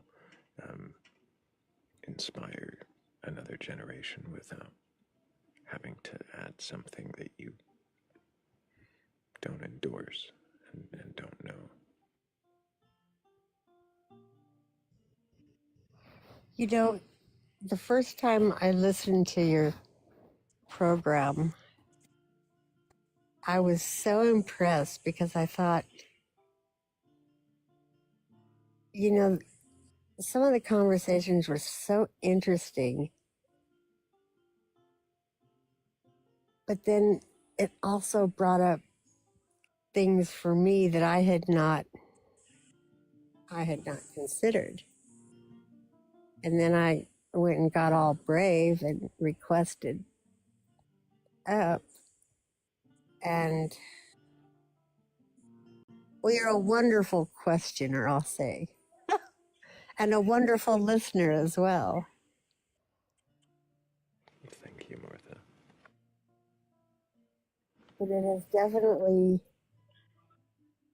it has changed me quite a bit since I've been listening and participating in your program, and I'm not quite sure what to do with some of the information and the feelings. I'm certainly getting better, but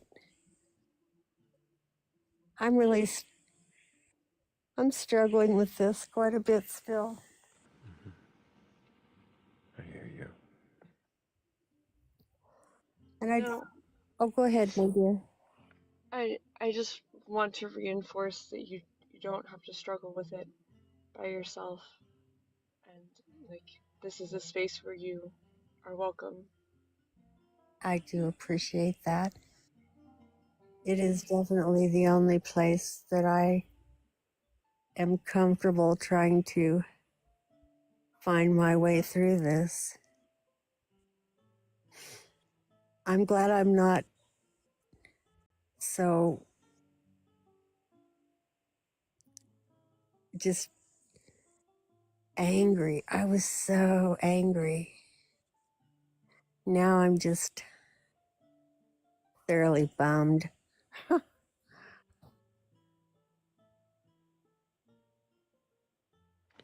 understand being bummed by this. It's a bummer. It talked to us. Raccoon was here, Kira, and she talked to you about volunteer work that might. Yes, and I have not done anything with that. I have been so depressed with the holidays and just struggling through this that I have not, which is No shame, Martha. It's There's a lot okay. going on for you. I just wanted to remind you that that resource is available. I'm sure she would be happy to help you, as she offered before. yes. And thank you for the reminder. I She's don't great. know. I guess I have just been in my own little pity party, as ridiculous as that sounds. I mean, I should. It doesn't. It sounds childish to me. I should be able to handle this better without. It's a lot to take on. So much.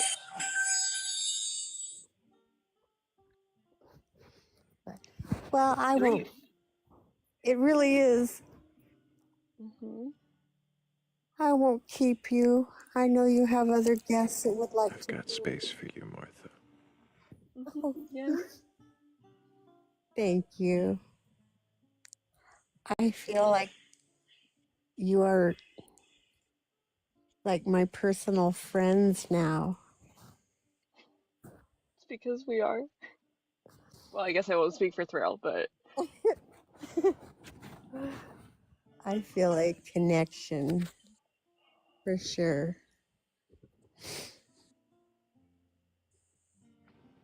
Kat, we got our first snow today, and it was so pretty. It's like January. Yes. Can't wait for snow. I used to spend Christmas in Kansas City a lot as a kid. Did you go downtown? To the plaza? Yes. Yeah. Isn't it wonderful? It's so pretty. But I remember spending spring break there one time, and it's snowing in like May, and I was mad. That sounds like Colorado there. I'll tell you what, it's also a blast for St. Patrick's Day.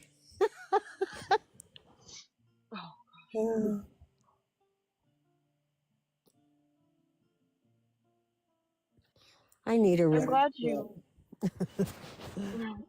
you had that talk, though. I'm sure, even though it wasn't like, I mean, what outcome did anybody expect? But like, at least the stress of having it is not there anymore. Yes, and that was, I mean, you know, the first few weeks I was so angry. I had no intention of trying to talk to anybody because I would have ripped their head off. But after that, I was, I was happy when it was too cold for me to be out. I was happy when I wasn't feeling good and didn't want to go because it didn't feel quite so much like I was avoiding the meeting so much as just, oh, how convenient. I have an acceptable reason for not going to church and putting myself in this position. What do you do when your foundation falls apart? I don't know. I go to bed for days. Thrayle, name that movie. Huh? If you're quoting a movie, and I'm sorry, I did miss what you said. It was my second SLC Punk quote I was of gonna the night. I was just gonna say it was SLC Punk, and I know I've been working them in all over the place. I don't know what you mean. it's a movie that. It's a movie that I love. Oh, And it's kind of an obscure movie, but Thrayle knows it. But it's full of quotable moments. I love quotable moments.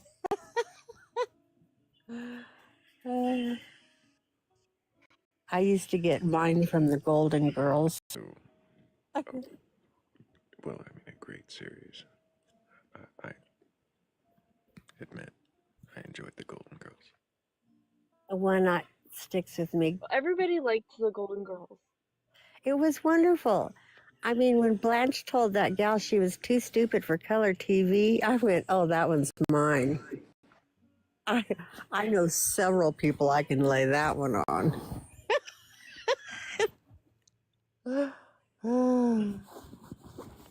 Do you remember when Blanche realized the club that she was in? That it was a Confederate club. Yes. The Daughters of the Confederacy. Yes. Golden Girls was like MASH for me. I think I had watched them all so many times I knew the dialogue almost word for word. It may not be quite as extreme, or maybe it is, but how does that relate to how you're feeling?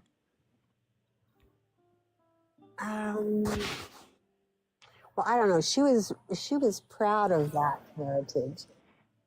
Whereas, I mean, we're coming at a similar situation, but from a different viewpoint. But she was pretty tore up, and I was pretty tore up as well. I guess they're more similar than one would think.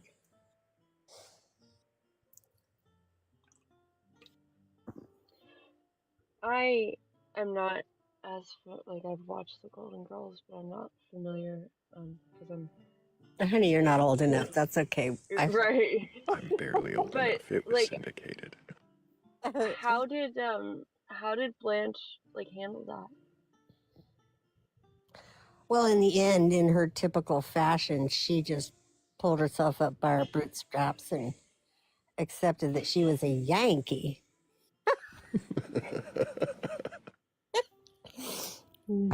Fair enough. But she was pretty devastated as she was going through the acceptance process. Have you heard me talk about radical acceptance ever?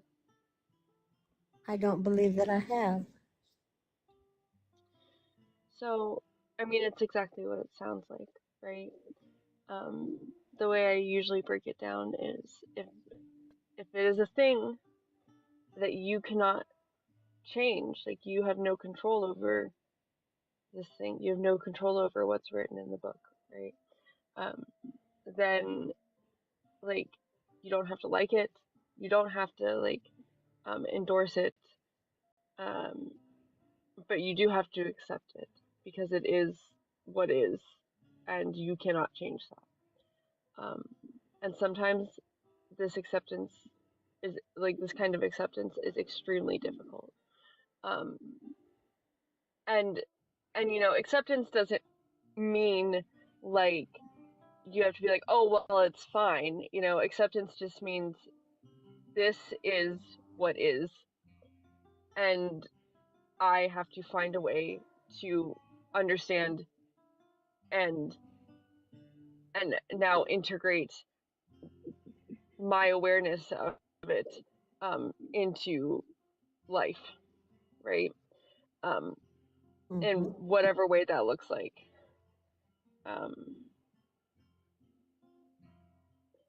And I find this practice, although sometimes extremely difficult, the benefits are definitely there.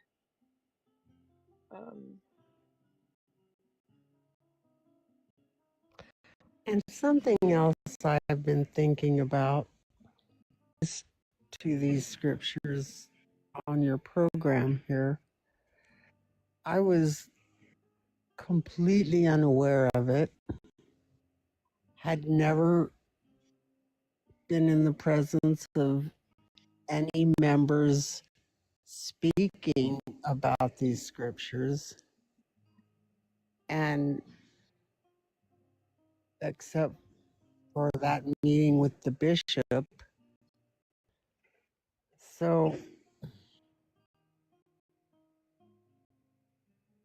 how does, I mean, it's not like it's going to be on the front line every time I interact with my church. And I have to decide if that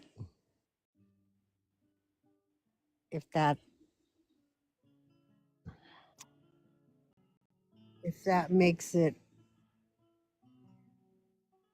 okay for me to be okay with it. Not okay with it, but to, like you said, accept it as part of, without feeling like I have to incorporate it into my thinking processes. I don't know, that doesn't sound right. I don't know how to say it.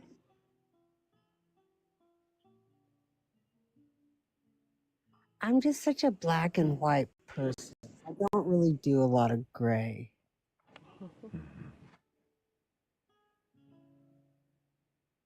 And that shifts it to a real gray area for me.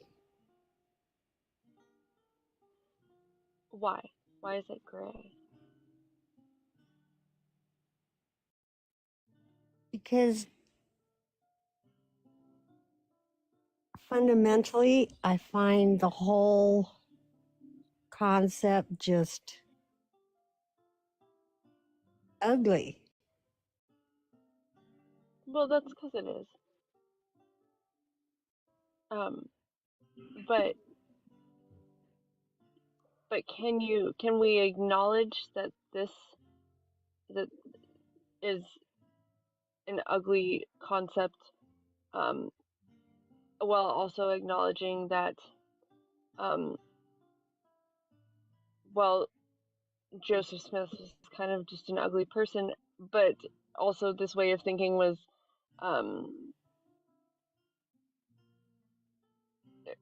not out of norm for the time period, and which does not make it okay, right? But like, And see, that had come into my thinking as well. And I told Thrayle, it may have been before you came in, that very question, I wish I had thought of it while I was in the meeting, but of course it didn't come to me until I was driving home when I thought, well, that would have been a good question to ask him. it would have been. No, I heard you say that, and like I said, it doesn't make it. It's still gross. What I mean. But we can acknowledge it for what it is, and also acknowledge that there are real benefits that you get from, being a part of that community, and that is also that is worthwhile. That is valid as much as it is valid that it's a disgusting thing. My problem is more, I mean, yes, I do get so much from being part of, like Relief Society, but my thing is, it makes me not want to read another verse in the Book of Mormon. And the fact that I feel so adamantly, it's such a big part of the tenet of the church that I need to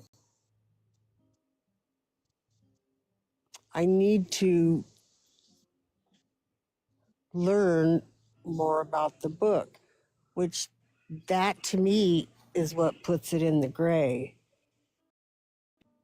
Don't like or find just disgusting or beyond my acceptance. I'm not wishy-washy about it. Like in my day-to-day life, anybody who knows me knows I don't hang out with other people that think that way. And if somebody does start talking like that in my presence, I'm a lot more likely to, well, let's just say I'm not going to get up and walk out quietly. I will probably be the first one on my feet to disagree or point out what an idiot they are, or what, you know what I'm saying? I tend to live much more in line with how I think. And this puts it in that area where I'm not in direct conflict with your values. Yes, And I that am not feels wrong. living what my real, true feelings are. That's gray to me. Mm-hmm. Also, I don't want to breeze past this 300,000 like milestone. Oh my that we just Hell hit. yeah. Yay!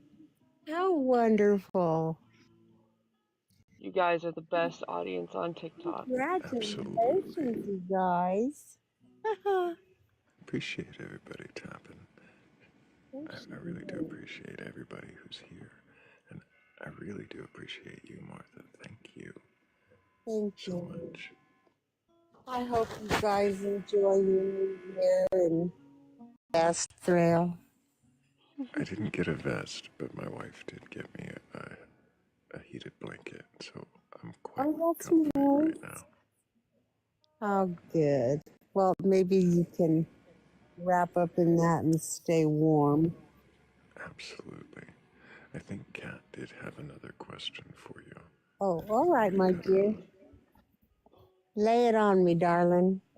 I don't know if I do right now, but I Okay. was going to say that I have a copy of the Book of Mormon, and I will read it with you, and we can discuss as we go through if you That would be fun. want. It probably I thought that might make the idea of reading the whole book a little less, like if you're not doing it by yourself, right? It's a little less daunting. Well, see, they have every other Sunday, the Relief Society ladies get together and they're going through the Book of Mormon, which I originally had signed up for. But then, with this new discovery, shall we say, I would not be comfortable now doing that, because by the time we get to the settlers and dressing up as Indians, I'm going to have some unrealistic, over the top reaction, and they're all going to think, where's the butterfly nets? Yeah, I think was like this, and this way, like we can do it together, and we can do it in a way where we can like openly discuss it without the apologetics, you know. Yes, without the judgment of, Mhm. because a lot of my sisters are multi-generational. Mhm. Yeah, they're mhm. And this just isn't, I mean, that's so not an issue for them. It's like, yep, it's there. That's what it says. That's what Yeah. we believe. Moving on. Yeah, I'll do that with you. Absolutely. That would be fun. I think one of the people in the audience is going to do it with us too, actually. Oh, how A little Book of lovely. Mormon book club. Isn't that interesting? Who would have ever thunk it? No. Well, kiddos, I need to get to my chores. I appreciate you so much, Martha. Thank you for Thank catching us up. you. I appreciate you all and all my friends that listen. I appreciate them all too. You know, there's a lot of them too. We Have all a good appreciate you, morning. Martha. Thank you. Have a good day, Martha. You too, honey. Bye bye. Take care, Martha. W's for Martha in the chat. Big W's. Really Big appreciate W. you. All the W's.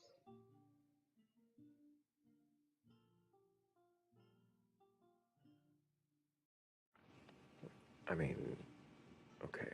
I was bad mouthing the live earlier. I was saying it was just, you know.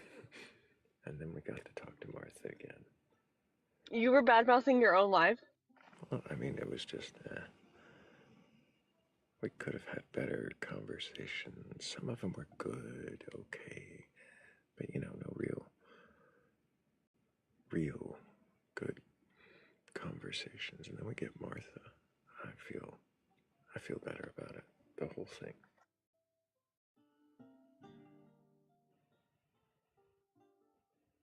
Into our day. Absolutely. Even though I cry every time we talk to her. It's okay though. That's okay. It is okay. I cry a lot in life, so. How are you tonight, Thrayle? Oh, I'm doing better now. Like I said, um, it was a long, trying night. There was one point where I think,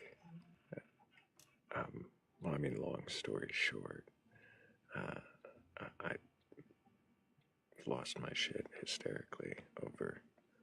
Long story short, somebody just kept answering every question with long story short, and then going on to say what they had to say, and I mean, it was a good 5 minutes. I could not compose myself. Maybe All right, more. chat. Long Anybody who story was here for short, that, like, how bad did Thrayle actually lose his shit? Um, like on a scale of like, I don't know, normal Thrayle to Cat talking about determinism, how much shit was lost?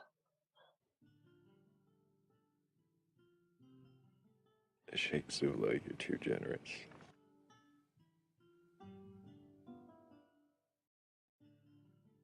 Yeah, that doesn't sound too bad. But Shake is pretty generous, I think, so.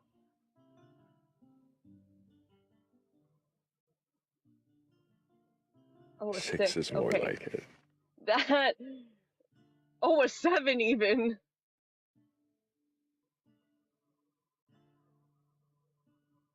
I'm gonna have to. Was the YouTube up at that time? That is a good question. There was a couple of glitches in there, so we'll see. I might have to see if I can find that and check that out. The scale of just normal Thrayle to Thrayle telling the critical thinking teacher guy about himself, like how much, like, where were we? So lost my shit was hysterics, not like anger. It was I had to mute the microphone. I couldn't compose myself because I wanted to say something like, if you've got a belief in a god or God's higher power or anything like that, and you can question that belief, then go ahead and request on out, because long story short, I'm not here to debate you or argue or anything like that. See, it's not funny now. It's really, you had to be there. I could not control myself. I could not get I would start and I just had to mute every few seconds because I could not get words out without absolute hysterics. Oh, I know what this was like. Philly gets like this sometimes.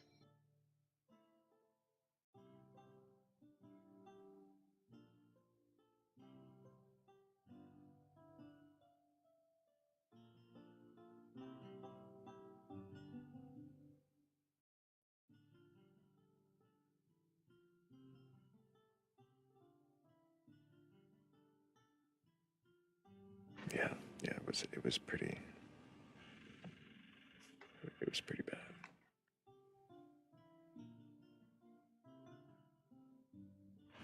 Thinking back on it, absolutely ridiculous, complete nonsense that I would have found it that hysterical. But long story short, it was.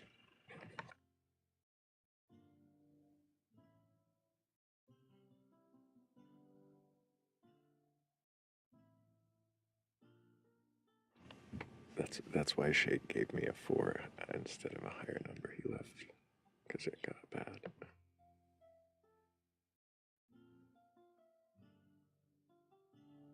Oh, I see. I see.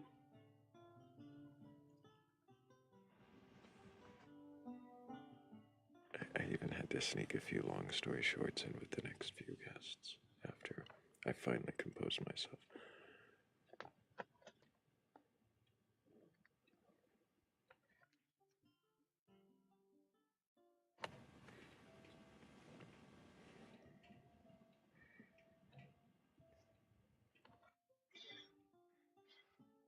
I'm flipping through this book that I got today.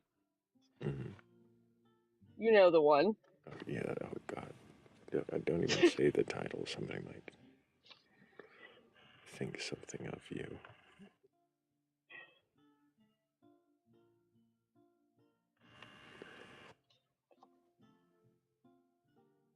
So funny. Yeah, There's so much scripture quoted in this. well, of course.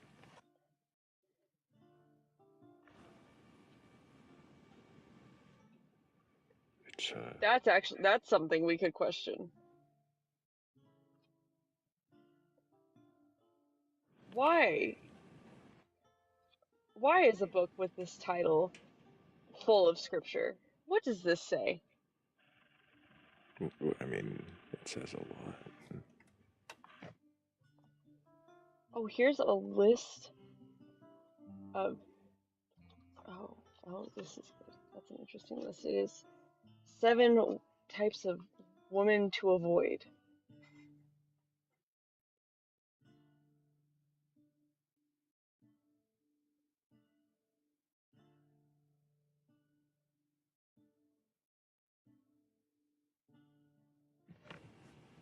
Um,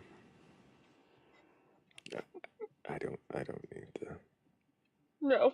Yeah, I don't need It's the kind of list. funny. Yeah. It might be more of a Discord conversation, but of course, if anybody wants to know, yeah, something almost like that, Sheikh Sula, not quite, but might be It might a as well first be. draft.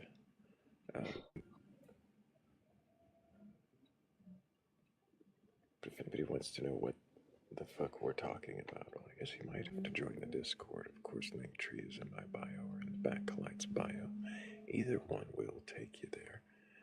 The first link in that link tree is the one you want to go with, and that'll, of course, get you there. But it might look a little lonely when you get there, so you will want to read the rules. And if you can agree to those, well, then you should find out that you're not alone.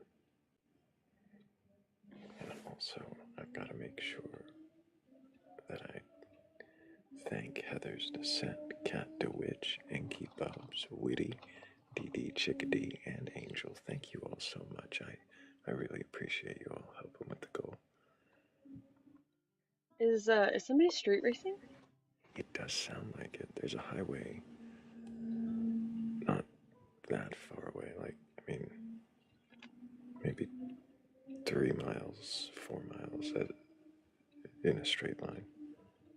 I was about to say as the crow flies. Now that I've said it, I might as well have said it.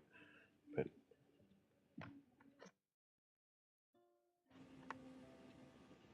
yeah, I got another book that isn't quite as cringy. It's still kind of cringy though. And it is related. It is topical. It says Rational Spirituality, a guide to understanding spiritual phenomena through rational explanations and personal psychic experience. personal psychic experience. And it was written by Coda. Coda. With That's K. all it says. With a K and a D.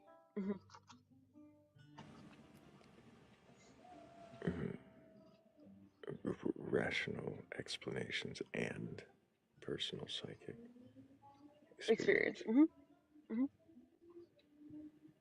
my. Dear. Well, I mean, I guess it's better than saying that they're equivalent. Like, yeah, I don't know. I'm gonna make an analogy, but it's gonna sound offensive to somebody, so I just won't.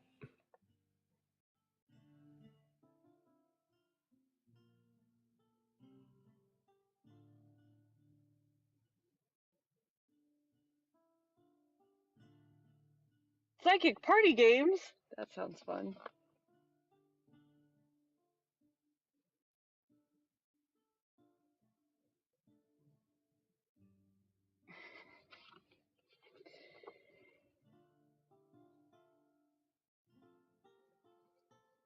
But I do want to know what a personal psychic experience is.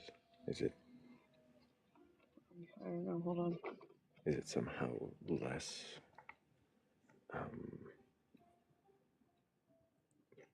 Less real than, or more real than a public psychic experience?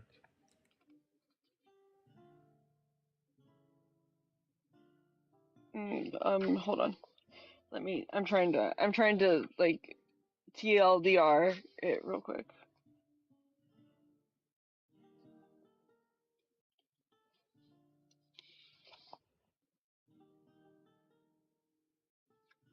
From what I can tell, it's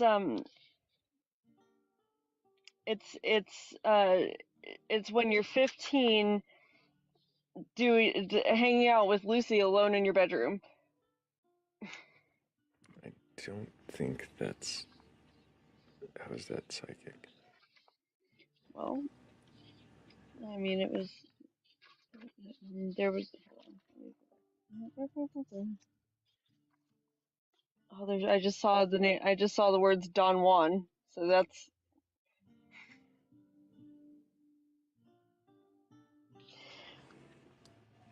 I see. Yeah. If that tells you anything.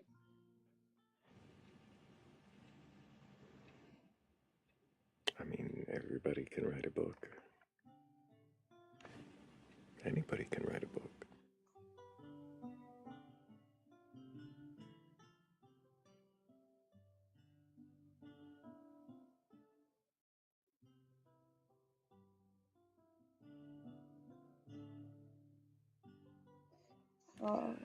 But if you Oh, could and then write a you read book your about... friend... Go ahead. It was going to be bad. And then you read your friend Chuck's mind in the driveway of your father's house in Salt Lake City.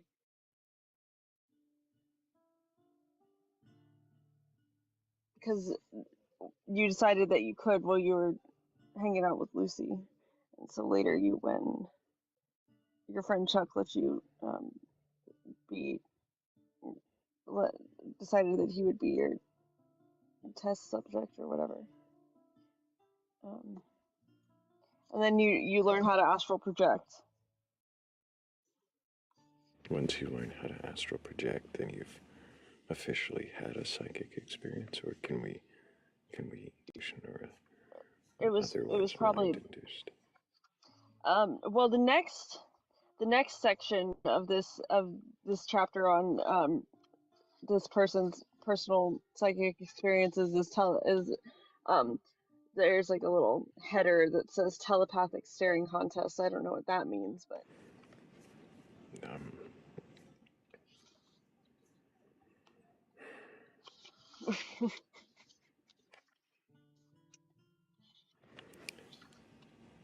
if you believe in telepathic staring contests, or God or God's higher power, or anything like that, and you're capable of questioning your beliefs, go ahead and request on up. It's probably the only thing that can save us at this point. Well, I mean, the chapter ends with telekinesis. that might do the trick.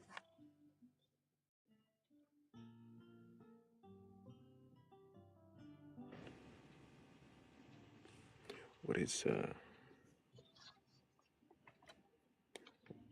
I mean, like, how is it defining telekinesis? The telekinesis is defined as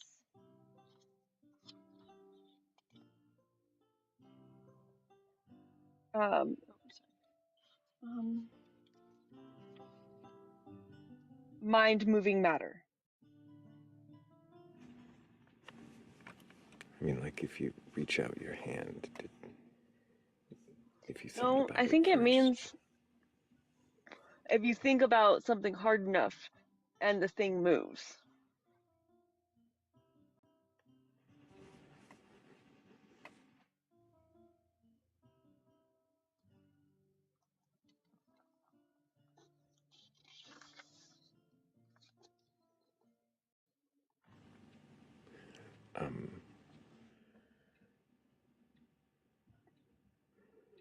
If you think about something hard enough and it moves,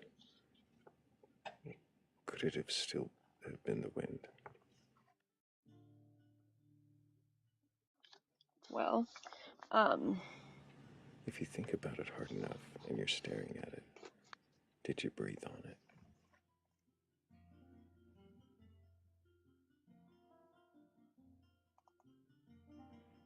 He can't answer that question. He's not here. I don't know if the book will address that. I know I'm trying to I'm trying to TLDR it. So I'm just like, very intensely reading a lot of words very quickly. I could be.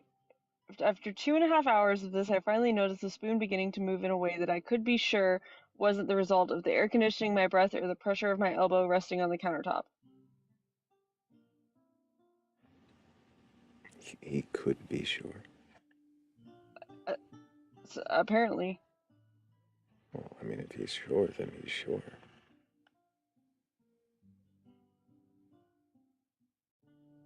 No further questions. Clearly, he's a psychic. This whole telekinesis thing and knocking a spoon off the rim of a glass with his mind that he did for dozens of times for months on end, dozens of times a day for months on end, eventually led to his girlfriend breaking up with him and him having to move back in with his dad.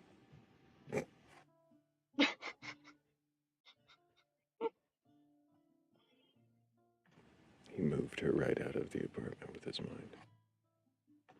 It sounds like he moved himself right out of the apartment. He moved himself right out of the state. They were living in LA and he had to go back to Salt Lake.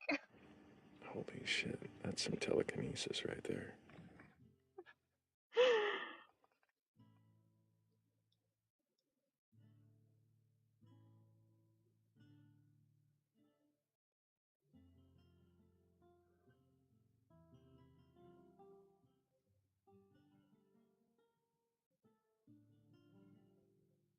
What? So he balanced a spoon on the rim of a glass. I don't know why it's worth questioning at this point. I mean,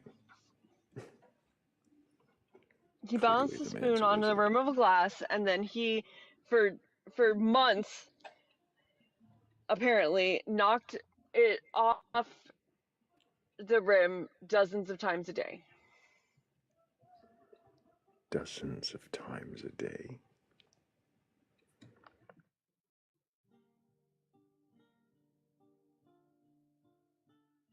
Yeah. Did he, No, I don't think this fucking dirty hippie had a job. I think this is all he did. I was... Do you think he kept the experiments going once he got home to his parents' house? I mean... let's see. I'm sure it says. If it had that much detail, it has to say. I mean, he wrote a book, Kat. It's a... Clearly this book... he kept the experiment going. Okay, let me just tell you. This book is 300 pages long. And we're only 30 pages in. It's way longer than it deserves to be.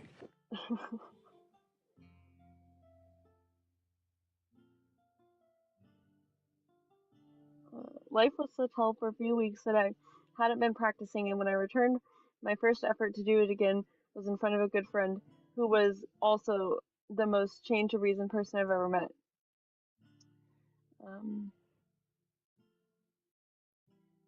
The plastic glass I was using had a bit of a flattened ridge at the top of the rim, which prevented the spoon from rocking freely. I was also in frazzles from the breakup and moving everything I owned cross country. I don't think LA to Salt Lake is cross country. But anyway, so I couldn't concentrate well enough to do it. I tried again several times over the next few weeks, but failed every time. Finally gave up trying. I haven't tried that particular experiment again in years, but telekinesis is definitely a reality. That's how that ends. That's the end of that story.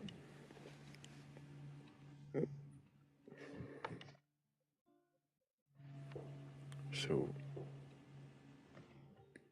he couldn't repeat the experiment, but therefore it is real.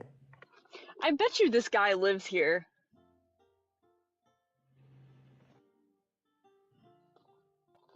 In Hawaii? I bet you he lives within 20 minutes of me. Is it like a self-published book?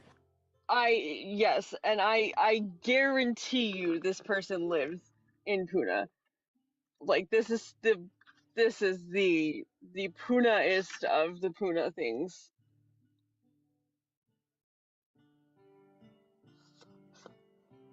Is there any pigeon in the book? No, because he's a white man from Salt Lake City.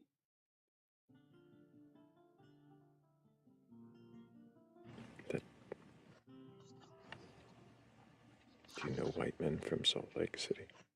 I know many white men from Salt Lake City. Does that Actually, stop them from appropriating?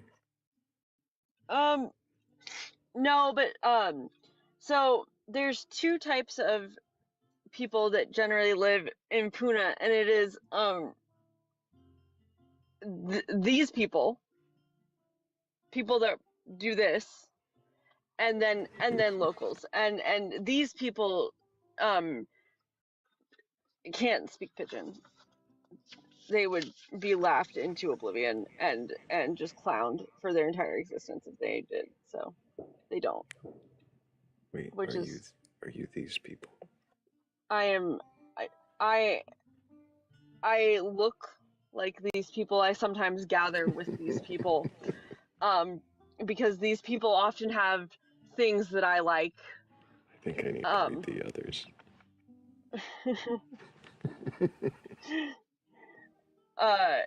But I am not, in fact, one of these people. I just I blend in well among them.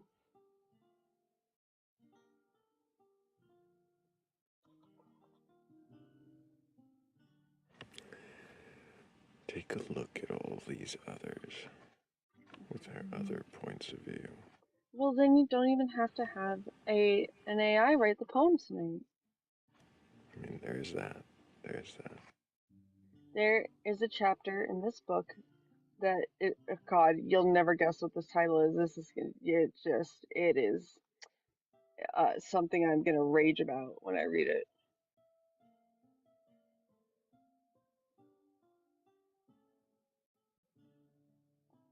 Chapter 5: Predestination and Free Will.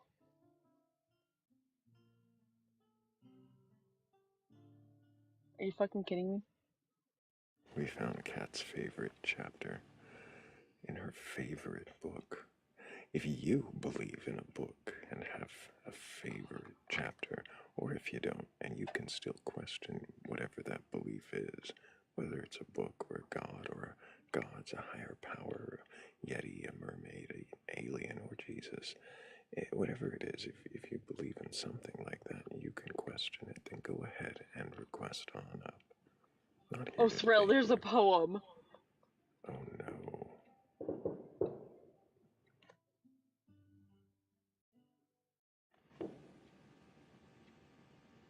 I think someone's target shooting.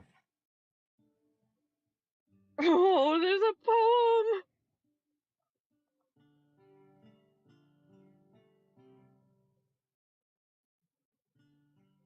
I'm gonna have to see this on the Discord, maybe. It's so bad.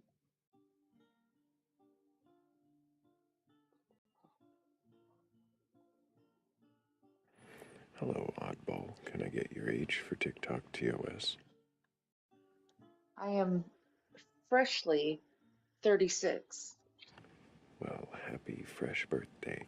And do you Thank have a belief in a god or gods, a higher power, or anything like that? I do. And which god do you believe in?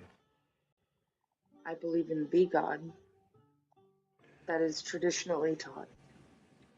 The god that is traditionally taught. Traditionally Christianly taught. Oh, Christian God. Okay, really quick, I'm going to speed past you, and I mean no offense, but I just need to make sure that I thank Claire, Martian Fire Yeti, and Kung Pao Chickens for helping with the goal. Thank you guys so much. I appreciate you. So the traditional Christian God, have you read your Bible from beginning to end? I have not. Do you believe the stories that you've heard from it to be true? I do not. Fascinating. So you believe in the Christian God, but you don't believe in the Christian scriptures. Mm-hmm. Do you accept Jesus as your Lord and Savior? I do. How would you know of him without the Bible? Um, um, I remember going to Sunday school as a little kid. I do not have a relationship with God as traditionally as other people. Um, I believe I have my own personal relationship with God and Jesus. I'm a paramedic, so there have been some situations that I've been in where I'm just in my brain, like in my head, just praying so hard. And I'm just like, God, please let this person live, you know? And they did. You know, I firmly believe that in those situations, God walks with me. Are And there it's really, times when you pray and they don't? sir, Are there times that you pray and they don't live? I haven't had that situation yet. Thank God. How, I really how don't long want to have be you in been that. a paramedic? 10 years. So, I'm sorry, you've been a paramedic for 10 years and you've never had anybody unalive. So I have, You just didn't pray um, for them. no, not that. They just weren't my patient. I was in the ER. So, So, you've never lost one of your patients. Is that what correct, you're saying? Nobody's ever, in 10 correct, years, as a paramedic. correct.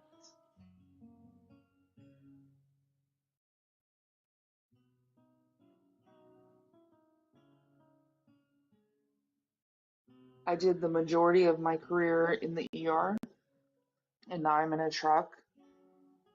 And I have not lost one of my patients in the ER. I have lost patients. Oh, Yes, in the ER, but never in your never in my truck. truck. Correct. No one's ever.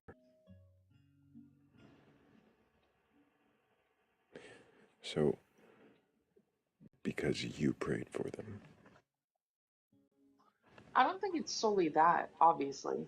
Like, I have my knowledge, skills, and abilities as well. Mm-hmm. But I think praying doesn't hurt. It's a factor.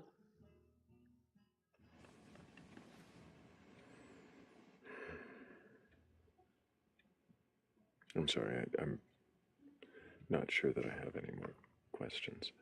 Um, I simply don't believe that you're being honest anymore.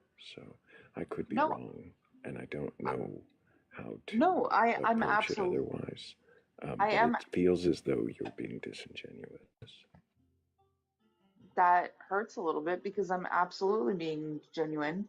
Um, like I say, I have lost patients before in the ER. I have. I've bagged bodies, you know, everything else like this. Like I've done that, you know, like the old, the young, I've done it. But like in the back of my truck, I have not. And am I saying no? I worked hard to keep those people alive. But there are some people that make me more nervous than others. And yeah, like, and I was down in your comments and I was saying, hey, my brother's a Satanist. Like, he does not believe in God, not one little bit. I don't know how that actually changes what you've said so far. So you're telling me that you don't believe that in 10 years of being a paramedic that you've lost anybody the in the ambulance or on the truck. Darling, you're not hearing me. Mm-hmm. I have lost people. You said in I've the ER. in the ER because the majority of my career I've worked in the ER.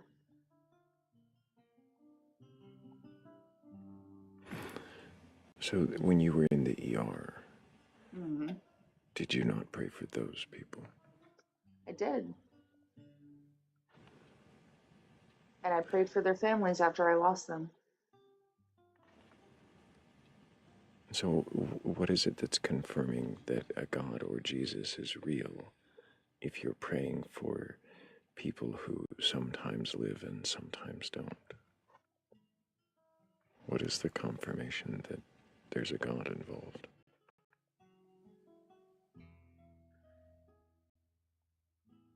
I really don't have an answer to that. It's bigger than me. That's all I know.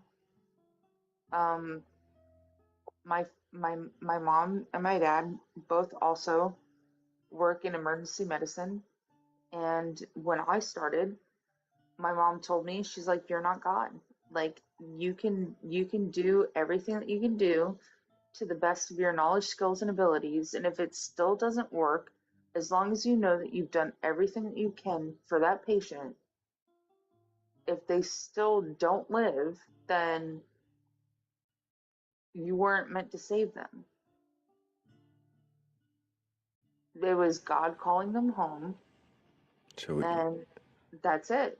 And that's why a lot of people in this field, they feel guilt of like, oh man, like even though they did everything right, they're like, oh, and they still unalived. And it's like, yeah, because you can't, like, you're not Superman. Like, you can't save everyone. I Um, hear you on that, Oddball. I understand you can't save everyone, and I'm not trying to make it sound like you should be at below.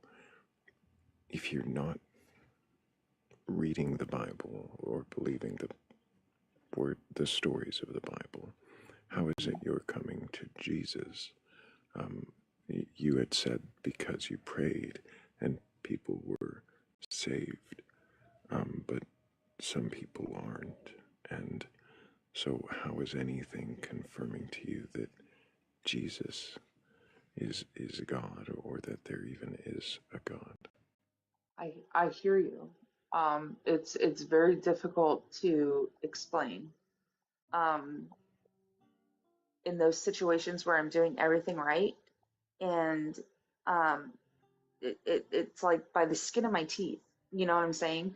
That these people come through, and I'm doing all the things. I'm taking care of all the things, and these people like, and I'm like, oh my gosh, like I'm gonna lose them, but then they pull through, and it's like, oh, you know, like I've had this conversation with my brother, like I said, who is a Satanist, and he's also a paramedic. Um, I'm like, how can you not believe in God doing what we do and seeing the miracles that we pull off every day? You know, like we work with and we do what we can do, but we've only got so much in the back of our truck, in the ER. Like we've only got so much, and yet these people still live because of us. Like and and it's like a miracle almost. So it's like, how do you not believe in God? And he doesn't have an answer for me. You know what I mean? So you're saying, I'm not following. I'm not hearing where the reason to believe in God is. You're saying because people who don't believe don't have an answer. People that do believe don't have an answer. Okay. It's that's what faith is. So is that your reason to believe then, is just faith? Correct. What is the reason for your faith?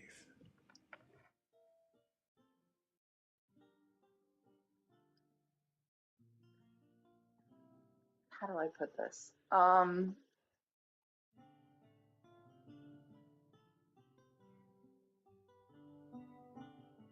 I've mm,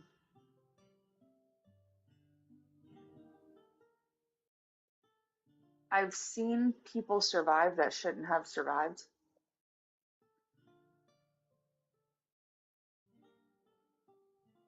Um, When you say shouldn't have, what do you mean by shouldn't have?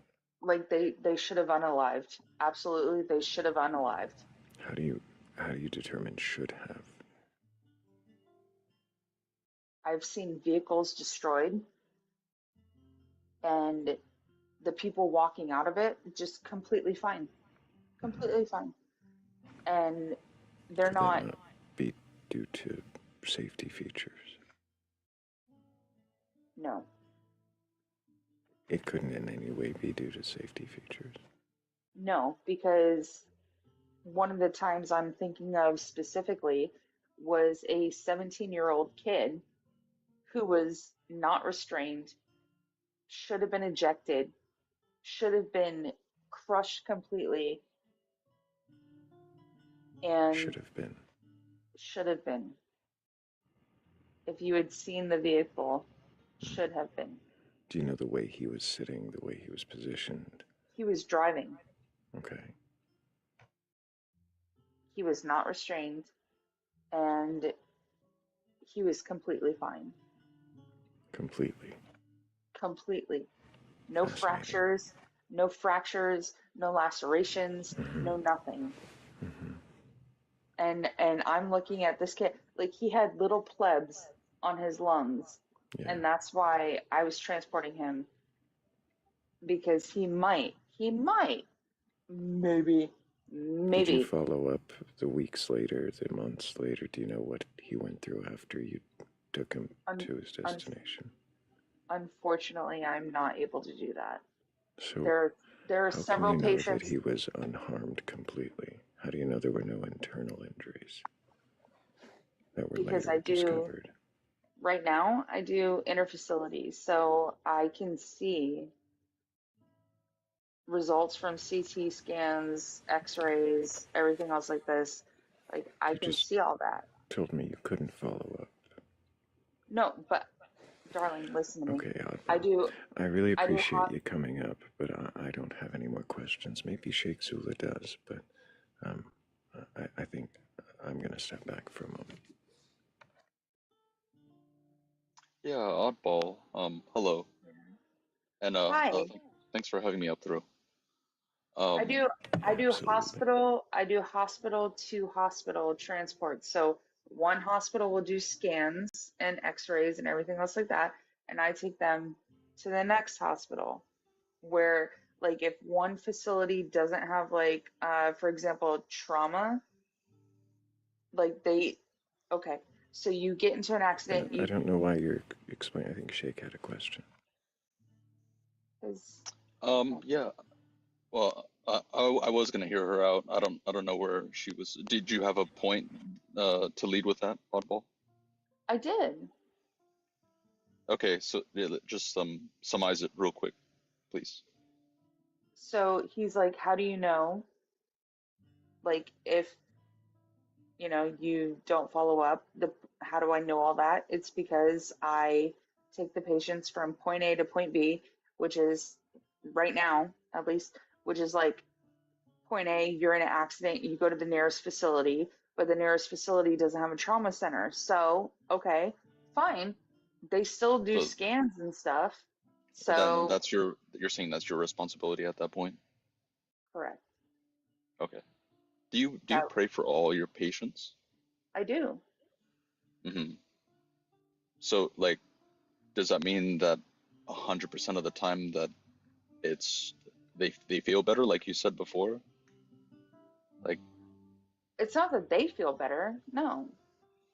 I mean, they end up being more healthy than when Oh, no. you came into I contact with them. I never said that they end up more healthy. Okay, okay. I just wanted to clarify that because you said when you came into the conversation, you said something along the lines of when you pray No, for individuals, it seems that you have a very high success rate. no, I pray for individuals and I've not lost one, thank God, but Mm-hmm. saying like they're all super sick. It's just that there have been times where I pray really hard because I work really hard to take care of them and I get them from point A to point B and they're still alive, is my point. Mm-hmm. My question is,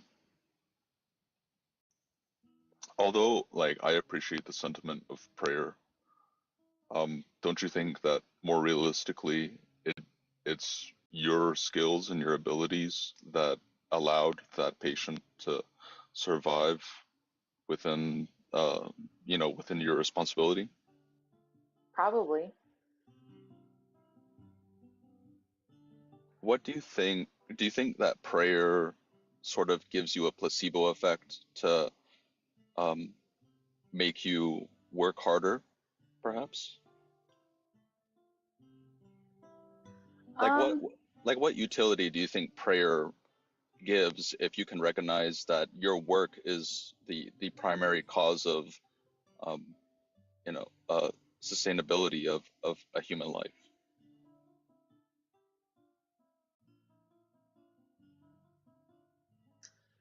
I mean,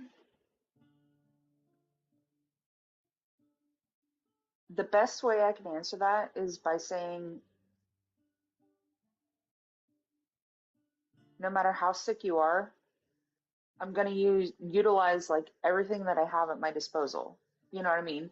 Every medication, every procedure that I can do, so why not pray? That's interesting. So, like, okay, this will lead me to my next question. If you have a hurt patient in front of you, Hmm. what's the first thing that you're going to do? Are you going to administer medical aid or are you going to pray first? It's not a f- that's not a first or last question. Like I do both at the same time. Okay, perhaps that was unfair of me because you could potentially think like a prayer while you're administering aid, right? Oh, I have. That's what I'm Mm-hmm. saying. Mm-hmm. So what I'm trying to get at is like, do you think one has more effect than the other in reality? I think they both help each other.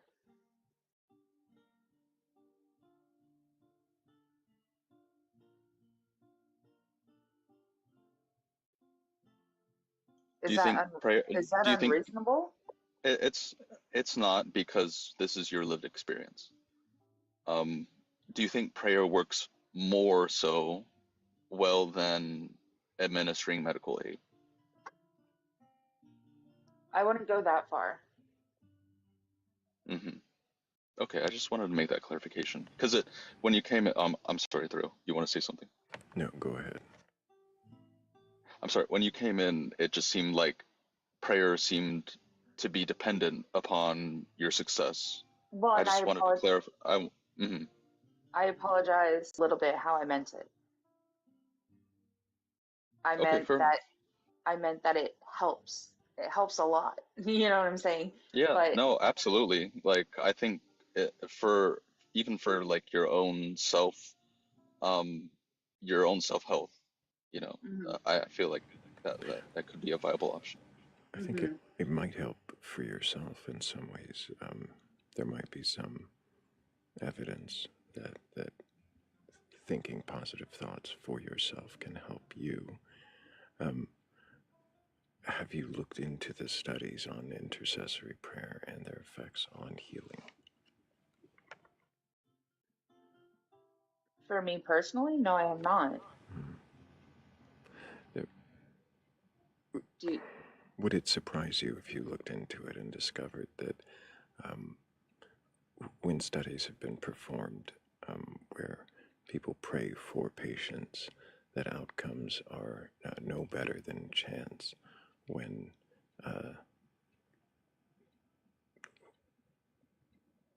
recovery rates are at no better than chance when people are prayed for. And when they know they're being prayed for, they're actually worse than chance.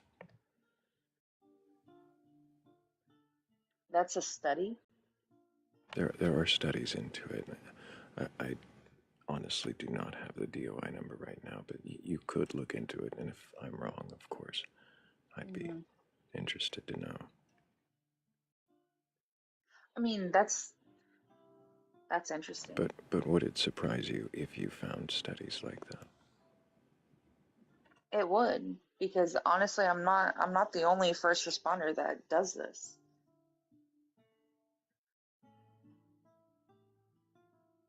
I don't think that you are at all. No, and I don't mean to make it sound like you're an anomaly using prayer, thinking positively or you know, relying on whatever it is you believe in to find strength or encouragement. I don't doubt Well, I that. mean, as a first responder and taking care of people, the last thing that we want is to lose our patient. You know what I'm saying? Like that is the last thing that we want. We're fighting so hard to keep your Mima alive, your mother, your father, your sister, your brother, like, so what does a little prayer hurt? It doesn't. Well, you say it doesn't, and I was just curious if you did find a study that said something like that. Would I've that I've change not your heard. mind? Yeah, no, I've not heard that, but also I kind of live in the Bible Belt of America. So I was not born and raised here. I just happened to move here. So, you know, um, with these patients, I don't think that those findings would be accurate. Do you think that it is at all possible that when you are praying, it's motivating you to do your best, and that there's no external force hearing and answering? But could it Um, be a form of self-motivation? so fair question. Fair question. I would like to say that I like to think I do my best for all my patients, but in those instances where I am actually like in my head praying, um, I am working harder. You are correct. I am working harder because I don't want to lose them, you know? I can understand that. Um, Could it be that prayer gives you a way to focus, a way to think about what the next step is, and keep your mind in order while you're almost doing like this, while the almost like a adrenaline is high? yeah, almost like a meditation or a mantra. Yeah. Yeah, absolutely. You could say that.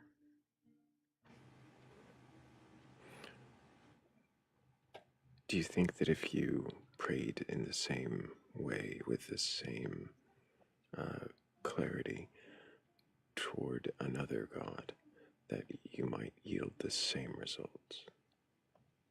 And I'm not asking you to go experiment on your patients with this. No, no, no. So here's the thing. I believe that God is God. I believe that um he has many names, he has many faces. You understand? Like, You think all gods are the same God? correct. Like, How but does that and work out when they contradict each other? that's when it becomes so that's why I've not read the Bible and I don't go to church. You understand? Because Well, God when you God mentioned is the Bible, but you said all gods are the same God, so I would well, also the ask about Bible, the the Edda, Quran, well, the the Quran, the Quran. Torah. Those are It all the doesn't same God, right? Those are all it the I Abrahamic God. But what about Zeus and Thor? What about Vanamoinen or Marduk? Are those gods all the same? well, and here's the thing. All the stories, if you think about it, they all have main veins, right? Like, I don't know what don't you be mean. a piece of crap human being. Don't unalive each other. You know what I'm saying? Like, don't just just be a decent person. That's what all religions, that's the main vein of all religions. Just try to be a decent person. And that's why I think it's all the same God. Like, we just call him different names. Um, have you ever heard of the Baha'i Faith? The No, I'm sorry, the what faith? Similar ideology where everybody's just calling the same God by different names. Um, Universalism is another more Christian-centric version of that, and then um, there are of course just generally omnists, which would believe that every God that everyone believes anywhere at all is the same God, which I would really question. If you say there's a main vein, I mean, do you know that there's a main vein in the Eddas of Norse mythology that matches the main vein of I don't, but Christianity? I'd be interested to learn. Is it possible that people are worshiping entirely different gods with different stories and different meanings? I believe that the majority of people think that. That's why there's been wars and everything throughout history, is because everyone's like, my God, no, my God, you know, and they're just going at each other. You think it's more likely that they are all just talking about the same character but using totally different descriptions and stories? Or is it more likely that they're all just making up characters and stories to explain things they don't know? I think it's the first one that you said. Fascinating. Why is it more likely that they would all describe this great, ultimate, wonderful thing in very, very different, contradictory ways? Why is it that, for example, when a crime is committed and they're like, oh, well, what vehicle drove away? People are like, I saw a white SUV, and someone else is like, I saw a green pickup truck, you know, and all for That's the because same thing. human memory is fallible. So are you saying because humans are Correct. fallible, because humans make errors, then they would write that one God created everything from a giant egg when he played a magic flute, and other ones would say that he created everything from the skull of a giant he slew. Yep. And You nailed it. It's like a so game of you think that telephone. you It's like think a how is game it of telephone telephone? where How it's is it like telephone? you whisper in someone's ear one thing, and then they whisper into someone, and they whisper into someone, and then they If at there's the end no of the common message, how is it telephone? it's it's a common message, but it gets skewed along the way. You see what I'm How saying? is it a common message? Okay. I'm not hearing the common message part. What is the common message? The common message is to, like, all the factors of Christianity remain the same no matter where you read it from, or whatever religion you want to Christianity. talk, So just Christianity. whatever, It seems like you know about Christianity. because Is there I am a Christian. Like, okay, so well, then technically I'm a Lutheran, but okay. it's a Interesting. vein, it's a denomination of Christianity. So I can't So speak to Islam, I can't speak to Judaism, you know what I'm saying? Because I'm not that. So I don't know, why are you a Lutheran? because that's how I was baptized. And that's the Why? church I went to growing up. Like, Because it's what your family taught you. correct. Do I follow and practice it now? No. Well, but you believe in Jesus, but you don't read the Bible. Correct. So it doesn't matter. I mean, does it matter to you if the stories are true, if Jesus didn't even exist? I believe I believe Jesus did exist, number one. But number Why? two, why?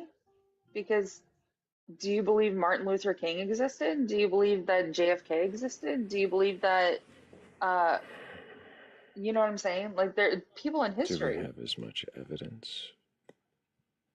Well, Do you not think there are people who have been thought to be historical that turned out not to be? Do you believe okay. Do you Robin believe Hood? Cleopatra existed?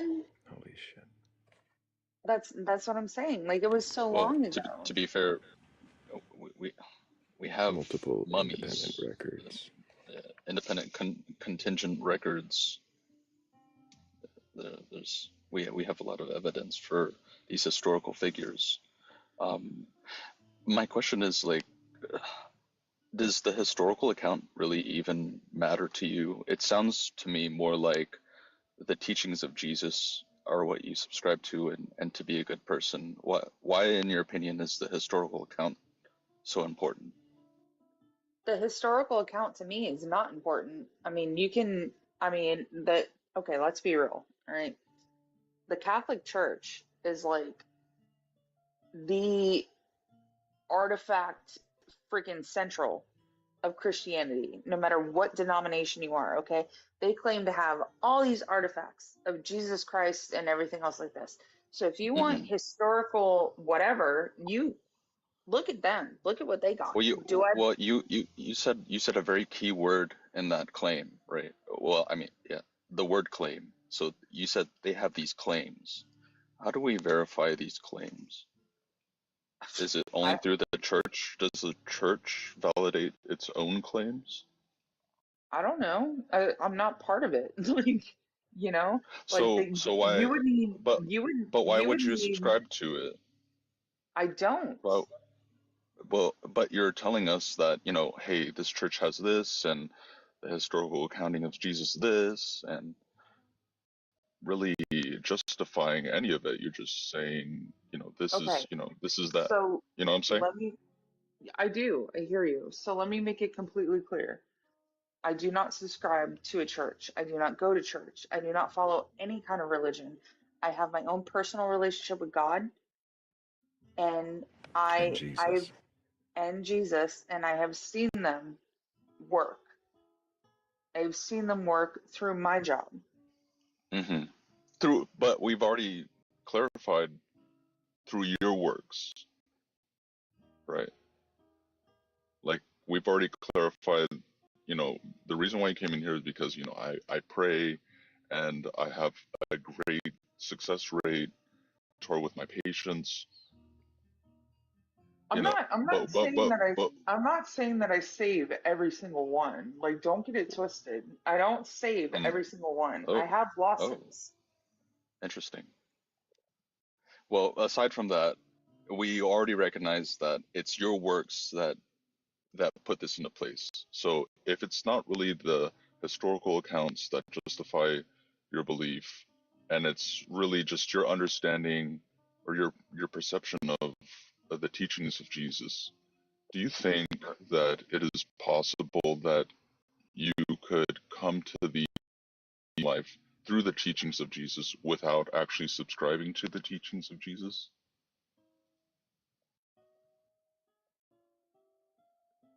Yeah. Do you Is that do you think? is that I not what mean, I do every day? I mean, I I don't think go to church. I don't take the Eucharist. I don't do any of that. I think you do that. I think it's funny that you attribute a higher being to your prowess. But I mean, it's not my room to judge you for that. As long as you're doing good work, I really couldn't care. It's just, this is a place for critical thought and exercise. So, No, when and you come in critical here, thought and and exercise. mhm. I'm listening, and that's why I'm a little confused, because I'm like, what do you mean? Like, Well, when you come in here and you say, "Oh, prayer is because," this no, and that. so that's where I feel like I was misunderstood. I'm Mhm. not good at my job because I pray. You know what I'm saying? Like, I pray because I have such a critical job. I can understand you pray because you have such a critical job, and but you had said, I mean, the whole reason we got onto prayer at all was because you said you believed in Jesus, didn't read the Bible, and the reason you believed in it was because you saw him through your work. Correct. And that's when we got onto prayer. You said that you see Jesus through your prayers because, and we've been all over the place as to the actual success record of the prayers, but I'm not hearing how that leads you to believe in Jesus over Vishnu or Marduk or yourself. Well, you're asking for tangible proof, and there is none. I'm not asking for tangible proof. I'm asking why this is the reason for you.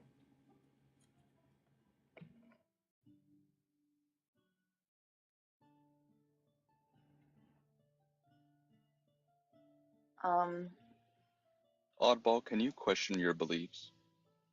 Of course. What does that mean? What does it mean to question my beliefs?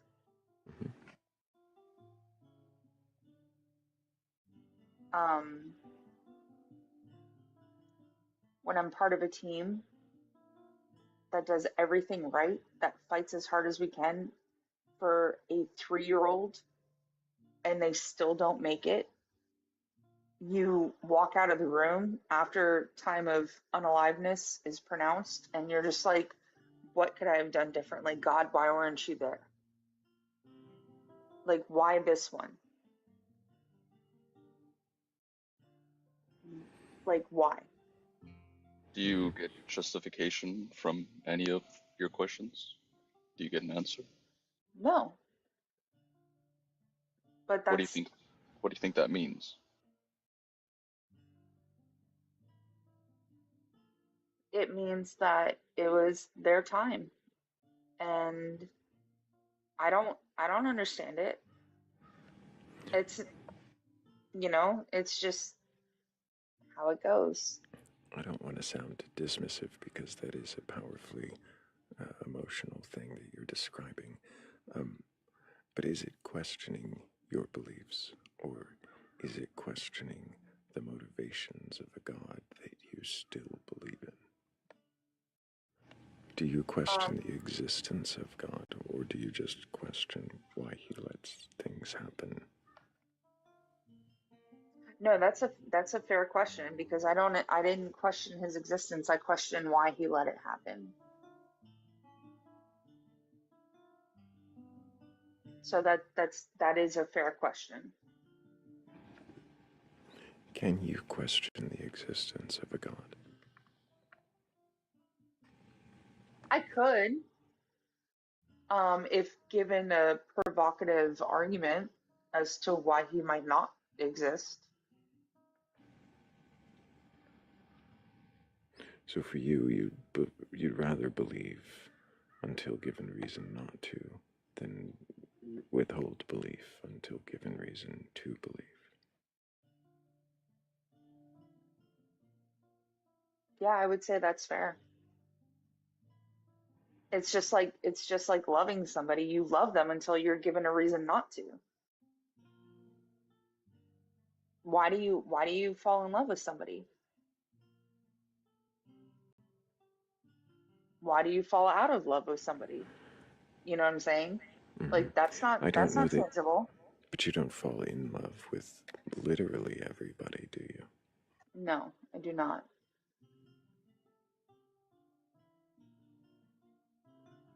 You might have a reason why somebody inspires that feeling in you. And I have reasons why. God has inspired, he's given me reasons to love him and believe in him.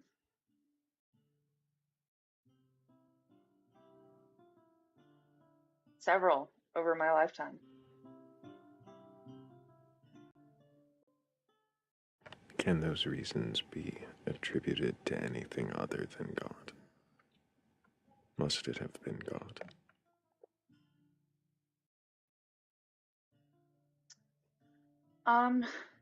I guess those who don't believe could say that it was coincidence, or, you know, good luck, you know. Um, I was recently in an accident where my ambulance was wrecked, and I actually don't currently have, I'm not working with my regular partner because he's still out on medical leave. He was driving. I was in the back with a patient. And once my patient was transferred to another unit and taken care of and, gone, like, I finally went to the front of the ambulance and I saw the damage. And I was like, because I'm what we call a passenger princess, right? Like my EMT drives all the time, and all the damage was on the passenger side. And I was like, oh my gosh, if I had been sitting up front when this happened, like I would probably not be here. I would not be alive. And if I was alive, I probably wouldn't have my legs. You know, it was a bad wreck. And and this is where I think I believe in God because, my patient was okay. He concern was, is my patient okay? He was totally fine. I was okay. At the time of the incident, I thought my partner was okay. Turns out he might have some whiplash and a brain injury, but other than that, he's still okay. And the brain injury is like minor. Like he's still wanting to come back to work.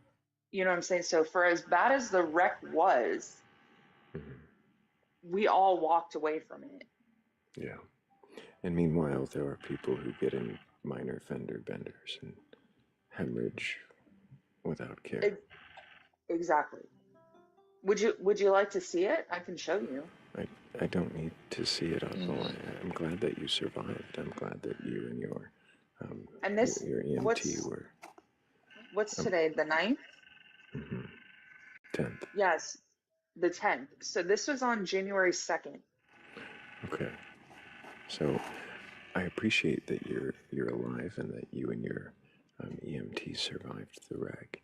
But there are those who get in minor fender benders and as stated, unalive, praying for help. There are those all around the world who do not receive treatment, or not even just treatment, but grace while receiving treatment under prayer. So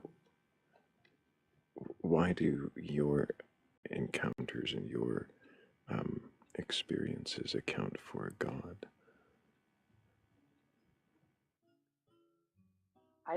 In that instance, I truly don't know. How does it? I like to say that I'm blessed and cursed at the same time. Interesting. I think Sheikh Zula has a question. Yes, sir. Ma'am, sir. Yeah. Sir. What's up? Yeah, no worries. So what's interesting to me is what I'm hearing is every time that a patient ends up in a better state of well-being, when you're finished with them, you attribute it to God. But when they don't, like, you're saying it's their time. Which is also God. So it's God no matter what.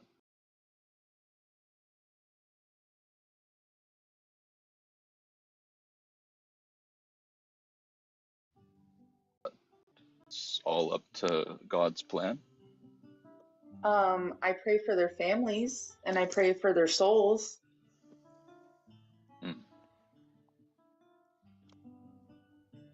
Okay. No further questions, sorry. Shadow, did you have any questions from this guest? Well, I've only been listening for a few minutes, but you're an EMT from what I gather. Paramedic, yes. Paramedic. I mean, like, thank you for your service. It's a noble service. So I just want to kind of honor that. Like, you're directly helping people and like saving lives. So, like, it's personally appreciated, and I'm sure you might hear that a lot or not enough, but I just wanted to make that first clear. And then, yeah, what makes you believe in a God?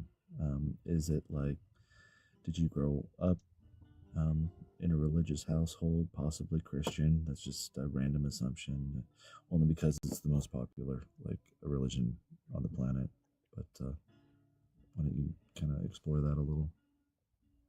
So I was baptized Lutheran when I was born, which was a huge thing in my house because apparently my mom was Lutheran, my dad, Martin Luther, was the one that, pinned everything that was wrong with the Catholic Church on the church doors, and started his own religion, Lutheranism.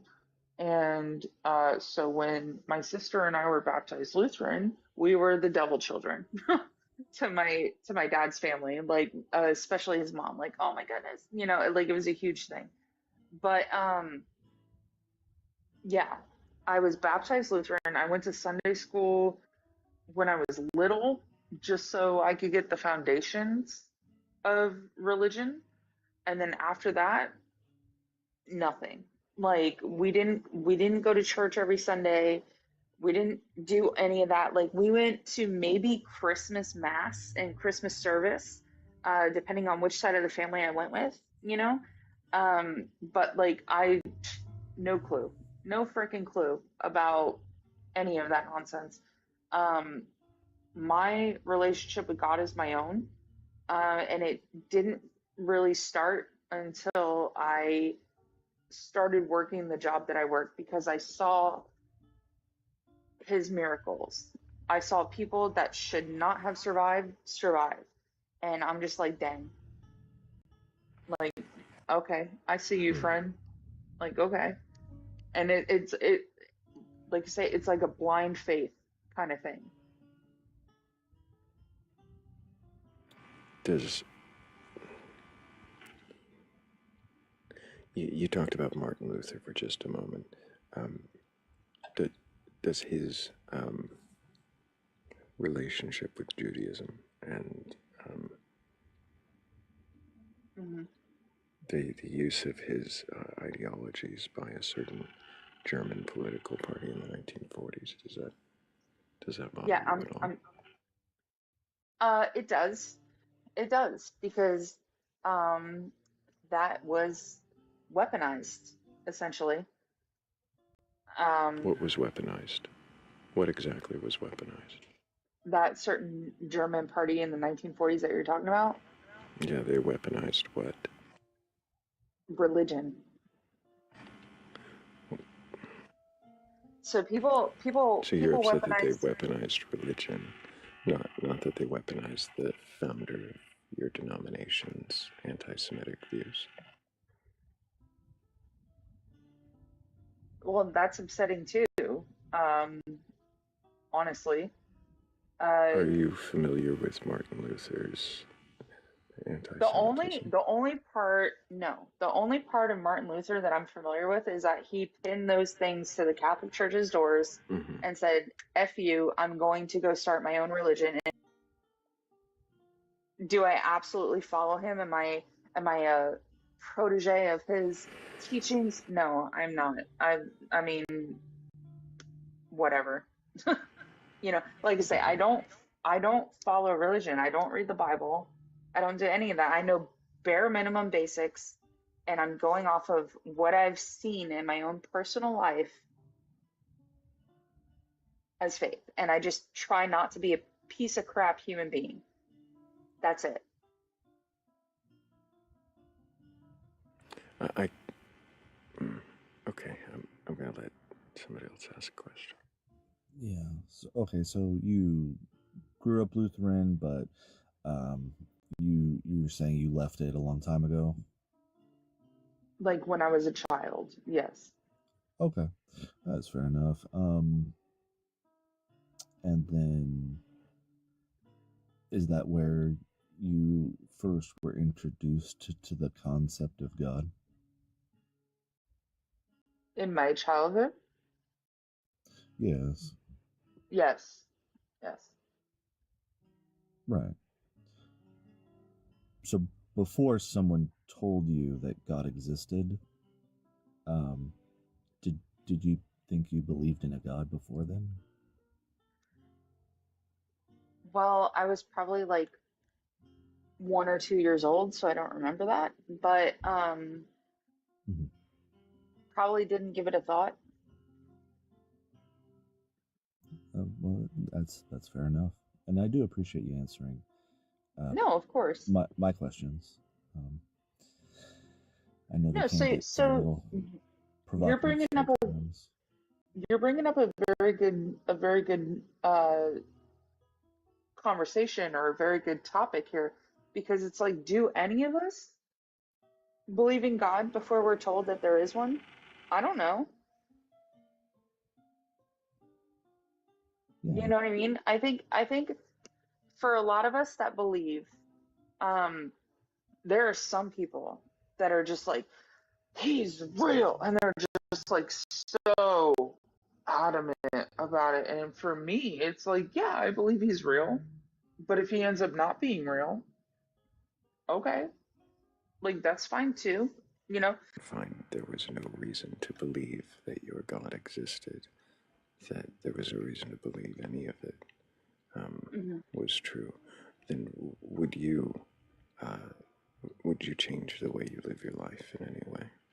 I would not. Would you still pray? I would, because and that's exactly the point I was just about to say, actually. Um, Even if I woke up tomorrow and found out that God wasn't real and it's all man-made, you know, like I'd still pray, because it's still comforting. It's comforting to feel like someone has your back when no one else is there with you. You understand? Like when you're down in it by yourself, when you're going through something by yourself and you just pray, it's comforting to feel like somebody is there. Even if there's nobody there at all. Exactly. I appreciate you, Oddball, for coming up and answering the questions. I don't have any more questions, and I think I'm about ready to end the live. But No, of thank you so course. much. No, and thank you guys for talking with me. I appreciate it a lot, actually. I understand that we're not on the same page and we're not seeing eye to eye. And I apologize if anything I said was untoward or. You're fine. I just really quick, I am gonna ask one question from the comments, because Kat won't let me hear the end of it later, I'm sure, if I don't. Does Of course. your God have I'm sorry, what was the last part of the question? Does your God have to exist to be meaningful? To be meaningful. Um, no. I feel like I answered that I with think that was, the. yeah, a similar question, but Yeah, slightly different. So you could still yeah, find meaning in a God, regardless of its existence. correct. Okay. I appreciate you, Oddball. Thank you. I appreciate you guys. Thank you so much for talking to me. Mm-hmm. Hope that you keep asking questions. And I appreciate you, Shadow and Shake, both of you. Thank you for coming up and asking questions. Great questions, by the way. Thank you. Yeah, thanks for having me. If you want to drop me down, Yeah, thanks I for gotcha. having me. Appreciate you, Shadow. Of course. Thank you so much, Thrayle. Have a good day. Absolutely. Pleasure as always. Thank you, Shake. W's for all of our questioners and our questionees. Thank you, everybody. Uh-oh.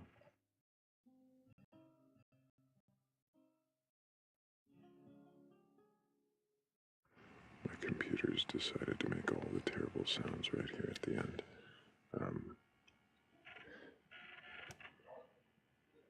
Thank you all for being here. I appreciate every one of you guys. We made it to 320,000 likes. That's damn impressive. And I'm sure if I kept going, we probably could have broken 400K. But I really do thank you all so much for being a part of this community, for being, well, the best audience on TikTok, whether you stay up all the way through the lives or you fall asleep. I appreciate each and every one of you.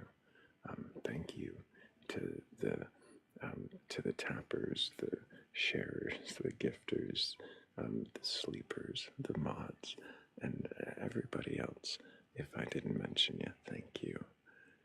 I really appreciate you. This really is the best audience on TikTok. I can't say it enough.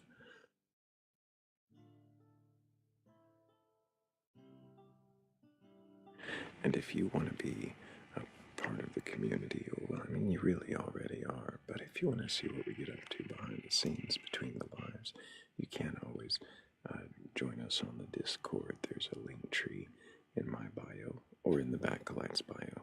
Either one will take you there. Just make sure that when you get there, you read the rules. Otherwise, it might look a little lonely. And if you can agree to them, you should find out that you're not alone. And if you stumble across the Venmo or the Cash App and you want to show your support that way, it is always appreciated. It really make all the difference. Thank you. And I think really, if I'm not forgetting anything, which I usually am, I think there's really only one thing left.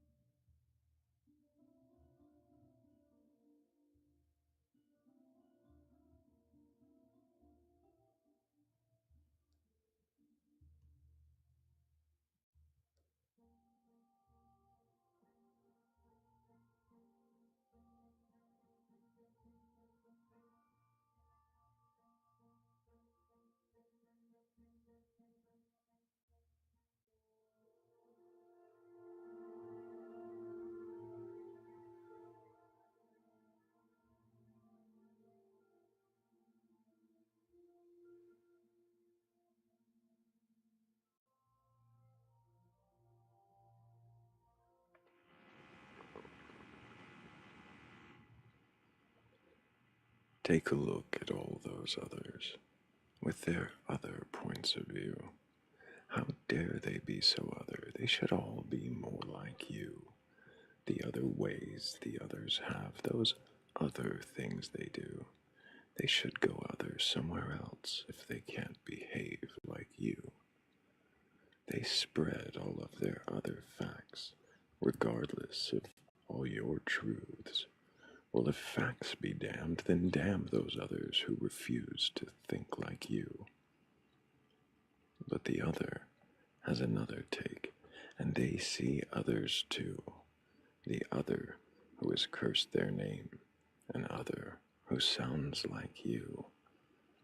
The other's other, on the other hand, doesn't represent your view. Sure, you might agree on just one thing, but they're not the same as you. Still, the other others all together, no matter what your tune. So you other back at all the others, all othering at you. You other their thoughts, beliefs, and style. They other all that you choose. It's a game that's lost by all who play. All except, of course, for you. No, you'll other with grace. Make no mistake, you are one of the few. You are not one of those who will blindly other. No, they can't other like you. They other for anger and other for greed. They really don't have a clue. You only other the others who other all of the others like you. You can't blame others for this othering. This game is nothing new. The other piece will play itself, and you'll keep playing you. Through fear and love and paths to dreams, we and the others are moved. But othering others who are mere human beings won't change that they're just like you. And on that note, until the next time we meet in darkness and seek wisdom together, I love you all. Take care.